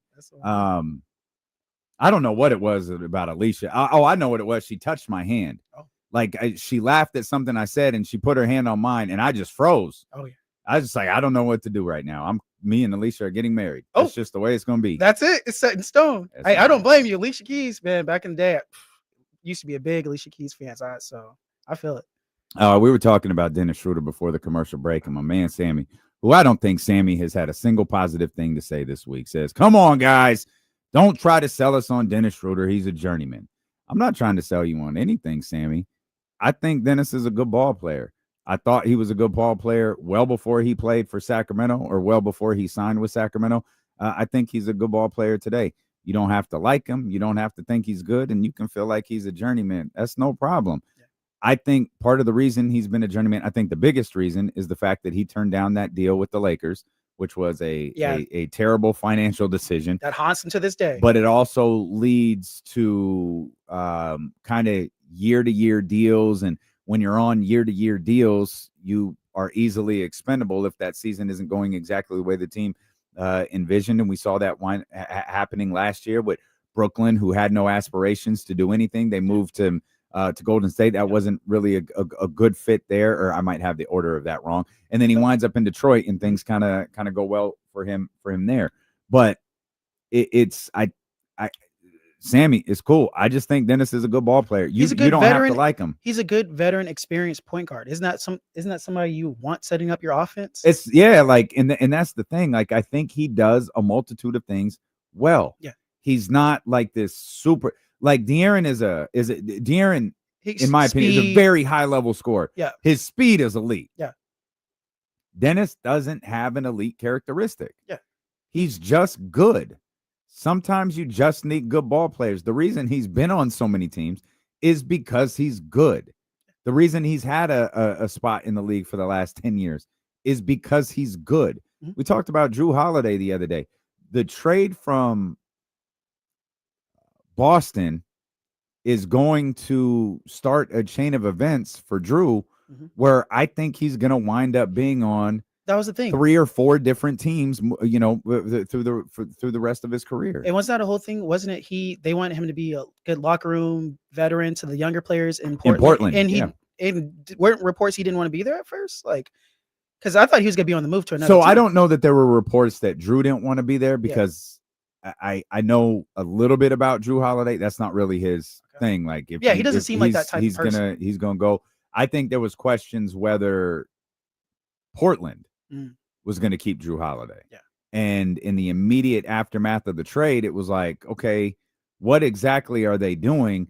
Are they just going to move Drew Holiday again like they did last time? Yep. And ultimately, I think we've learned now that's not the plan. Like, it is to keep him around with some of those young guys, and then we'll see what happens when Dame Lillard returns. Do you think he's like a trade deadline guy? Like, he sticks with their showcase. No, he still has a lot in the tank. And I think it might depend on how Portland's season is going. Yeah. But yeah, that was my point. Like, I think Drew's going to be traded a lot.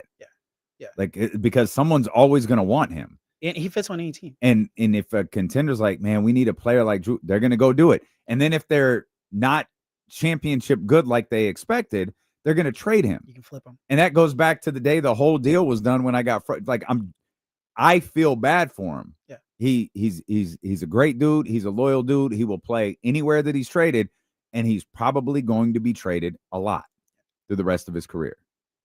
Yeah. No, he's a great player. Hey, what's going on with Anthony Simons? Is he still? What's up with that, Jesse? Mr. Boston? He's still with Boston, but yeah, he's still with Boston, but he was being shocked. Yeah, I thought he was being shocked. Yeah, I mean, it seems maybe take a gap year and then get ready when Tatum's back. Maybe see if you get a pick or two for Simons. Not 2, but see what you can get for Simons, I guess. I wonder what you could get for him if Boston decided to move off of him in either before the season starts or in February. I wonder what that market looks like, especially and I think all of this looks a little bit different. All of these deals that were done kind of quickly, all of these trades that were done kind of quickly, when we were asking questions about, hey, what's happening with Drew, what's happening with Anthony, all of it. This was all before the market took shape. Yeah.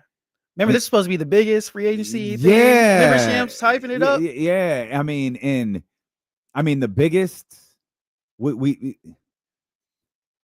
biggest thing we got was the Dame Lillard wave. Yeah, like like that's crazy. Nobody saw that. You know, him going back to Portland is like a cool little footnote, but no one knew that was going to happen.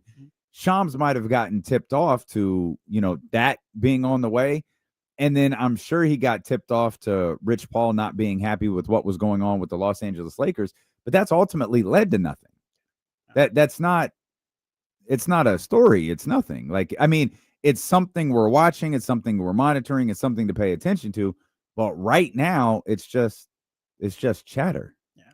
I still don't get the whole Lakers thing. I understand LeBron's mad about everything going on off the court, but I still think the Lakers roster is pretty good. I remember we were talking to Casey about this, of course, and he was saying, my bad. He was saying they're not a championship team, and that's all that matters. I'm like, bro, you're playing with Luka. You have DeAndre Ayton, who's a pretty good pickup. I understand the flaws in his game, but still, I mean, you addressed a need there. So, and you still have good shooters with Austin Reeves and Connect if they ever play him. Yeah, I mean, that's a Lakers team that was a 3 seed, and they had a bad matchup. Yeah, they were a 3 seed with no center and a massive, the biggest you could possibly have, mid-season trade. Yeah. And so I wonder with, I think there's a similar conversation to be had with the Los Angeles Lakers and with the Golden State Warriors. The Warriors, they had 3 distinctively different seasons last year. Oh, yes. They had the start of the season. They had that middle that was a disaster that legit looked like that Warriors franchise was dead. Yeah, they were done. And then they pulled off the Jimmy Butler deal, which revived them in a way that I didn't expect. Mm-hmm. When they traded for Jimmy Butler, and especially they traded for him and then announced the contract extension, I kind of hit him with the all right. Yeah, he got paid. Remember, he wanted to go to Phoenix, and then the Warriors ended up paying him, and it's like he paid a hefty price for him. Yeah, and it paid off. Yeah, like they looked great. Didn't have the postseason that they wanted because this is about winning championships. Yeah. But they looked really, really good. And so there were, different stretches for the Los Angeles Lakers. Big influx of energy and all of this when the trade was done, even before Luka first stepped on the floor. They start playing really well, and then the things kind of level out. I don't think they ever played bad with Luka Doncic there, but they just kind of leveled out. It wasn't as strong as what Golden State did in the immediate because they were going the Jimmy big Butler winning deal. streaks. Yeah. So my question for those two teams is, does the adrenaline wear off from those two deals and they kind of come down to a more, kind of level performance, or are those two high level teams headed into next season? I would say the Lakers more than the Warriors. You think so? Yeah. I mean, you're playing with Luka Doncic. You got one of the best players on your team. You still have a good young core with Reeves, Connect. You still have LeBron performing at a high level, even though he's getting older. Obviously, you guys know I like Jimmy Butler and the Warriors, but I still feel like they haven't even done anything this offseason. Like, who are they getting? They haven't done nothing. They're dealing with the Jonathan Kuminga situation. Yeah, well, they got to figure it out. But I mean, they do, and I guess they don't, because you don't have to pay them. They have that qualifying offer, and it's like, sign it. Like, you right now, it appears you have no market outside of this. Mm-hmm. So what are we supposed to do? Outbid ourselves? No. You sign that, and we'll figure it all out later. Yeah. I am actually in agreement with you. I think the Warriors, particularly of those two teams, they're the ones who might not be as good as they were when they first acquired Jimmy. Mm-hmm. I don't think they're going to be nearly as bad as they were before acquiring Jimmy, but I think they're just going to wind up being like it's a fine basketball team. Jimmy's a good player. You're talking 82 games now versus 30 or 40 or whatever it was at the time. So you're talking, you need a little, especially when you got guys, well into their 30s like this, you need a little bit of luck. You need a lot of health. You need some things to go your way. The Lakers are the team where it's like they've gone out, they've done a couple of things, but you've got this centered on Luka Doncic, Austin Reeves, and I'm assuming LeBron James. And I think it's a team that's, staring at the third seed again, a potential third seed again. I know the West is tough, but I think like we mentioned, I think the Lakers are in better position than the Warriors. They still have to make some moves. Just going back to that Warriors thing, one thing people don't talk about was at the start of their season when they were playing good, they had Melton. He was doing great for them. He was playing good on offense and defense. People don't talk about how that injury really kind of derailed them and really set them up for that kind of downfall they had going. This is random. Yeah, no, it's fair. Yeah, I was thinking. It's a fair assessment. But you talk about, and this is such a running commentary about the Western Conference, and the West is tough. And you got Cooper Flag there with Dallas. That was a play-in team. That team might still be at the bottom of the play-in. With Kyrie still out. Yeah, with Kyrie still out. Anthony Davis always in and out of the lineup. Anthony Davis, you never really know. Anthony Davis has already had a procedure this offseason. Yeah. D'Angelo Russell, who has his ups and downs a lot, he's really inconsistent at times. Probably a decent fill-in for Kyrie Irving for a year. They're interesting, but I still see them as a playing team. Obviously, you got Sacramento right there. Memphis, I don't know what to make. I never know what to make of Memphis. There are two teams that I will never, ever pretend to be an expert on. Memphis and Minnesota. Because I don't think there's anything either one of those two teams could do to get me to really buy into them. Question, Deal. Why are you against Minnesota? Because you have a great young star in Anthony Edwards. You got Gobert, who can play defense. You have Daniels, who's a good two-way defender. Like, they have pieces there. Just curious why you're against. There's something that doesn't. I don't know what they need to bring it all together, but whatever it is, they don't have it. They have the guy. Yeah. And Minnesota's at the point where I said this last year. They went to was it Minnesota and Oklahoma City? Minnesota beat Oklahoma last time. No. In the conference finals, was that Minnesota and Oklahoma City last year? I can't remember. Because I was the person who will tell you Minnesota, Anthony Edwards could hold the Larry O'Brien trophy. And confetti falling down at the Target Center, I'd be like, yeah, I don't believe it. That was them in the Western Conference Finals. So we talked about 2 years in a row, right? Yeah. 2 years in a row they've been. I do it again. Do it a third time. Well, they beat a Lakers team that never got back to what they looked like Nope. before LeBron got hurt, Right. and the Steph was hurt. So it's like they kind of just fell into the Western Conference Finals. Yeah, I just don't buy that basketball team. And again, I don't know. You asked why. I Yeah. don't. I just feel like they're missing something that I don't know what it could be because you have a veteran Needs point to come guard, together. Mike Conley. You have Rob Dillingham behind him who could add a spark. You have DiVincenzo, good 3-and-D. So I guess I'm just buying more stock in T-Wolves. that's fine. You and Kenny can Oh, man. Here we go. Kenny and Alex Rodriguez No. can be all in on Minnesota. Hey. But Minnesota and Memphis, I'm just like, I'm not sure. Hey, deal. Not to backtrack too much, but since we're talking about the Western Conference, what do you think Portland Trailblazers is going to do next season? Because at the end of the season, they were looking like they're finally putting it together. Yeah. I know they're still young and developing, but do you think they could take a leap this upcoming season? Kind of like the Rockets, because Rockets, they were learning and then they finally put it together and got the 2 seed. Do you think They Yeah. finished with 36 wins last year. Mhm. Define leap for me in number of games. If they won 36, what would you say the number they have to win for it to be categorized as a leap? a playoff team is like what 46, 47, Plus, okay, so Memphis was the 8th seed at 48. 48. Golden State was the 7th seed at 48. Minnesota was the 6th seed at 49. Okay. So you talking? You said 40. That's plus 10. Is that what? That's a, so Yeah, plus 10 is plus a leap. 10's a leap. Yeah. No, they're not taking a leap. Oof. Can they move forward? Yeah. Absolutely. Mhm. Could I see them at a +4 or a +6, like 40 to potentially an above 500 season at 42 and 40? Mhm. Sure. Yeah. Yeah, I could definitely see that. Yeah. Because that's the thing Kings got to watch. Because those teams in the West that haven't been doing good, like the Blazers, they're trying Yeah. to take that next step too. You know. Yeah. They went on a you mentioned it. They went on a pretty decent run the second half of the season to get to that 36 wins. I'm just taking a quick. Oh, yeah, they had streaks of 4. What is that? 5, 6. They won 10 of 11 there in February. Had another stretch where they won 5 out of 6. Then they lost 5 in a row. Then they won 4 in a row. Look, oh my God. Listen to this. They win 5 out of 6. Let's go. Lose 5 in a row. Yeah. Win 4 in a row. Lose 4 in a row. Win 2, lose, win, lose, win. That's how the season ended. This is a really weird season. You know, They lost in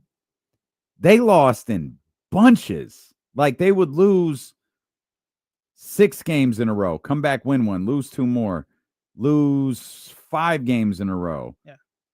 They had 2 losing streaks of 5, 2 losing streaks of 4, and a losing streak of 6. Hell, you eliminate those and you might just be 40 and 42. Yeah. Low key. Not trying to draw comparisons here, but kind of reminds me of the King seasons because remember when Doug took over, they had like those 7 win streak. Yeah, I then think they it would was 10 of lose. 11. Yeah, And that's what the Kings would do. They would have these streaks where they'd win and then they would just fall apart. And then they would just get crazy wins and beat the Cavaliers on a random night. yeah. It's like, what's going on here? Yeah. That was. We lost to pretty- the Hornets, but we beat the Cavaliers. What's going on? It would be nice this upcoming season to have to have a season where it's just not so like what the hell is going on. The word is consistency. Yeah. That's what I want to see. I want to see Zach LaVine show up consistently. I just want to see them put it together, you know? Yeah, hopefully this offseason can help them do that. Yeah.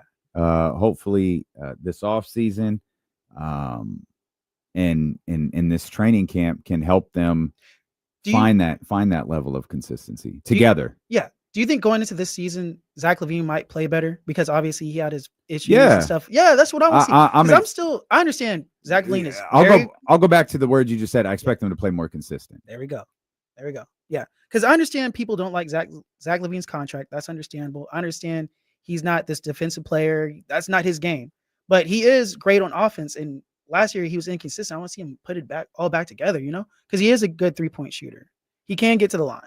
We can see him score and slash. Like he's a better offensive player than he showed last year, is what I feel. Yeah, I mean, I think he was pretty good offensively last year, wasn't he? Yeah, but it was inconsistent. Some games he didn't show up. Yeah. You know? Well, yeah, there were I think a lot was asked last year. And again, I making excuses or giving grace. I don't know which one it is. Mhm. But last year was such a strange year for everybody involved, including Zach LaVine. I just went to ESPN. He was 23.3 last year, but that includes his game with Chicago. His games with Chicago. I don't imagine he was much different than that. If you split his games between Chicago and Sacramento, I don't imagine they're much different. Mhm. And we've seen LaVine when he has a real point guard next to him, like Lonzo, like he plays good. Like they were a high seed team back when Lonzo was healthy. I know that seems like forever ago, but yeah, they did put together for that time. Lonzo is definitely more of a floor general facilitator than Dennis Schroeder is, though Dennis can absolutely be that. Yeah. That's why I think this offseason, this training camp is important. And I think if I just wanted to, if I could just encourage Kings fans of one thing, don't let your pessimism regarding the future affect how you might feel about this current team. Mhm. This current team can make the playoffs. Yeah. Maybe they have to make it through the play-in. Maybe they can, fight to 48 wins and get the 6th seed or whatever. But this team is like, for those who want them to just be bad and embrace the tank, like this isn't the group. No. Like it's not going to happen with this group. Yeah. They got too much money on the books, too many contracts that can't be moved. Mhm. And it's a lot more than Zach LaVine's contract. Yeah. So I think this team could wind up, being okay. Doesn't change the outlook for 5 years, 4 years, 3 years, but for this year, it might be okay to watch. Yeah, like you said, there's too much talent there just to tank and lose and bottom out. That's not going to happen. And the biggest thing, another thing to focus on is just them having an off season together, and Doug having all his coaches and everyone just getting on the same page. Because last year, Doug said it a million times, he was trying to land a plane that needed repairs. We're trying to fix the plane in the air. Yeah, and the whole season was falling apart. But I think now with Scott Perry coming in, Doug getting his guys, having a real point guard, I think there is some optimism you can build there. It's been a long week, Leezy. Yes, sir. I'm headed home with this 2022 Pinot Noir from Baker Family Wines, which is right here in West Sacramento. That Baker is Dusty Baker. He has put all of that passion that we have seen so many times on the diamond. He has put that passion and earned him a Hall of Fame baseball career into this winery. He is involved in every single detail that goes in to his winery and into these wines. All of these bottles that you see lined up behind me, these reds, these whites, those rosés, they're all different wines, man. And this bottle I'm holding right here is a 2022 Pinot Noir. This is the bottle that Katie and I are going to open tonight. You could join Dusty's Clubhouse for exclusive releasing and tasting room specials. And speaking of tasting rooms, I heard a rumor that Dusty Baker is going to be in the tasting room on Sunday at 2:00. Okay. That's what I've heard. Sources close to D'Lo and KC tell me that Dusty Baker is going to be out at the tasting room from 2 to 4 this Sunday. If you've never experienced Baker Family Wines, Sunday is the day to do it. It's in West Sacramento. You can go to bakerfamilywines.com for more details. While you're there, join Dusty's Clubhouse for exclusive releases and tasting room specials. This is my new bag right here. Baker Family Wines. Again, head over to bakerfamilywines.com, and we will come back. Eddie Gonzalez, big shout out to Leezy for coming to hang out with us on this Friday. Eddie Gonzalez joins us next here to talk more NBA on Sacramento Sports Leader, ESPN 1320. Vamos Tenace. Oh, Lord, have to talk about it. Hey, dang. Okay, let me get this with the chat real quick. Mhm. This is L Wrench. L Wrench is coming out right now, chat. You guys always get on me about talking about we and us and this and that when we're talking about the Kings. Go ahead. If commercials end, you're bringing the show back. I'm on it. Guys, I don't know how else am I supposed to talk about this. Okay, I'm supporting your team. Stop getting mad at me. Dang.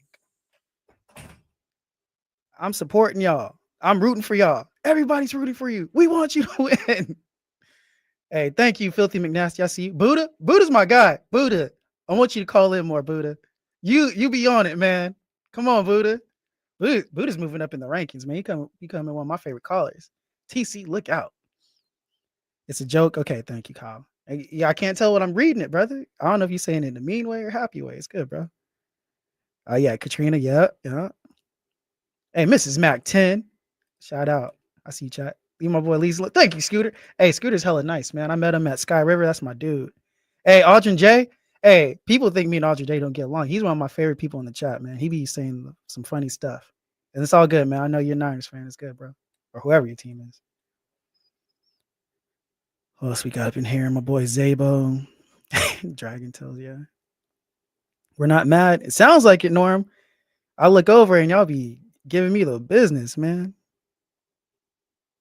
But no, I appreciate you, Chatty House. This show ain't nothing without all y'all, man. So we appreciate y'all tuning in every day. What else we got? Should we do another bracket for my fandom? David, let's do a bracket about some wine, man. Let me come up to Napa and get a bottle. What's up? Also, shout out to my boy Drew Mack. He was in the chat earlier, but I didn't want to interrupt Damian. Me and Drew Mack go way back. He's the homie. Giving you the business. I see you, Scoot. Hey, Zebra PT. I didn't see you in here, Zebra. I know you've been in here all the time. Shout out to Zebra. Zebra made my day the other day. I had an interview with Sean Cunningham, and she goes, "Oh, I recognize that voice." I was like, "Hey, thank you, Zebra." Get a little notoriety. Oh, what's up? You back? I know you got Eddie. I'll step out. I was just chilling with the chat. Oh yeah. Yeah. Appreciate you, Leezy. Thank you, my brother. All right, thank you. Everyone have a good one.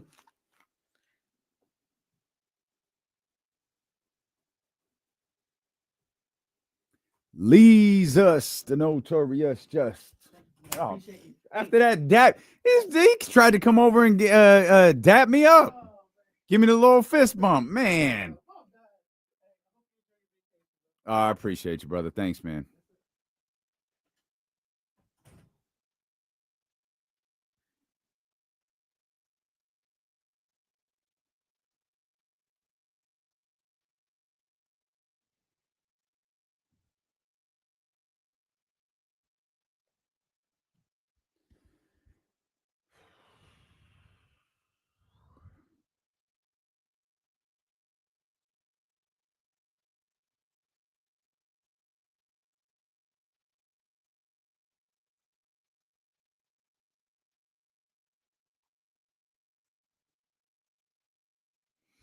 All right, man. We're hanging out, man. I think Eddie gonna join us here. Yeah, you never really know, man. Eddie's a busy man. If not, it's all Link good. is there. Huh? So the link is there. Oh, I was like, I thought you said he's there. I was like, what? I don't see him. Yeah, I mean, if Eddie joins us, great. We'll talk NBA basketball. If not, we'll continue to talk NBA basketball because I'm not sure if you heard or read some of Adam Silver's comments earlier from the league meetings that take place in summer league. There's been kind of a watchful eye on expansion, and a lot of this speculation was fueled by Adam Silver himself. Adam said, "Yeah, like once we get the TV deal behind us, then we'll start talking expansion." And well, they did. Like the TV deal is done. So of course everyone's attention shifts towards, all right, expansion. We got Seattle, we got Las Vegas. Those seem like the two most likely teams, likely cities to land franchises. Seattle, and rightfully so, talked about regularly as a team to land an expansion franchise. Las Vegas, obviously, with the success of the Aces, the Raiders, all of that's going on there, though I'm not sure how successful Vegas, the city, is right now, but that's another story. Everybody seems primed for it. And of course, there is, and I do believe this is a factor. I'm not trying to be funny. I'm not trying to be first take. I'm not trying to be Stephen A. I think there's a LeBron James factor here. LeBron has made it very, very clear he wants to own an NBA franchise when he's done. Adam Silver once joked, "I can't give you an NBA franchise." I think this was when he broke the I can't remember if this was when they won the play-in, or not the play-in, the in-season tournament, or when he set the scoring record. But Adam Silver made some sort of joke of, "I can't give you an NBA franchise, so I'm going to give you this instead." And it was whatever he gave him that day. But there's there's enough where it's like, okay, there's something here. And it feels like we've talked about expansion in the NBA. It's almost as if it's a foregone conclusion. Like, it's going to happen. And it's a kind of a multi-layered thing, especially if we're talking Vegas and Seattle, because that type of expansion would require conference realignment.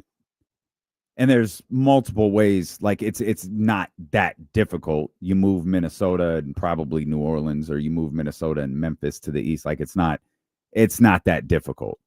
But it would be some pretty big changes. And again, we have talked about it as if it's a foregone conclusion. Even when we were talking about, not we, but Bobby Marks was talking about the kind of projections of the Oklahoma City Thunder, how the Thunder have, this new arena on the way, which we saw renderings for, and it looks absolutely incredible, and how they've managed their salary cap to when Shea's brand new contract kicks in.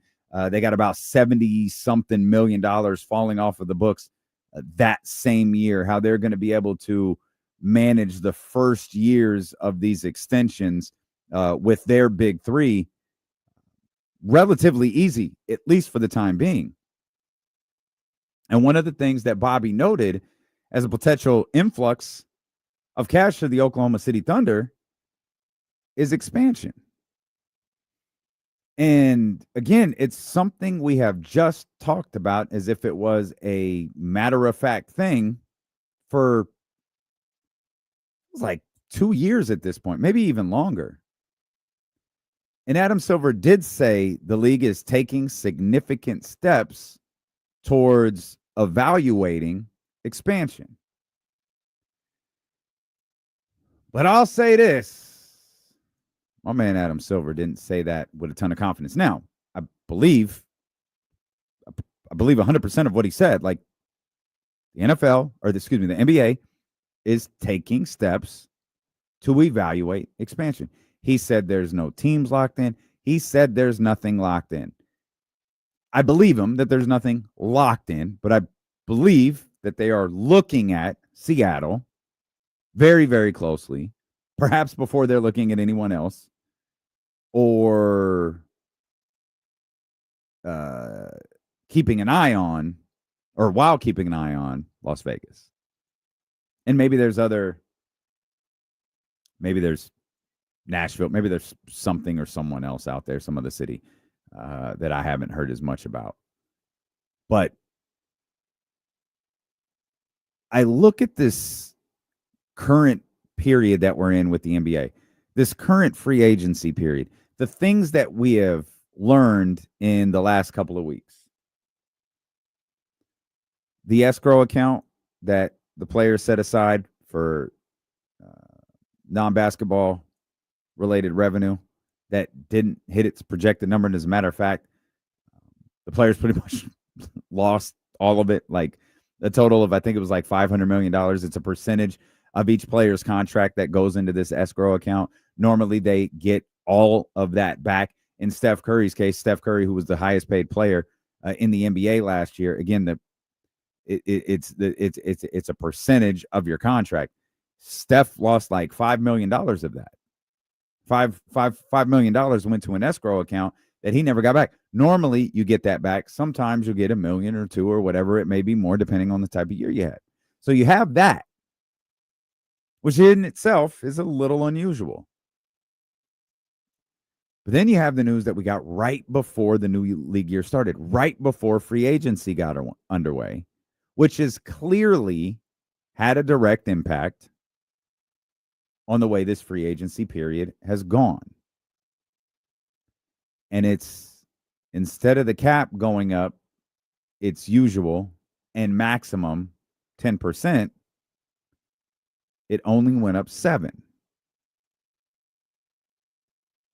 So the new TV deal that we have talked about for years and perhaps over-delivered on the amount that is coming in kicks into effect next year. So there will be some things that are different for the league next season once that gets underway with NBC and Amazon and so on and so forth. But this year with all of that revenue being down, this year with that cap only being 7%, and with this free agency market being at a standstill and teams trying to figure out how to navigate these first and second aprons, these teams who seem to be terrified of making one poor financial decision. These are the same teams, not all of them, but these are the same teams that regularly made poor financial decisions that were announced within the first 30 seconds of free agency. Now everyone is scared to make that one that will have them sniffing around the first apron or the second apron and deal with the massive consequences that come from being a first or second apron team. And Seattle and Vegas are hanging on every owners meeting. They're hanging on every word of Adam Silver, and they're probably wondering, like, yo, what changed?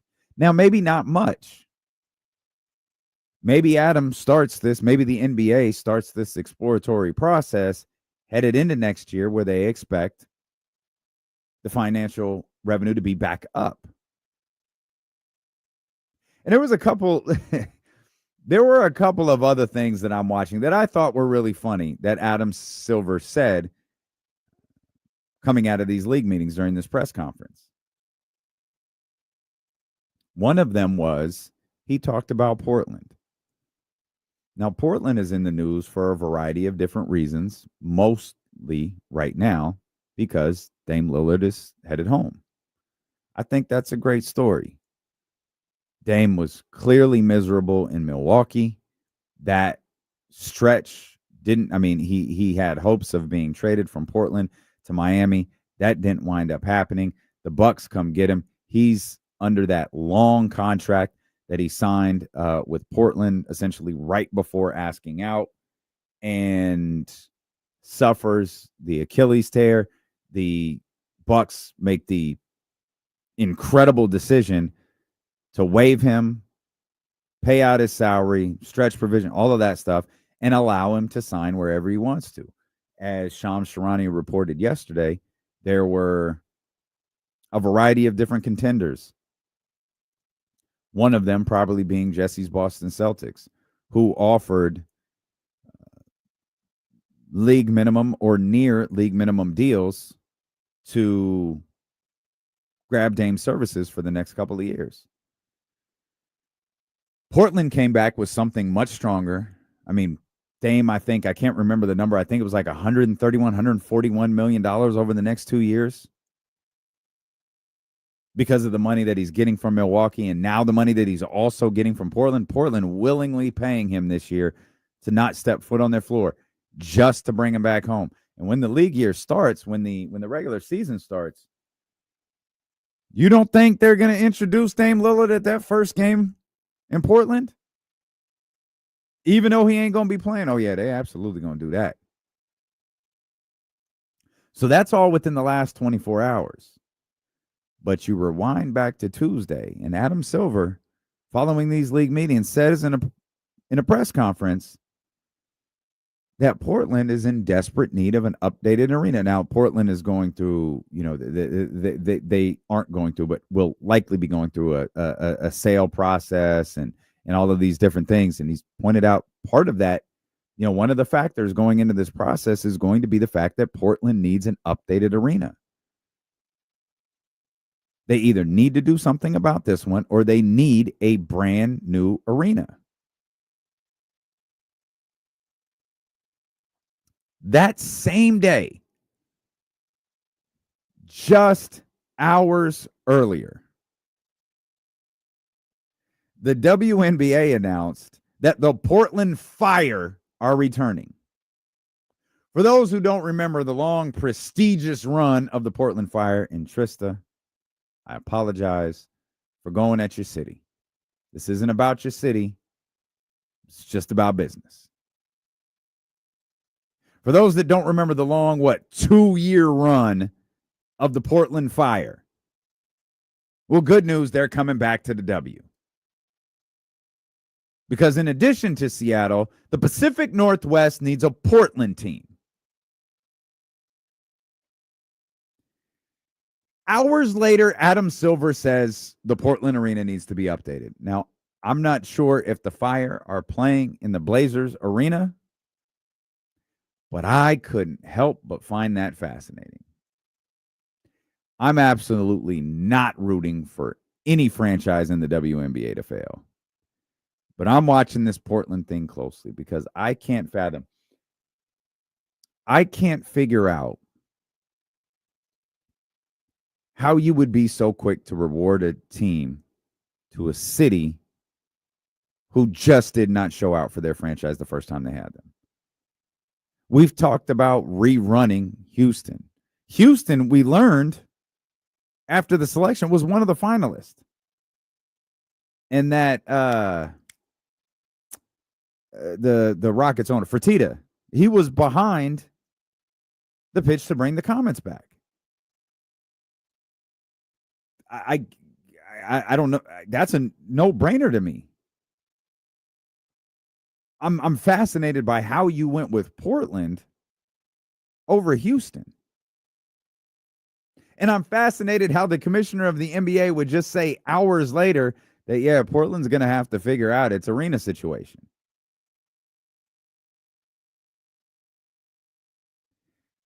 All of that goes back to we may have jumped the gun on this expansion conversation. Adam Silver may have jumped the gun a year ago when he started talking about expansion. And another thing that came out of Tuesday that we touched on a little bit yesterday, Adam Silver is so desperate to get rid of regional sports networks and regional sports networks' rights to the NBA. That includes local television. The Kings obviously air on NBC Sports California. If the Kings aired on CBS 13, ABC 10, KCRA 3, name another network, Adam would not be happy about that. I'm not sure what plan Adam Silver in this league has for the fans of Sacramento to consume Sacramento Kings content. Clearly, he has one, and he might be in the slow process of pitching this to the different teams around the league. Maybe he's already pitched it to the different teams around the league. He used the phrase earlier this year that teams are held hostage by regional sports networks' rights. That's strong wording. When I tell you that man does not like the network in which you watch your basketball team play, I could not possibly mean it more. Held hostage and reevaluate are things that he continues to repeat. Maybe not held hostage. He said that once. But reevaluate is something he continuously talks about when he talks about the state of the league. He wants these regional sports deals gone. But in order to eliminate them, you have to have a plan. You can't tell the Sacramento Kings, hey, you can't get paid by NBC Sports California anymore, without telling them this is how you're going to get paid. And again, maybe he's already done that. And maybe franchises are like, yeah, I don't know if my fan base is going to buy into that. Because what I'm wondering is he pitching some sort of streaming package? Some sort of NBA.com streaming package where every Kings fan who wants to watch their team on a night-to-night basis has to subscribe to something on NBA.com. Or maybe you have to subscribe to something through YouTube TV or Apple TV or HBO Max or whatever. Like, I'm a Sacramento Kings fan. I have to go here and buy essentially a league pass to watch the Sacramento Kings. And that's how the Sacramento Kings make money. And when they go to commercial breaks, they control who the ads go to. Because right now, I believe that NBC Sports California, using them as the example, I believe they're in charge of the ads. Now, the Kings might have 30 seconds per break. Maybe they have a minute per break. Maybe there's something that the Kings get. Maybe that's where those Golden One Center ads come from. Maybe that's where some of the team store ad comes from. Who knows? But the rest NBC Sports California. If it's streaming, then the team can control everything, thus getting all the revenue from it. But the question is that enough to offset the loss of these networks not paying the rights to air these games anymore? I haven't understood for years why the Sacramento Kings or why any sports team continues to sign deals with AM radio. This look, this includes us. We're on 1320 AM. I don't understand why the Kings continue to air their games on Sports 1140 or Sacktown Sports or whatever it's called now. I don't understand why they do that. Why don't they create their own streaming platform, control all of the ads, and allow people to listen on their phone or allow people to listen in some other way? I feel like there is such a small number of people that listen to this stuff on the radio that you could gather a significantly larger number of people if you had a Sacramento Kings streaming option on a Sacramento Kings app. And that holds true for a variety of different teams. That holds true for most teams. I don't understand the value in that anymore. If you're a team, I certainly understand the value for 1140. I understand the value for the home network of a team. I understand it for them. I don't understand it for the franchise. In 2025, I don't understand the value of it for a franchise. I told you earlier how we need to throw 1320 AM away. I don't listen. When I listen to the Insiders, I'm listening on 98.5 FM HD2. I'm listening on the iHeart app on my phone. That's how I'm listening to the Insiders every day. When I leave here and I get in my car, it's on 98.5 FM HD2. 1320, it doesn't matter. We want you to watch the show on YouTube or Twitch. We want you to listen on the iHeart app or the Odyssey app. That stuff can be this is the part that they don't want us to talk about. They want you to listen to that because they know it's real. When you go to iHeart and you log in and you listen to D-Lo and KC on ESPN Sacramento, they know. I'm looking at the streaming number right now. They know there's 1,400. They know there's 1,422 people listening right now. They know that immediately. You know who doesn't want us to know that is these like outdated rating systems that ask people to walk around with little meters in their pocket to determine what they're listening to.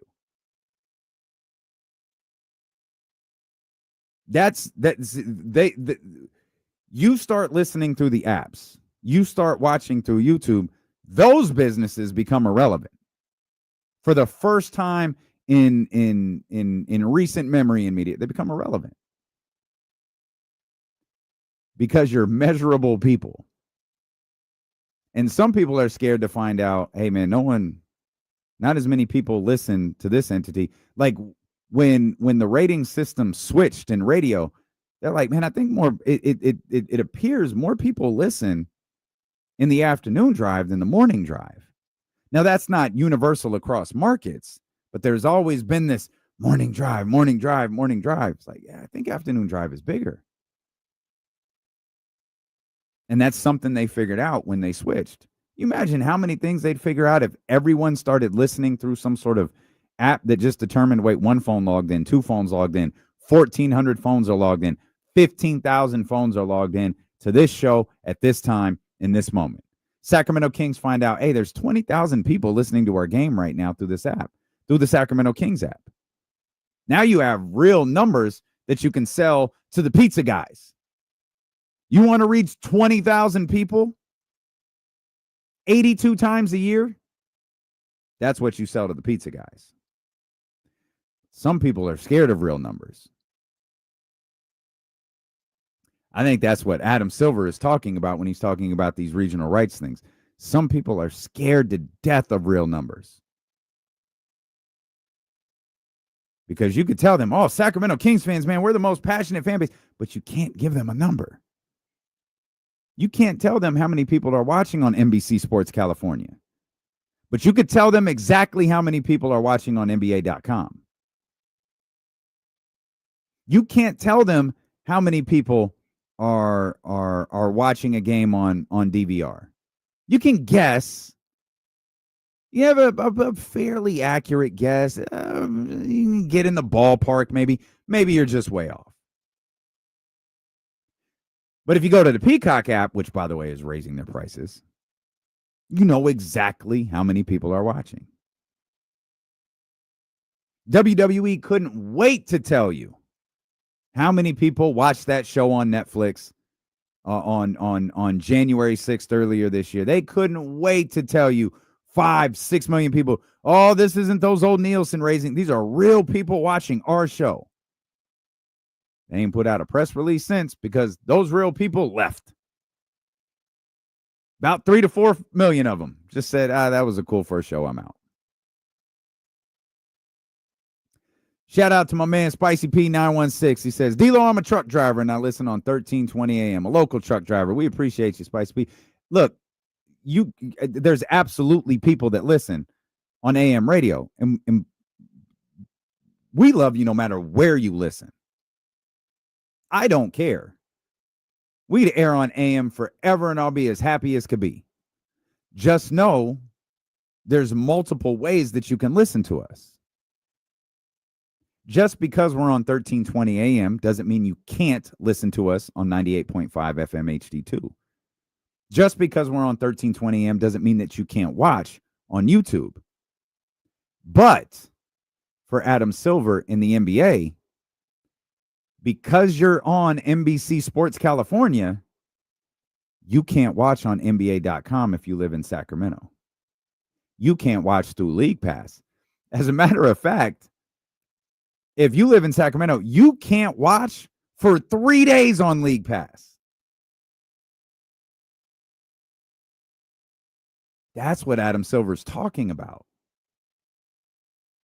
That's why he's saying we're prisoner to these regional rights deals.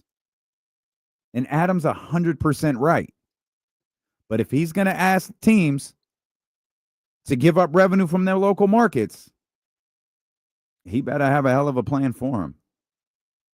TC, I see you. We're going to talk to you next. We got the godfather of Sacramento sports media, Sean Cunningham, joining us in about 30 minutes. Phone lines are open for you. It's the Elk Grove Kia Talk line at 916-909-1320. It's D-Lo and KC here on ESPN 1320.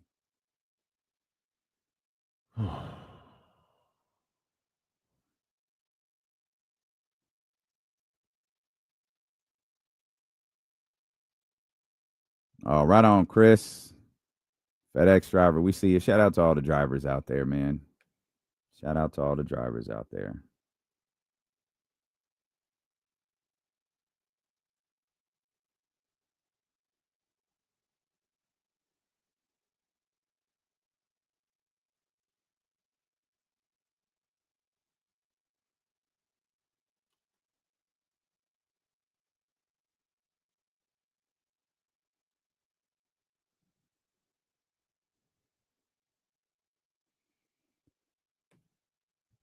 Right on, Michigan. Thank you, brother.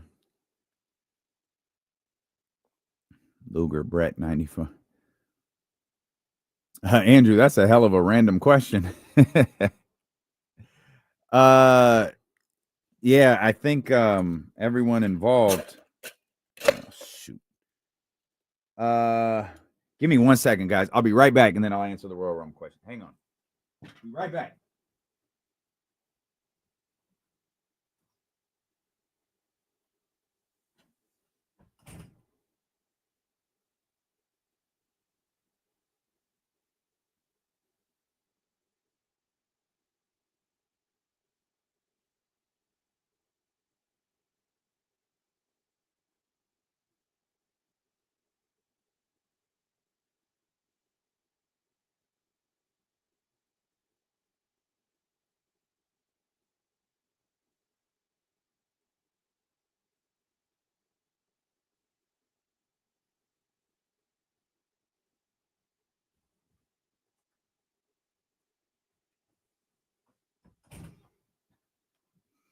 All right.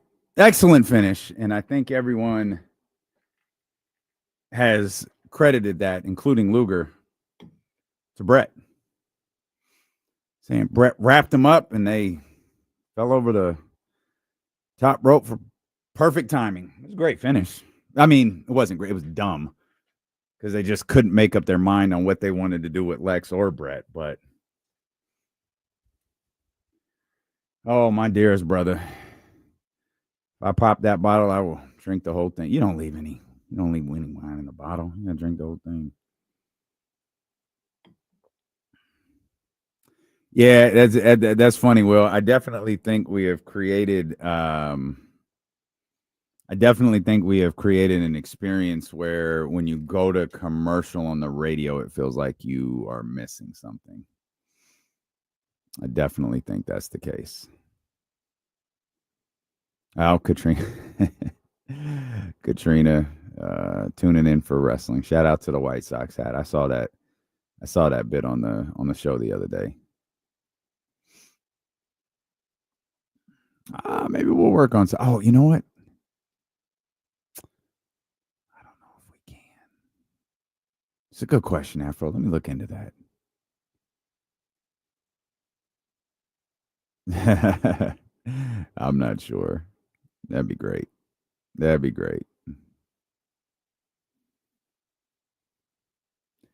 Yeah, we actually had a conversation about that the other day. We've created more of a podcast feel here for sure. Oh, right on, Zabo. That's good stuff. I was confused as hell the first time I went to it. I was like, where is this place? And I found it. I was like, oh, let's go.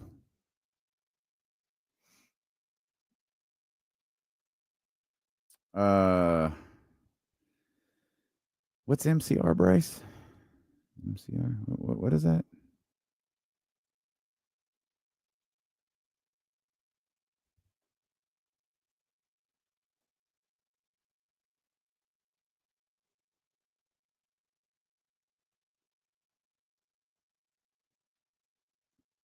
Yes, Andrew. Yep, it's with Bike Dog. Yep. Funny you asked, G Brooklyn. I had an Essential shirt on before I left, but I just so big I didn't like it. But no, I don't. All right, man. Let's see what Leezy's talking about here in the Elk Grove Kia Talk line. What did I say? Leezy? My bad. Shout out Leezy, wherever you are. TC, what's good, baby? TC, what's up, man? Hey, TC. Hey, Terrence. He's there. No, he's definitely there. Hey, TC. Oh, man. Hey, TC just get Hold back on, in this the is car. one of those things where he can't hear us or whatever. He doesn't know we're there yet. Yeah, no. TC just got So back he's in the scared. car. He might say something. Yeah, he might have just made a delivery or something. He just got back in the car and didn't know we were here. Should we just wait or? No, I kind of want to see where this goes. Hey, Terrence. Hey, bro. Hey, my bad. Hey, you right. Hey, you hit it on the nose. Hey, you hit it on the nose. I was getting back in the car. See, hey, look at you today.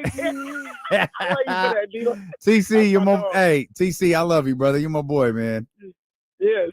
Hey, I love y'all. Hey, no, so listen, I really just called because I was vibing. We was vibing today, so I really want to call you and Jesse and say what's up. Kenny, if you listening, what's up with my two brothers, man? But look, if there's any legs to Simmons' situation, I don't know how much that is. Mm-hmm. I was with y'all on Chris Paul. Like, as far as somebody that mentored a team, Chris Paul comes number one, right? Before Russell Westbrook and the boy Ben Simmons. But if it's Ben Simmons, it's his height, bro, his defense. I know he don't shoot threes, but that 6'10", guarding 1 through 4, bro, like, we need, Damian, D-Lo, we need that one, bro. Like, seriously. But, I don't think you've ever called me Damian before. Yo. You said, hey, Damian. Yeah. D-Lo. Nah. I got you, TC. Appreciate you, brother. Have a great weekend. Yeah, I don't mind the Ben Simmons conversation at all.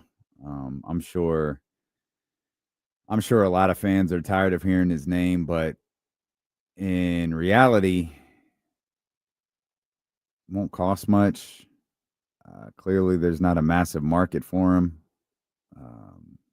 if there's a market at all. But TC is, I think one thing that's interesting about Ben Simmons, and TC's right, his height, like his defensive ability across multiple positions, his ability to potentially play some at the 3, play at the 1. There's things he could do. It's not my favorite available point. I mean, everybody knows what my favorite available point guard is, but you know, I love the idea of Chris Paul too. Like, I'd really like to see Chris Paul back in Los Angeles. I haven't evaluated the Clippers roster. If this really is Chris's last year, like, yeah, I'd love to see him back with the Clippers, similar to what Dame's going on right now. Though I don't think Dame is retiring anytime soon. I think he's got plenty of time left. I'd love to see Chris back in LA, but if he can't be, I know he's going to want to be in California or at least be on the West Coast. I don't think he's going back to Phoenix. So, yeah, I'll take Chris Paul in a heartbeat. Absolutely. Let's get Marlon in here. 916-909-1320, Elk Grove Kia Talk Line. Marlon, what's good? What's up, D-Lo? How you doing, brother? Not bad. Just out here delivering packages. Hey, shout out to all the delivery drivers, man. We appreciate all that you do. As someone who has a delivery driver show up to their house at least 10 times a day, my brother, I appreciate you guys. That's what's up. So I got a situation for you, considering what happened with Dame Lillard. Any possibility we see Fox back in Sacramento within the next year or two? That's a good one, man. I saw that immediately pop up in the chatty house right as we were reading the Sham Sharania tweet regarding Dame Lillard. That was one of the first things I saw in the chatty house. I mean, why not? Like, sure. I think. Go ahead, Jesse. Well, it's like wanted to play for only one coach, right? So you want to play for this one again? Well, I also think. I mean, there's multiple things at play.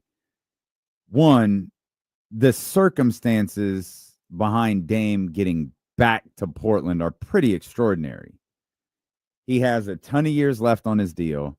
He gets traded to Milwaukee. He clearly hates it. It doesn't work out. And then Milwaukee takes the incredible step of waiving him and stretching his contract over the next few years. That is just like we've talked about the stretch provision and waiving and stretching. That doesn't happen a lot. Like, that was an extraordinary step by the Milwaukee Bucks. So, and they did it because he had the Achilles injury. De'Aaron, on the other hand, is up for a contract extension this year. He landed in a place that he landed in the one place that he wanted to go. And I can't really create a situation where I think it happens. Cass throws it in here in the chatty house. Maybe it's not the right time, but it's like maybe that bridge has been burned. I don't think the De'Aaron Fox bridge has been burned. No, who burned it? It just seems like De'Aaron a lot or somebody of else. Well, I don't know. I don't think De'Aaron burned it. I don't think it feels like it's a lot of like it was the King's dysfunction or stuff like that. And that's fine. Like, he can and I think in the immediate aftermath of a trade, and even in some cases the not so immediate aftermath, I think you have like certain feelings. Like, anytime you whether you request the trade or you get traded without your knowledge, I think you're going to have certain feelings. It's a relationship ending. And when you're in a relationship and it ends, you believe that you're in the right. And if you're the person who broke up with someone, you have your reasons for doing it and you believe that those reasons are right. If you're the person who was broken up with, you will do what you have to do to rationalize why the relationship ended and how it's not your fault.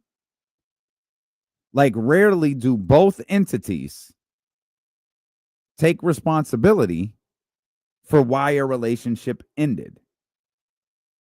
And I don't think De'Aaron took responsibility for why the relationship ended. I don't think Sacramento took responsibility for why I think the Sacramento Kings mostly were just quiet after trading De'Aaron Fox. I don't think they ever said anything. I don't think they ever floated any stories out there. I don't think they tried to influence any sort of narrative. De'Aaron had his feelings about how I felt personally, and that's fine. He's welcome to feel that way. I sat on the phone with him and explained to him why I felt that way. And we had a conversation, and that was it. He feels the way that he does, and I feel the way that I do. So, but I don't think a bridge has been burned. He put out the tweet about I can't remember, every year same thing, but I'm the problem or something like that. I'm pretty sure he deleted that tweet, which tells me he was emotional. I think De'Aaron Fox is a good dude. I think De'Aaron Fox is a really good basketball player, maybe even a great basketball player.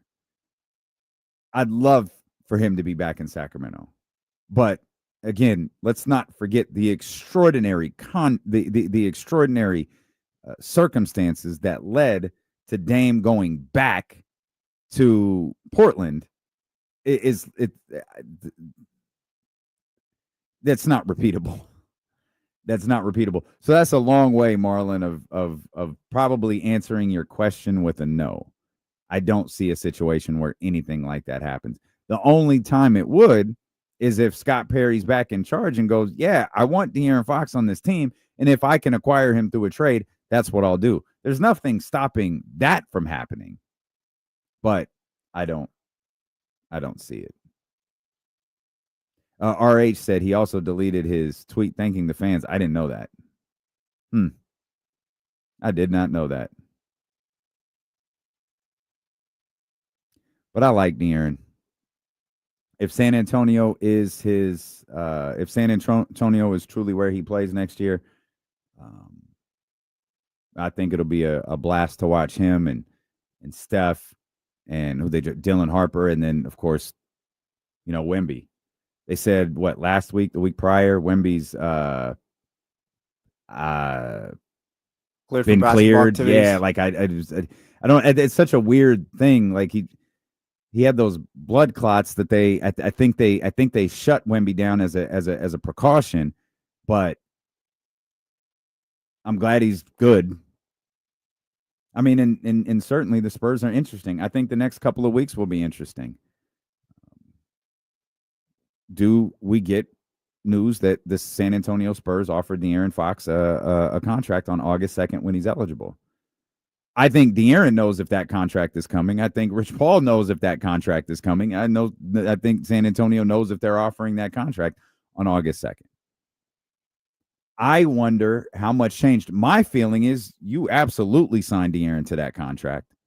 And because I'm all about, these young guys they have, but you probably have a better chance. And again, I don't know what San Antonio feels like their timeline is. I don't know what San Antonio feels like they need to do moving forward, but I got De'Aaron, and De'Aaron is right now. Harper, Steph, those guys might be the future. I got De'Aaron, and De'Aaron is right now. Pair him up with Wemby. Let's see what we could do. Are they a top 6 team in the West off the top of your head? What do we even expect from them this season? Like, what's even the expectation? I'm going to be honest. I don't know. I don't know what to expect. Like, I think the expectations for them last year were way too high. Even prior to De'Aaron getting there, I thought the expectations were way too high. They were a 34-48 team with, Wemby being shut down and De'Aaron ultimately having that hand surgery. Can they get into the top 6? Man, Minnesota, LA, Denver, the Lakers, Rockets, Thunder. ZZ Signa says they're going to be better than the Kings. Would you say they're better than the Kings right now? Yeah. Yeah, I mean, there's a difference right now of 6 games. Could I see, could I see San Antonio at 50 wins next year? I think so. 48 to 50 wins. That's That's anywhere from 8 to 6. At least based on last year, that's anywhere from 8 to 6. I could absolutely see that. Are the Clippers falling out of the top 6? Are the Nuggets falling out of the top 6? Are the Lakers falling out of the top 6? Lakers, yes. Minnesota, I could see that as well. I'm pretty high on the Clippers as far as a regular season team after adding Bill. I like the Clippers. Denver's a regular season team I'm struggling with a little bit. I think Denver's low-key back. Really? Not Okay. officially, but if things go the right way, I could see them being contenders this season again. I think Denver is significantly more dangerous in the playoffs now. Yeah, I agree with that. You mentioned the Clippers are a regular season team. Like you're, that's not what you said. You said you're high on the Clippers in the regular season. Basically, they're a regular season team. I'm expecting them to go make a run in the playoffs. I think that's how I feel about Denver, but the other way around. Denver, I don't know what they're going to do in the regular season, but I think they could win a couple of series in the playoffs. So maybe that puts Denver in the, the 7th spot. But I can, but 48 to 50 wins for San Antonio with De'Aaron healthy, with Wemby healthy, with the rookie and the second year guy. Yeah, man, I think San Antonio's good. I'm not doing win-loss totals for Sacramento. I'm done making myself look stupid in that regard. But I still think I've maintained it. I've said it all week, and I'll ride off into the sunset at 4:00, saying it again. I think this is a good basketball team. I don't know how good. I think they're a hell of a lot better than 40 and 42. I'll say that. Are they a 50-win team? Are they as talented as San Antonio? Probably not. But could they be a 46-win team? Sure. I think some things would have to go right for them to be I think things would have to go really, really well for them to be anything above a 45, 46-win team. You start getting into 48s, 49s, 50s, you probably had, a really big season from Keegan Murray. Maybe Neek is even better than his Summer League show, better than we predicted. I think you have a lot of things going right for Sacramento should they wind up winning somewhere around that total. Somewhere around that 47, 48, 49 total. I think they'll be an average basketball team this year that kind of just is locked into the play-in most of the year, and we'll see where the chips fall once the season ends there. I think they're good enough to just stick around and be average, but if they were to get 45 or 46, I feel like that tells us, okay, there's a little bit something more to this roster than we thought before the season. Yeah. Okay. So you have them more around 41, 42. Yeah. I got to believe they're better than that. I have to. I've spoke too highly about too many players to say that they're not better than that. Hold on. What Michael say? Vegas has San Antonio at 43.5.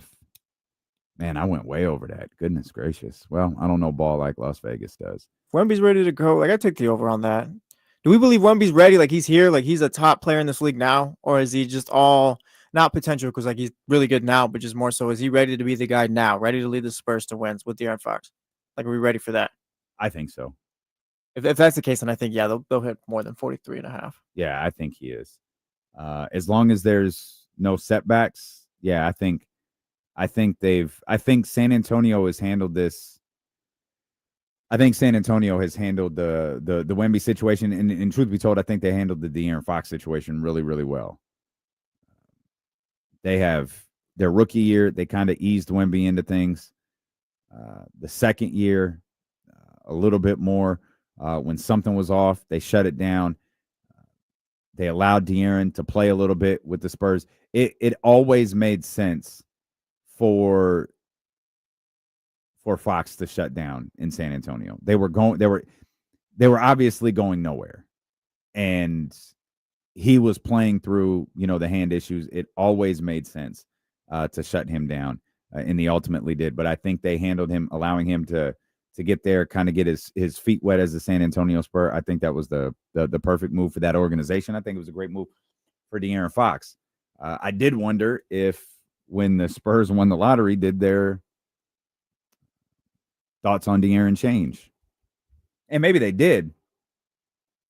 But I don't think it results in them not offering him a contract extension. I think it would make him more expandable later on after they've gotten into the contract. Of course, you would need Steph Castle to develop.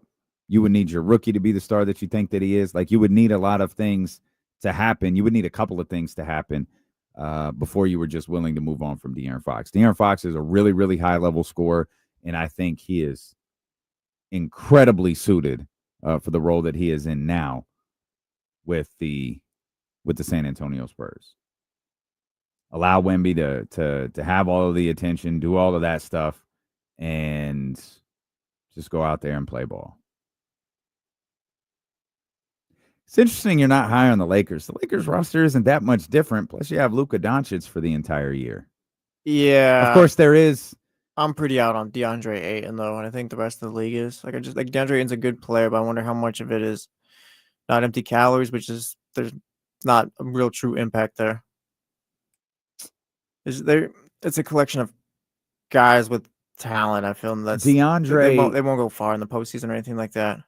DeAndre has to. Like, DeAndre Ayton was probably the best option at that position for you, but it's not like, oh yeah, we got DeAndre Ayton, we're set. No, he does have to. If DeAndre could just be. Remember, they didn't have anyone in that position last year post Anthony Davis. Real quick, we got I don't even have to screen this call. We got John from Connecticut. You want to talk to him? You need to be more enthusiastic, John. What's up? No, I'm trying to think of what he could be calling. Who knows? I didn't screen him. Who knows? John, you're on the line. I'm just calling in because I've been clamoring for the Chatty House to call in this week. I've had 4 people from the Chatty House go into the DM saying, "Yo, Damian's by himself this week, Jake. When you coming on?" I was like, I don't know. Me and Dame, maybe we're beefing right now. He ain't feeling it. I don't know, but they told me to call in.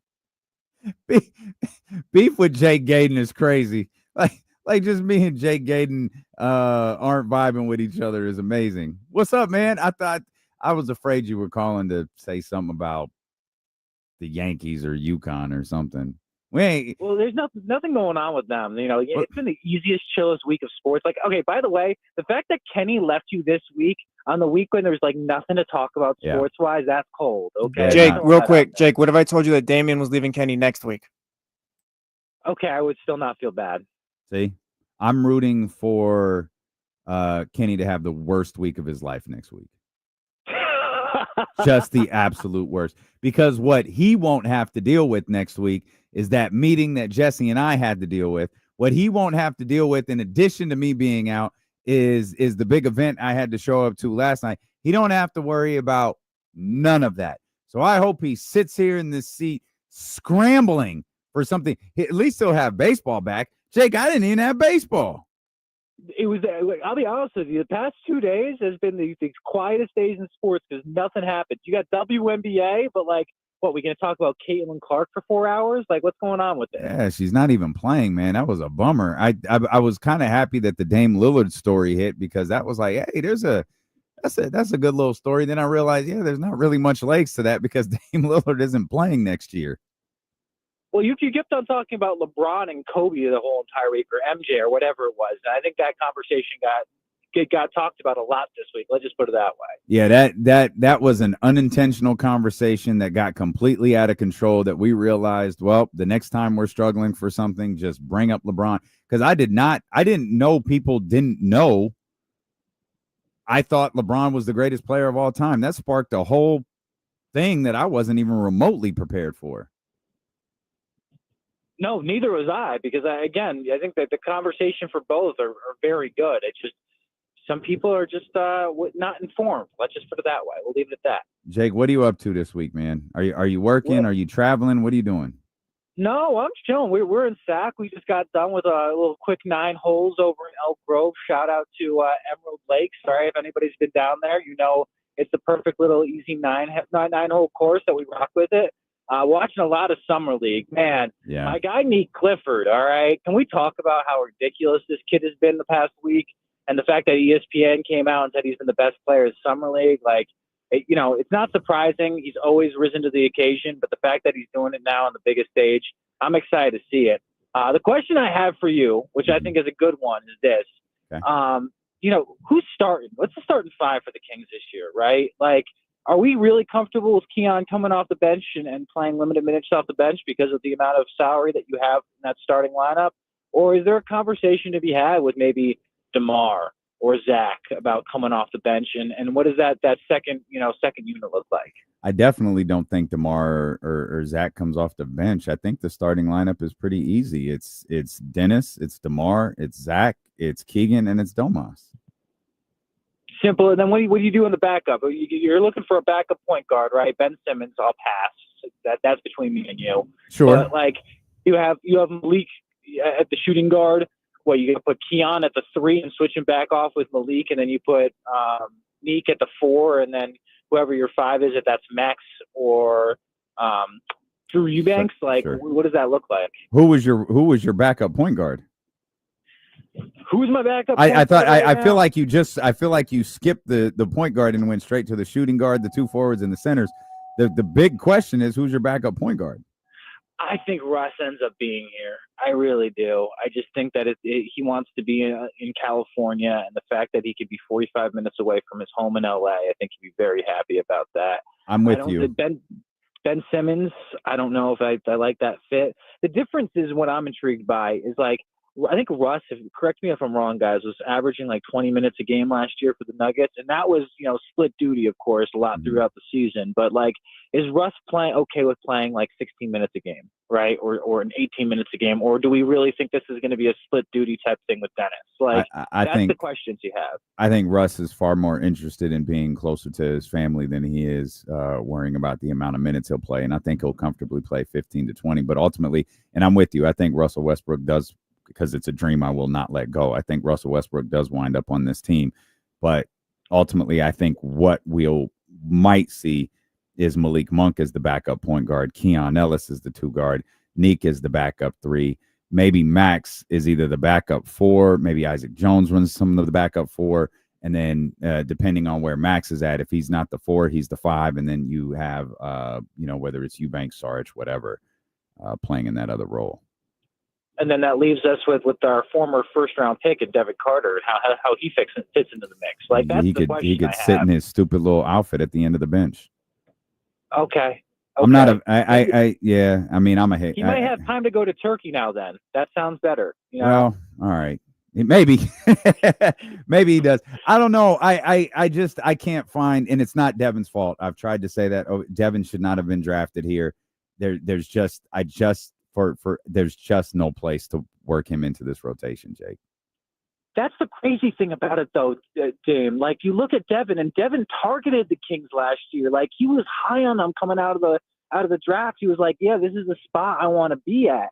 That's the crazy thing. Like, that was a destination location for him in terms of a team to play for. And the fact that it has been anything but since then is wild.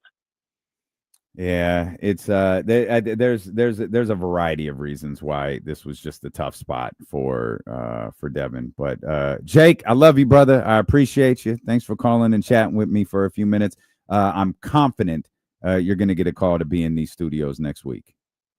I love it, my guys. Hey, have a great weekend. Have a great vacay, my guy. All right, thanks, Jake. Appreciate you, brother. We'll come back. That is John from Connecticut.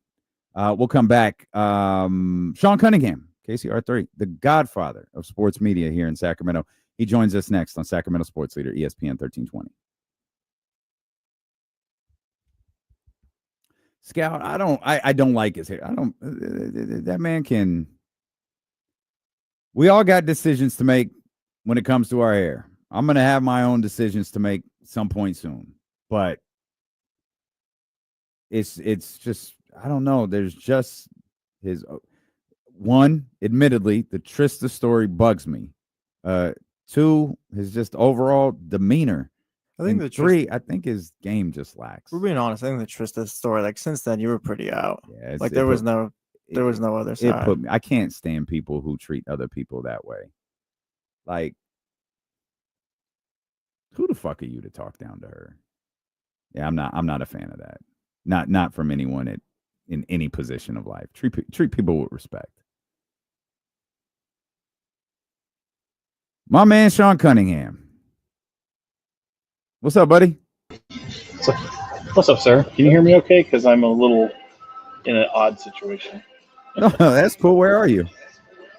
I'm at a Starbucks in the Placerville area. I am in the middle of our yearly Men of News 10 camping trip from all these old heads that were back in the day. I'm like the youngest one on the trip, and we do it annually. I hate camping.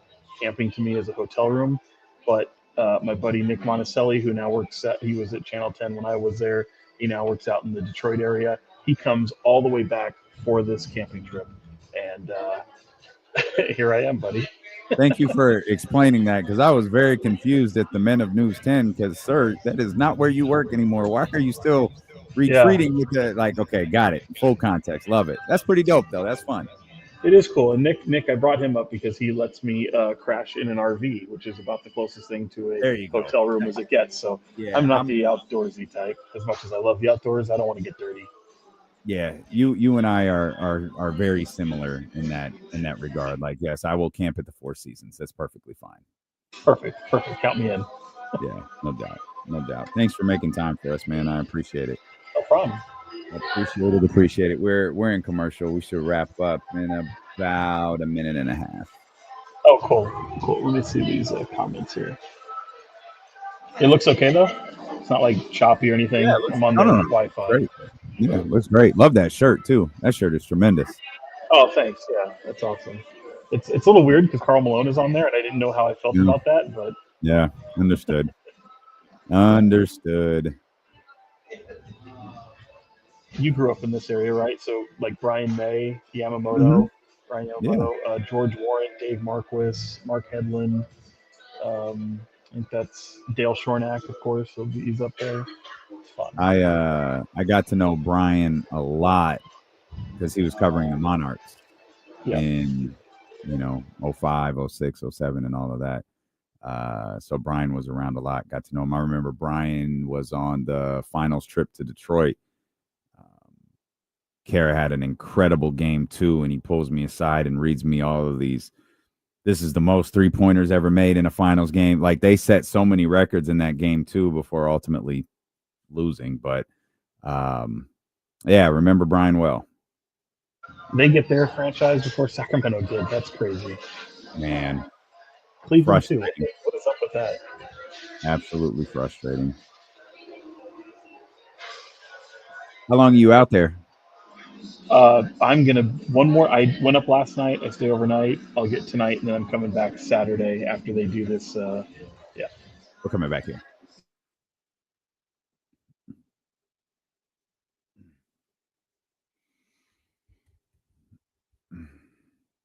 All right, we're going to close out this week strong with our man Sean Cunningham, who is out in the wilderness. He grabbed his laptop, went to a Starbucks in Placerville while on a camping trip. Sean, I have now, moving forward, referring to you as the godfather of sports media in Sacramento. We've also determined that you are just the GOAT. I know you don't believe that. I know you called me delusional last night.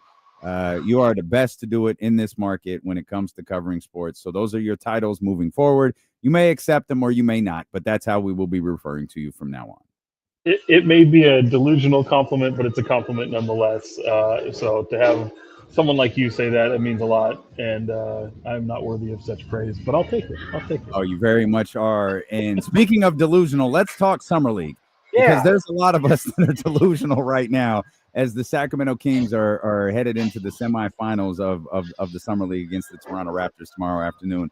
You are notoriously the most level-headed guy who covers this basketball team. You have covered this team through the good and the bad, through 1140 to KCRA and everywhere in between.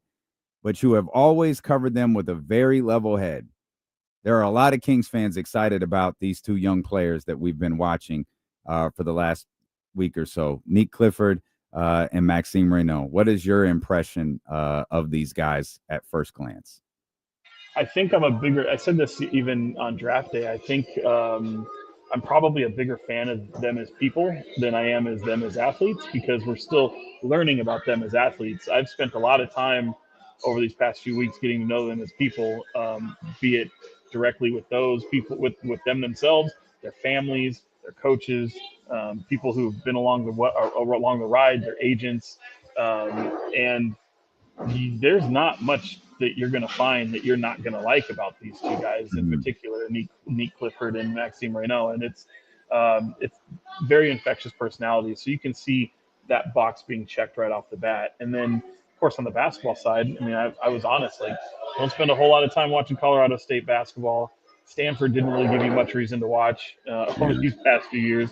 So getting a kind of familiar with some of the things that they did at the collegiate level doesn't always let you know how they're going to translate to the NBA level. But cautious optimism with what they're bringing to the table. I mean, summer league is haphazard basketball. So for people who to get excited about it, your fans do that. Please get excited over it. But keep in mind, like, all I'm looking for when I watch a guy play, I'm not looking for points scored. I'm looking at confidence. Do they look like they belong? Do they have a command? Do they have a feel? Do they mesh well with teammates that they've known for 5 minutes? And I think for both of these guys, they check a lot of those boxes, particularly with you know, it's funny, like, Neek is like plug and play right away. I know you're hearing the term Swiss Army knife being thrown around a lot. I was guilty of it myself. I had to go back and watch that first game because I thought Summer League head coach Depeche Mystery was like upset at him not being aggressive enough on the offensive end. And I used that as a question to Neek in that game. Like, he gets his path. He gets kind of criticized for not having strong confidence, not capitalizing, using his talents, trying to be kind of an alpha out there. And so I'm like, man, I'm seeing it in game one. Like, you weren't very aggressive, and now here's your coach saying you're not being very aggressive. And I think when I asked him the question, I kind of pissed him off. And when I followed up, I still have to put out the interview, the one-on-one I did with Neek before I left Vegas. I'll have that out probably Saturday when I get back to SAC. But one of the things that was, I brought that up. I said, I think I kind of pissed you off, and it's Dip's fault. But this is what I went back and looked at, and it really shown itself in game 2 against the Bulls. He's seeing Maxime Reynaud get off to a hot start. In the game against the Bulls, he sees Devin Carter get off to a hot start, and he's setting up his teammates. He's absolutely letting his teammates have a moment. And then getting into the second half of both of those games, Neek has some moments of himself, especially with closing out a game. And so those are really cool moments to see. I think if you've watched any of the Summer League, those guys, I mean, I know Maxime sat out the game with wrist soreness, but he's so damn loud. You can hear him throughout the entire gym. He's calling out offensive sets that the other team is doing. It's just, you don't see that at the Summer League level at all. You rarely see it at the NBA level from veteran players, but to see a guy like that come out of the second round, come out of Stanford, his smarts, his personality, his quirkiness, it's all well documented. But to see him call that stuff out to guys that he's been teammates with for 5 minutes is like, you don't see that at the Summer League level. So there are things to get excited about. I hope people are excited because it's been a lot of fun. One thing that's funny about that, Sean, is one, that's the sign of a really smart basketball player who watches film. Two, it pisses the other team off. It happens probably like they'll motion to each other, but when someone yells out the play, oh, it pisses them off so much. Kara used to do that for the Sacramento Monarchs regularly, and I watched players like Cappy Pondexter, Diana Taurasi, Katie Smith just get so agitated because she's keep horns down, they're running it, and she would just yell it out, and they'd get so furious. So the fact that a rookie who's a game into his NBA career in Summer League is doing that is tremendous. Yeah, absolutely, and I can absolutely remember those moments too. And I'll share a funny story. I remember Tamika Catchings. You know, it was a lot of moments where she'd be hurt, and I was behind their bench one game. Usually, I was behind the Monarchs bench, and those very words that you're talking about from Kara and Yolanda Griffith both. This is, they know exactly, we have to mix it up. They know exactly what we're doing, and getting just laying into her teammates and coaches using some colorful language that I can't use at Starbucks on the air. But it was, I totally get it. And it's funny to see the reaction to players when he's doing it, because you see their heads immediately turn violently towards him because it's so jarring to hear a guy that loud on the court. So yeah, it's fun to watch. I hope fans have been able to catch that on the broadcast. I don't know if it totally comes through, but when you're in that little Cox Pavilion at Thomas, next to Thomas and Mack, it just echoes throughout the building. One of the words that I think we've used to describe Neek the most is comfortable. He looks absolutely comfortable on a basketball floor. Maybe he's a little too passive for coaches' needs here in Summer League, but we've seen other players, and we'll get to him in a minute, who don't look comfortable, whether it's with the ball in their hand, whether it's trying to execute, whether it's doing different things. Neek just looks like a basketball player to me. 100% plug and play. Do whatever you want him to do. He's out there doing it on both ends of the floor, which is tremendous. And look, I'm not trying to pick on Devin Carter here. He has a you knew where I was going. Yeah, he has a tall task. It's a nice segue because he has a tall task ahead of him. He has to be something that he's not, and he's being asked to be that. And that could be his pathway to the NBA, at least with the Sacramento Kings. That could find him minutes. But realizing that he's just been a combo guard his whole life and not a point guard, and even talking to him and people around him, like I feel like that Moneyball quote in my mind where you have the guy trying to get accustomed to first base and he's like, it's not that hard, and it's like, it's incredibly hard, and that's essentially the same type of message that's being told to Devin, like, no, this isn't easy for you to have to get them into sets and adapt to something you're not, but also try to hunt for your shots as well. And you're being told, take shots. It can be difficult, and you kind of see him going through some of the ebbs and flows with that. For someone like Neek getting in there, his role stays the same, whether he's guarding 1 through 4, whether he's playing a point guard situation or getting the offense going. He knows what it's like to be a point guard.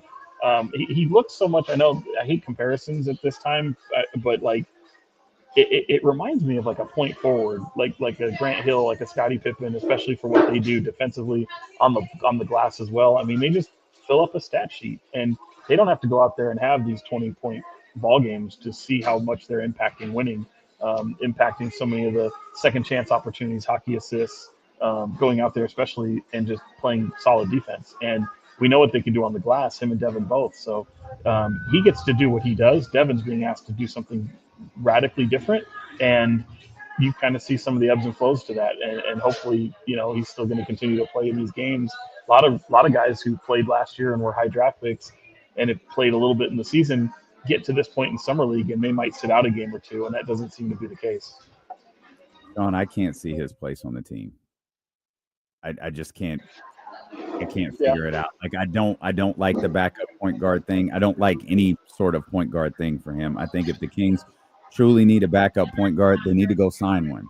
Whether it's Russ, whether it's Chris Paul, Ben Simmons, Malcolm Brogdon, whether it's someone else, they need to go sign someone who plays the point guard position so we don't get 10, 15 games into the season going, well, the Kings need a backup point guard. When Dennis Schroeder leaves, everything kind of falls apart, and Malik is being asked to do all of these different things, a scorer, facilitator, all of this different stuff. I just don't see it for Devin at that position, and I think they need to go address it otherwise or in another way. Yeah, and it's it's still July 18th. There's so much off season left, but for someone like him, there might be grass greener on the other side, opportunities elsewhere. But I think if he's on your team, I don't think point guard is in his future, and I think that's not a big stretch. I think this is, if you're going to try to develop those point guard skills, it doesn't happen in one summer. It doesn't happen at one summer league. It's things that have to happen in an evolution of the position from one year to the next with playing time. So having guys like, I think Malik Monk is a good example of that. I mean, he's not a point guard, but he's very much a combo guard himself.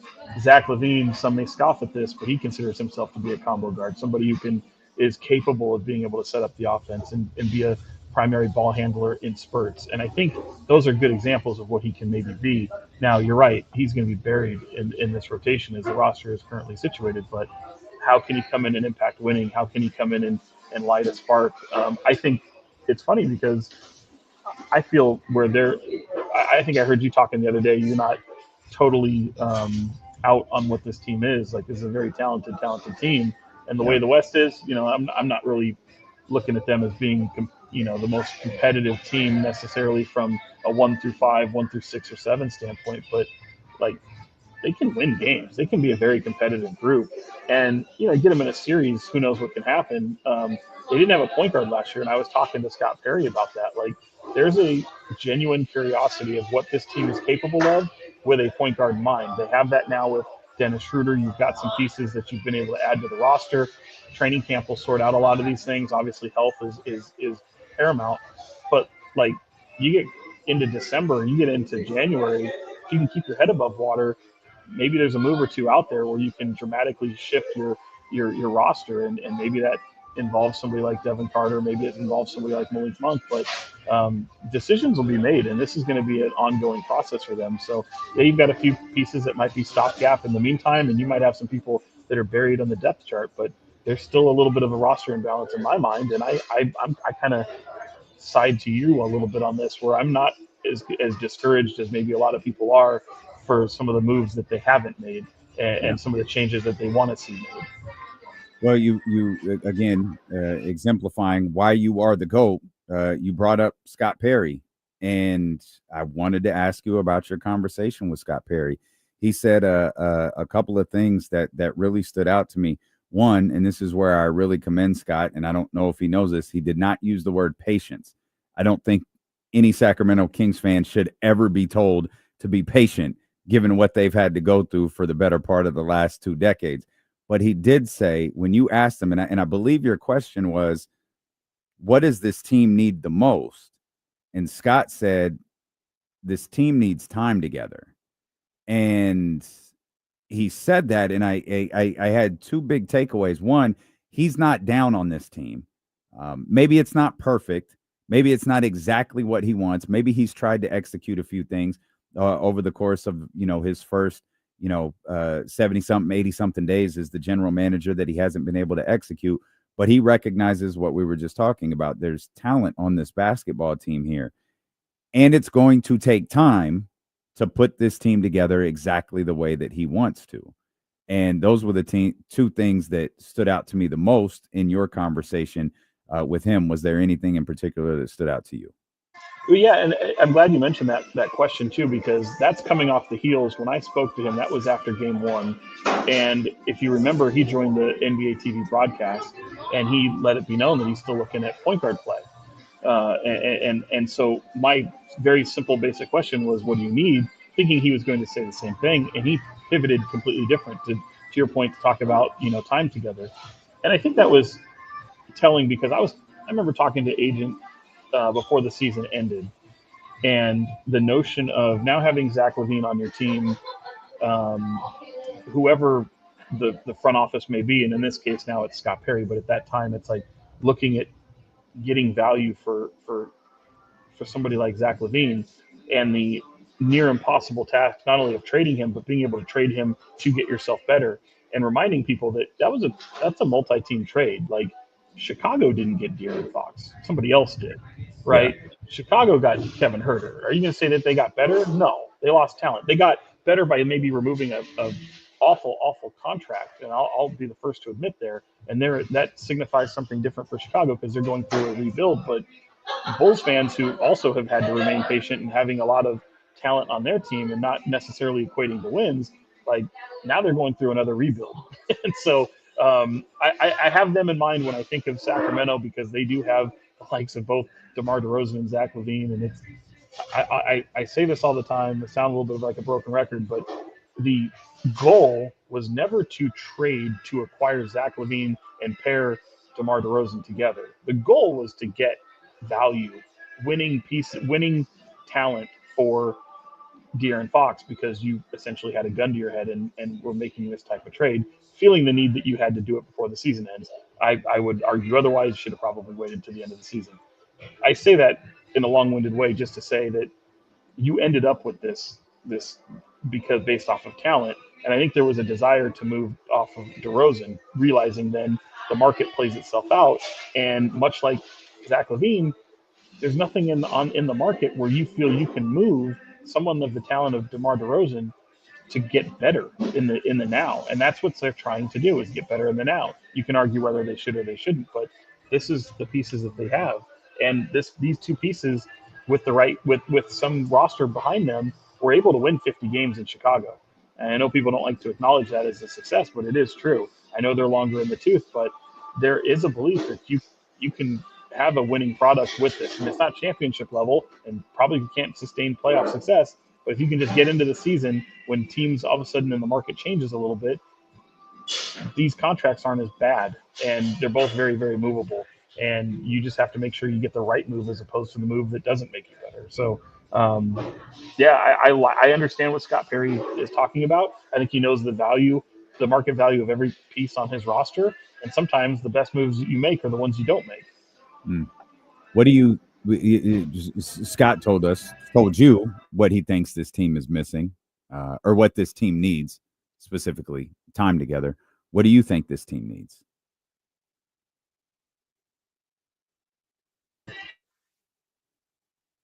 You're still muted. Sorry, Sean, you're still muted. Sorry about that. I would agree that there'd be some point guard depth that could be needed, but to me, I think a stretch four they need in the worst way. I think some wing help, some more size. Is that putting a lot of pressure on people like Drew Eubanks and Maxime Reynaud to come in here? Dario Saric, we'll see what that's like. I don't have a lot of faith there in terms of his health and his availability. It's always plagued him for so long. I'll point out, I thought he was a solid contributor to the Warriors. Yeah, his availability, durability, all that stuff. Like he's a pro's pro, but he's always hurt. So I think that they need some more reliability in size. But wing is kind of where I look at the most. I think some shooting can certainly help. I don't think you need scoring necessarily, but shooting depth is something I think sorely needed. So yeah, man, it could be fun. And maybe you can answer two of those things. Like, I know you mentioned Ben Simmons. I've heard that chatter. I've had some people tell me that that's not likely. But a player like that can be an elite defender and ball handler, playmaker, but also having the ability to shoot. And I just don't think Ben Simmons is necessarily a fit there. But finding somebody like that can come in here and add a little bit of rotation balance would be nice. Sean, get back to camping, man, or your version at least of camping, and tell the old News 10 guys, Brian and Ryan and Dale, tell all those guys I said hello. I absolutely will. Yeah, crazy times around the campfire. You guys around the campfire is the perfect visual. It's the Survival Man episode of The Office. Like, yes, roasting s'mores. I'm all for it. Roasting s'mores. Yes. Appreciate you, my friend. Thank you as always. Anytime, man. I'll talk to you soon. Thanks, guys. All right. That's our man, Sean Cunningham, right there. The godfather of sports media here in this market. It did casually mention he spoke to someone who said Ben Simmons not likely. That's a rumor that popped up earlier. I think it was today with our buddy Jake Fisher. And while I'm sure the funny thing about reporting like interest, the funny thing about there being interest in a play, like of course they're interested. They're interested in filling positions of need on their roster. Ben Simmons is a little bit more interesting of a conversation, as Sean was just laying out there at the end of that conversation. He's a little bit more interesting in that Russ, point guard, pure point guard. Chris Paul, point guard, pure point guard. Ben Simmons, he could play the point guard position. He does play the point guard position, but he's also 6'9", and we saw him do some things at the forward position last year for the Los Angeles Clippers. There's always been this thought of like, well, if he just took the ball out of his hands, what could he do? But Sean mentioned something really important. I know James, his partner home with the Kings Beat, and of course, co-host of the Insiders here 10 to 12 on ESPN 1320, mentioned it this morning when they were talking about Ben Simmons as well, is that if you want to shoot threes, and by all accounts, Doug Christie wanted to do that last year. I assume he's going to want to do it again this year. I don't think you want Domas, who will shoot threes, but a respectable amount, because we all know he won't shoot too many. He'll shoot 2, maybe 3. Then you got DeMar, And now, and I know he's not starting, but we're talking about a rotation of players. Now we're going to work Ben Simmons into this. Yeah, I'm not sure that's what you want to do. And I understand like the idea, the thought. Let's think about it. Let's talk about it. Let's walk through it. Does it work? Yes, no, maybe, pros, cons. In the end, I think you have a player that you never really know what type of headspace he's going to be in. And then you have the fact he just doesn't shoot. He doesn't shoot threes at all. He rarely shoots, period. Now, the Kings have a lot of scores. You know, if you're in there with the second unit, you have Malik out there. Well, maybe Neek becomes a big volume scorer. I'm not sure. It's a little bit different with Ben potentially playing in that second unit. It does add that depth there, but I don't think that's my favorite move. Again, I understand why you talk about it. I understand why it becomes a conversation, but not my favorite. Like Russ and Chris Moore. Like the idea of Russ and Chris Paul Moore. Hate the idea of Devin Carter playing that position. And that's where I'm just going to live at. I do not want them to try to rig the backup point guard position or rig any sort of point guard position. You need a point guard, get a point guard out there. That's easy. Like an actual point guard. What do you do with Devin Carter? I don't care. Like, I mean, as far as like, sit him on the bench. That's Trade the him. thing. Do whatever you can. Do you try to develop him still? It's like in hopes that maybe if Malik's not here or something, I don't know. Like, because Malik, to me, it's like Malik and Keon, and then there's Devin. But I'm not taking minutes away from those two to play Devin. So do you stash him in the G League to get minutes and develop? Do you attach a pick to him at this point to trade him and just give him a better situation? Like, what do you do with him right now? I have absolutely no problem with sending him to the G League. None.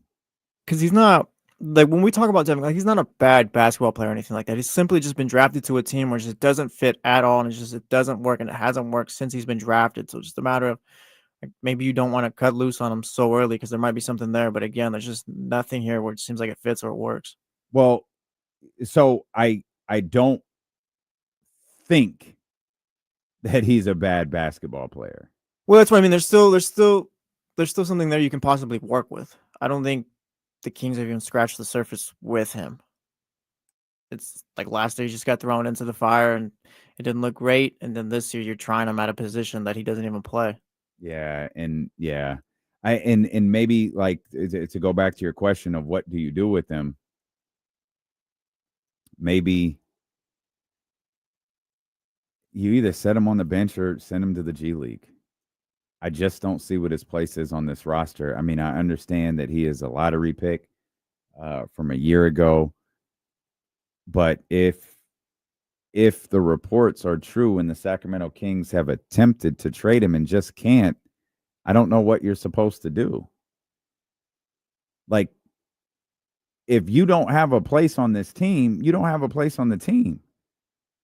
And if I'm Devin, if I'm Scott Perry and I'm talking to Devin Carter's representatives, who I'm sure are going to want him out of Sacramento, should that wind up being the case, I look him dead in the face and say, dog, I've tried. I have tried multiple times to trade him. I can't. Our best bet is to send him to the G League. Otherwise, he's just going to be sitting on the end of our bench. Yeah, because that's where I'm at with it. Like I said, I'm not going to give up Keon's minutes, Malik's minutes, or it seems damn. Now we got to talk about Nick Clifford potentially running that backup guard spot or something. Like, I'm not taking away from those guys. I'm with you. I'm not willing to sacrifice any of those guys' minutes. Any of them. And Cass, like, I hear you. Cass says he's too good for the G League. Yeah, he probably is. But what do you do with him? What do you do with Devin Carter? Maybe there's, I don't know. You asked earlier this week. I don't remember what day it was, but you asked, like, or maybe you asked in the rundown, are we giving up on Devin Carter too quick? I mean, maybe, but maybe the Kings don't have a choice. That's what it feels like. Because it's like, I don't see a role for him this season. And if he's not getting run this year, which is really getting just developmental time, like, I don't see a role for him after this year as well. Yeah, right. So we're just pushing it off. That's kind of what it feels like. Just prolonging the inevitable. And at some point, I mean, maybe the situation is different next year. I don't see how it would be. Yeah, I'm with you. It feels like something that you have to figure out, and you have to figure it out within the next couple of months. Otherwise, you're just faced with a difficult dilemma. You're faced with a difficult situation of sitting him on the bench, putting him to the G League, or, and this to me, this is the worst case scenario. You're trying to force him into a position just to get him minutes that fails everybody. Yeah, I think that's, like you said, that's worst case scenario. That won't work for anybody. It's bad for Devin for the simple fact of, like, he's just not up to speed with the other guys, and it's bad for the other guys because it's going to slow them down. That's it. And now you're sacrificing wins and losses because you're trying to salvage your lottery pick that the previous front office screwed up. And that's one of the good things about Scott Perry being in play to manage this, and not Monty McNair and Wes Wilcox to be in play to manage this, is Scott has no investment whatsoever into Devin Carter. If you're Monty McNair, you might feel like we got to show we were right. We got to find a way. We got to prove him, or we got to get value for him. We have to do something with him. Where Scott could walk in here and go, I didn't pick his ass, so it's got nothing to do with me. If I got to sit him on the end of the bench, then I'm going to sit him on the end of the bench. If I got to send him to the G League, I'll send him to the G League. I've tried to trade him 3 times this offseason, and I can't. I have no investment in this young man. I wish he had played better. I wish I could easily slide him into a rotational spot. I just got nothing for him. And Scott Perry doesn't have that investment. It's not just with Devin Carter either, with the exception of Maxime Reynaud and Nick Clifford. He doesn't have an investment in any of these guys. He doesn't have an investment into the acquisition of Zach LaVine. He doesn't have an investment into the acquisition of DeMar DeRozan. He doesn't have the investment into the contract extension for Domantas Sabonis. He has no investment in any of that stuff. So I think when that happens, you can kind of judge the landscape of your franchise with a little clearer vision. Kind of been brought up in the chatty house too, but the tough part about sending him to the G League is you might just grow out and average 40 every game. It's like, what is that doing?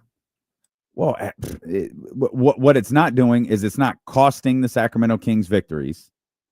It's not forcing them to find a rotational spot for him in Sacramento. And I don't know. Do fans still? Well, I guess they do, because we get worked up by what happens in Summer League. I guess fans would still get fooled by what happens in the G League. Oh yeah, there's always the intrigue of a player like Mason Jones. We still talk about. Yeah, Mason Jones scored. Wasn't he regularly scoring 40 last year? Yeah, I mean, he was putting up damn near triple doubles in like the G League finals or something like that.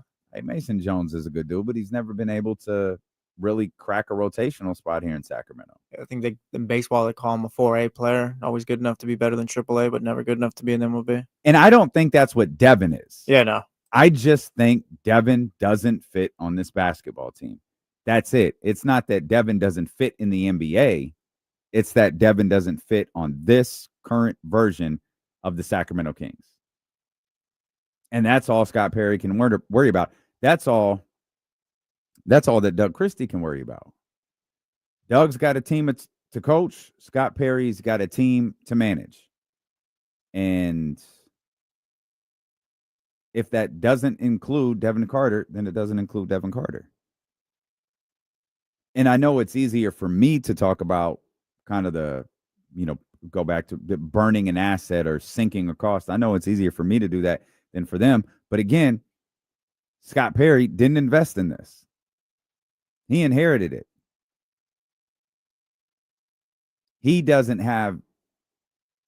Scott Perry doesn't have anything to prove when it comes to Devin Carter. That doesn't make the decision, I'm sure, that doesn't make the decision easy for Scott Perry. It'll be tough to look at your roster and go, this player cannot help us. You do it, you're going to do it throughout the course of training camp. This player can't help us. We wish you the best on your future endeavors. This player can't help us immediately. Maybe we have a two-way spot for him. Or maybe we're going to cut you. We're going to let you go. We're going to let you go. Find whatever but we'd love to have you back on the Stockton Kings. We'd love to have you back on a G League affiliate. It's tough. Those decisions have to be made. And with Devin, because he is a former lottery pick, there probably is a conversation that's like, hey, we don't have a spot for you. Remember, it was a Luke Walton year. Remember when the we talked about the agent putting out the statement about Marvin Bagley, how the team had informed Marvin Bagley that he wouldn't be a part of their plans that season, their rotational plans that season. Jeff Schwartz. Is that who it was? Yeah, I believe it's his agent right now. I believe it was Jeff Schwartz back then too. Okay. He was like, yeah, like this is absurd. It's like, well, it is what it is. Like, they're not going to be happy, but like, hey, my job is to go win basketball games. If I'm Doug, if I'm Scott, my job is to go win basketball games, and I can't win with your player on this roster. If I could trade them, I would. I can't. And I don't know that Devin Carter can do anything tomorrow. And if the Sacramento Kings play in the championship, I don't know that he could do anything in that game. Because I think I just might be waiting for Devin to fail, which is terribly unfair to him, but I'll just be waiting. Well, still ain't going to work. It's not waiting for him to fail. I think we all just see not even the light at the end of the tunnel, just see that there's no path here. I think one way or another, I think this ends with Devin Carter and the Sacramento Kings going their separate ways eventually. Unless you're able to move off of Malik Monk and just this whole guard situation that you have currently opens up somehow, some way. I would. So moving on from Malik that would be interesting. Part of me feels like with Dennis coming in my feeling you need to sign another point guard, I always say you might have to move off of two of those guys. And I don't know why the Sacramento Kings, I don't know why there were conversations about trading Malik Monk. I don't know. Just gonna state it every time. I hate that. Yeah, I don't like it either. All. Yeah, I mean, maybe I don't know. Maybe it's just not. Well, it's like maybe he doesn't fit the vision, man. Well, that's the thing. I think we are seeing every day now that Scott Perry has I don't know if it's clear, but has a vision for what he wants his team to look like. I mean, we're talking to a bunch of you. Like if Scott had to get rid of one, Malik or Devin, Malik or Keon, he has to get rid of one of them. Malik or Keon, which one would you want him to get rid of? I think you're asking fans to pick their favorite child. Yeah, because it's like I really like what both of them do. Yeah, you in what they do and what they bring is very, very different. It's very different. And you see it right out the gate. Chris says Malik. Stella says, sorry, Keon. Kel says Malik. Matt says, keep Malik over Keon. And throws in, Devin is not good. I like Matt. And then right there, Keon over Malik. Like it's all of this shows you can't have Devin. And it also goes to show, like, how are you going to make all of this work? Well, how is Scott and Doug Christie going to make all of this work? That's the thing. I don't think you do in offseason number one or even year number one. No? It's Goes back not to the most popular answer, but it's going to be a little bit of a drawn-out process. I think Scooter called in earlier this week. I think he said you probably really assess what Scott's doing in year three. He's not wrong. Like, you obviously want Scott to do things along the way, but like for a finished vision, like it's going to take a little bit. Well, I quoted that line from President Obama's first inauguration. We might not get there in 1 year. We might not get there in one term, but we will get there. And that's Scott Perry's task right now, is to get them there. Where's there? I don't know. Championship contender, Western Conference contender, I don't know. But it's Scott's job to get them there. It's been a fun week. It'll be fun to see what happens this weekend. Like, I will actively be rooting for the Sacramento Kings to win a summer league. This will be their third one. And I remember for the first two, I didn't care. I was just like, oh, that's cool. I was looking at the summer league roster in 2021, seeing if there's like, oh yeah, maybe they had a top player from that team. It was like Davion and those guys. Yeah. Yeah, I don't remember who was on the roster in 2014. Yeah, 14 I wasn't covering the team. Obviously 21 we were here. But this one feels different. The chance to win this summer league championship feels different, and I think it feels different because fans are really in on Neek and they're really in on Max. Yeah, I'm at the point with Nick Clifford where it's like, I don't know how much stock to buy into summer league and all that, but I think just given what everyone else has been talking about, like I'm expecting him to just have a bit of an impact day one too. And like I said, watching him play the last few games or whatever, like he plays like with confidence. So I think that'll help him game one. Or he's not putting up all kinds of points, but he's not hurting you either when he's out there. And that's how we'll end the show today. That's how we'll end the show this week. We appreciate you so much for being with us. KC will be back next week. Make sure you are locked in here beginning at 10 a.m. on Monday with the Insiders on Sacramento Sports Leader, ESPN 1320.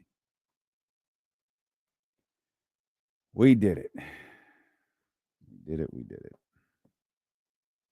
Nice job, team. Nice job. Nice job.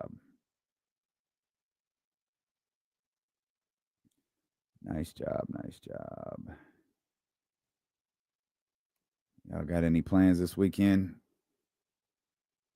Or tonight? Anything?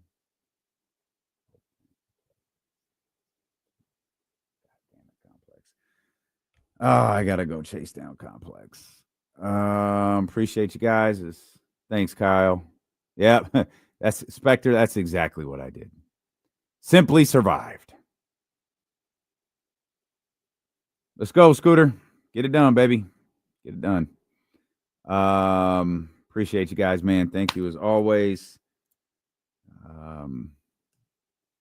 Yeah, I'll be out next week. I'll actually be in Disneyland next weekend, and I'll be out the following Monday too, because I'm going to help Katie and the Wake Up Call with their broadcast and just hang out in Disneyland for an extra day. So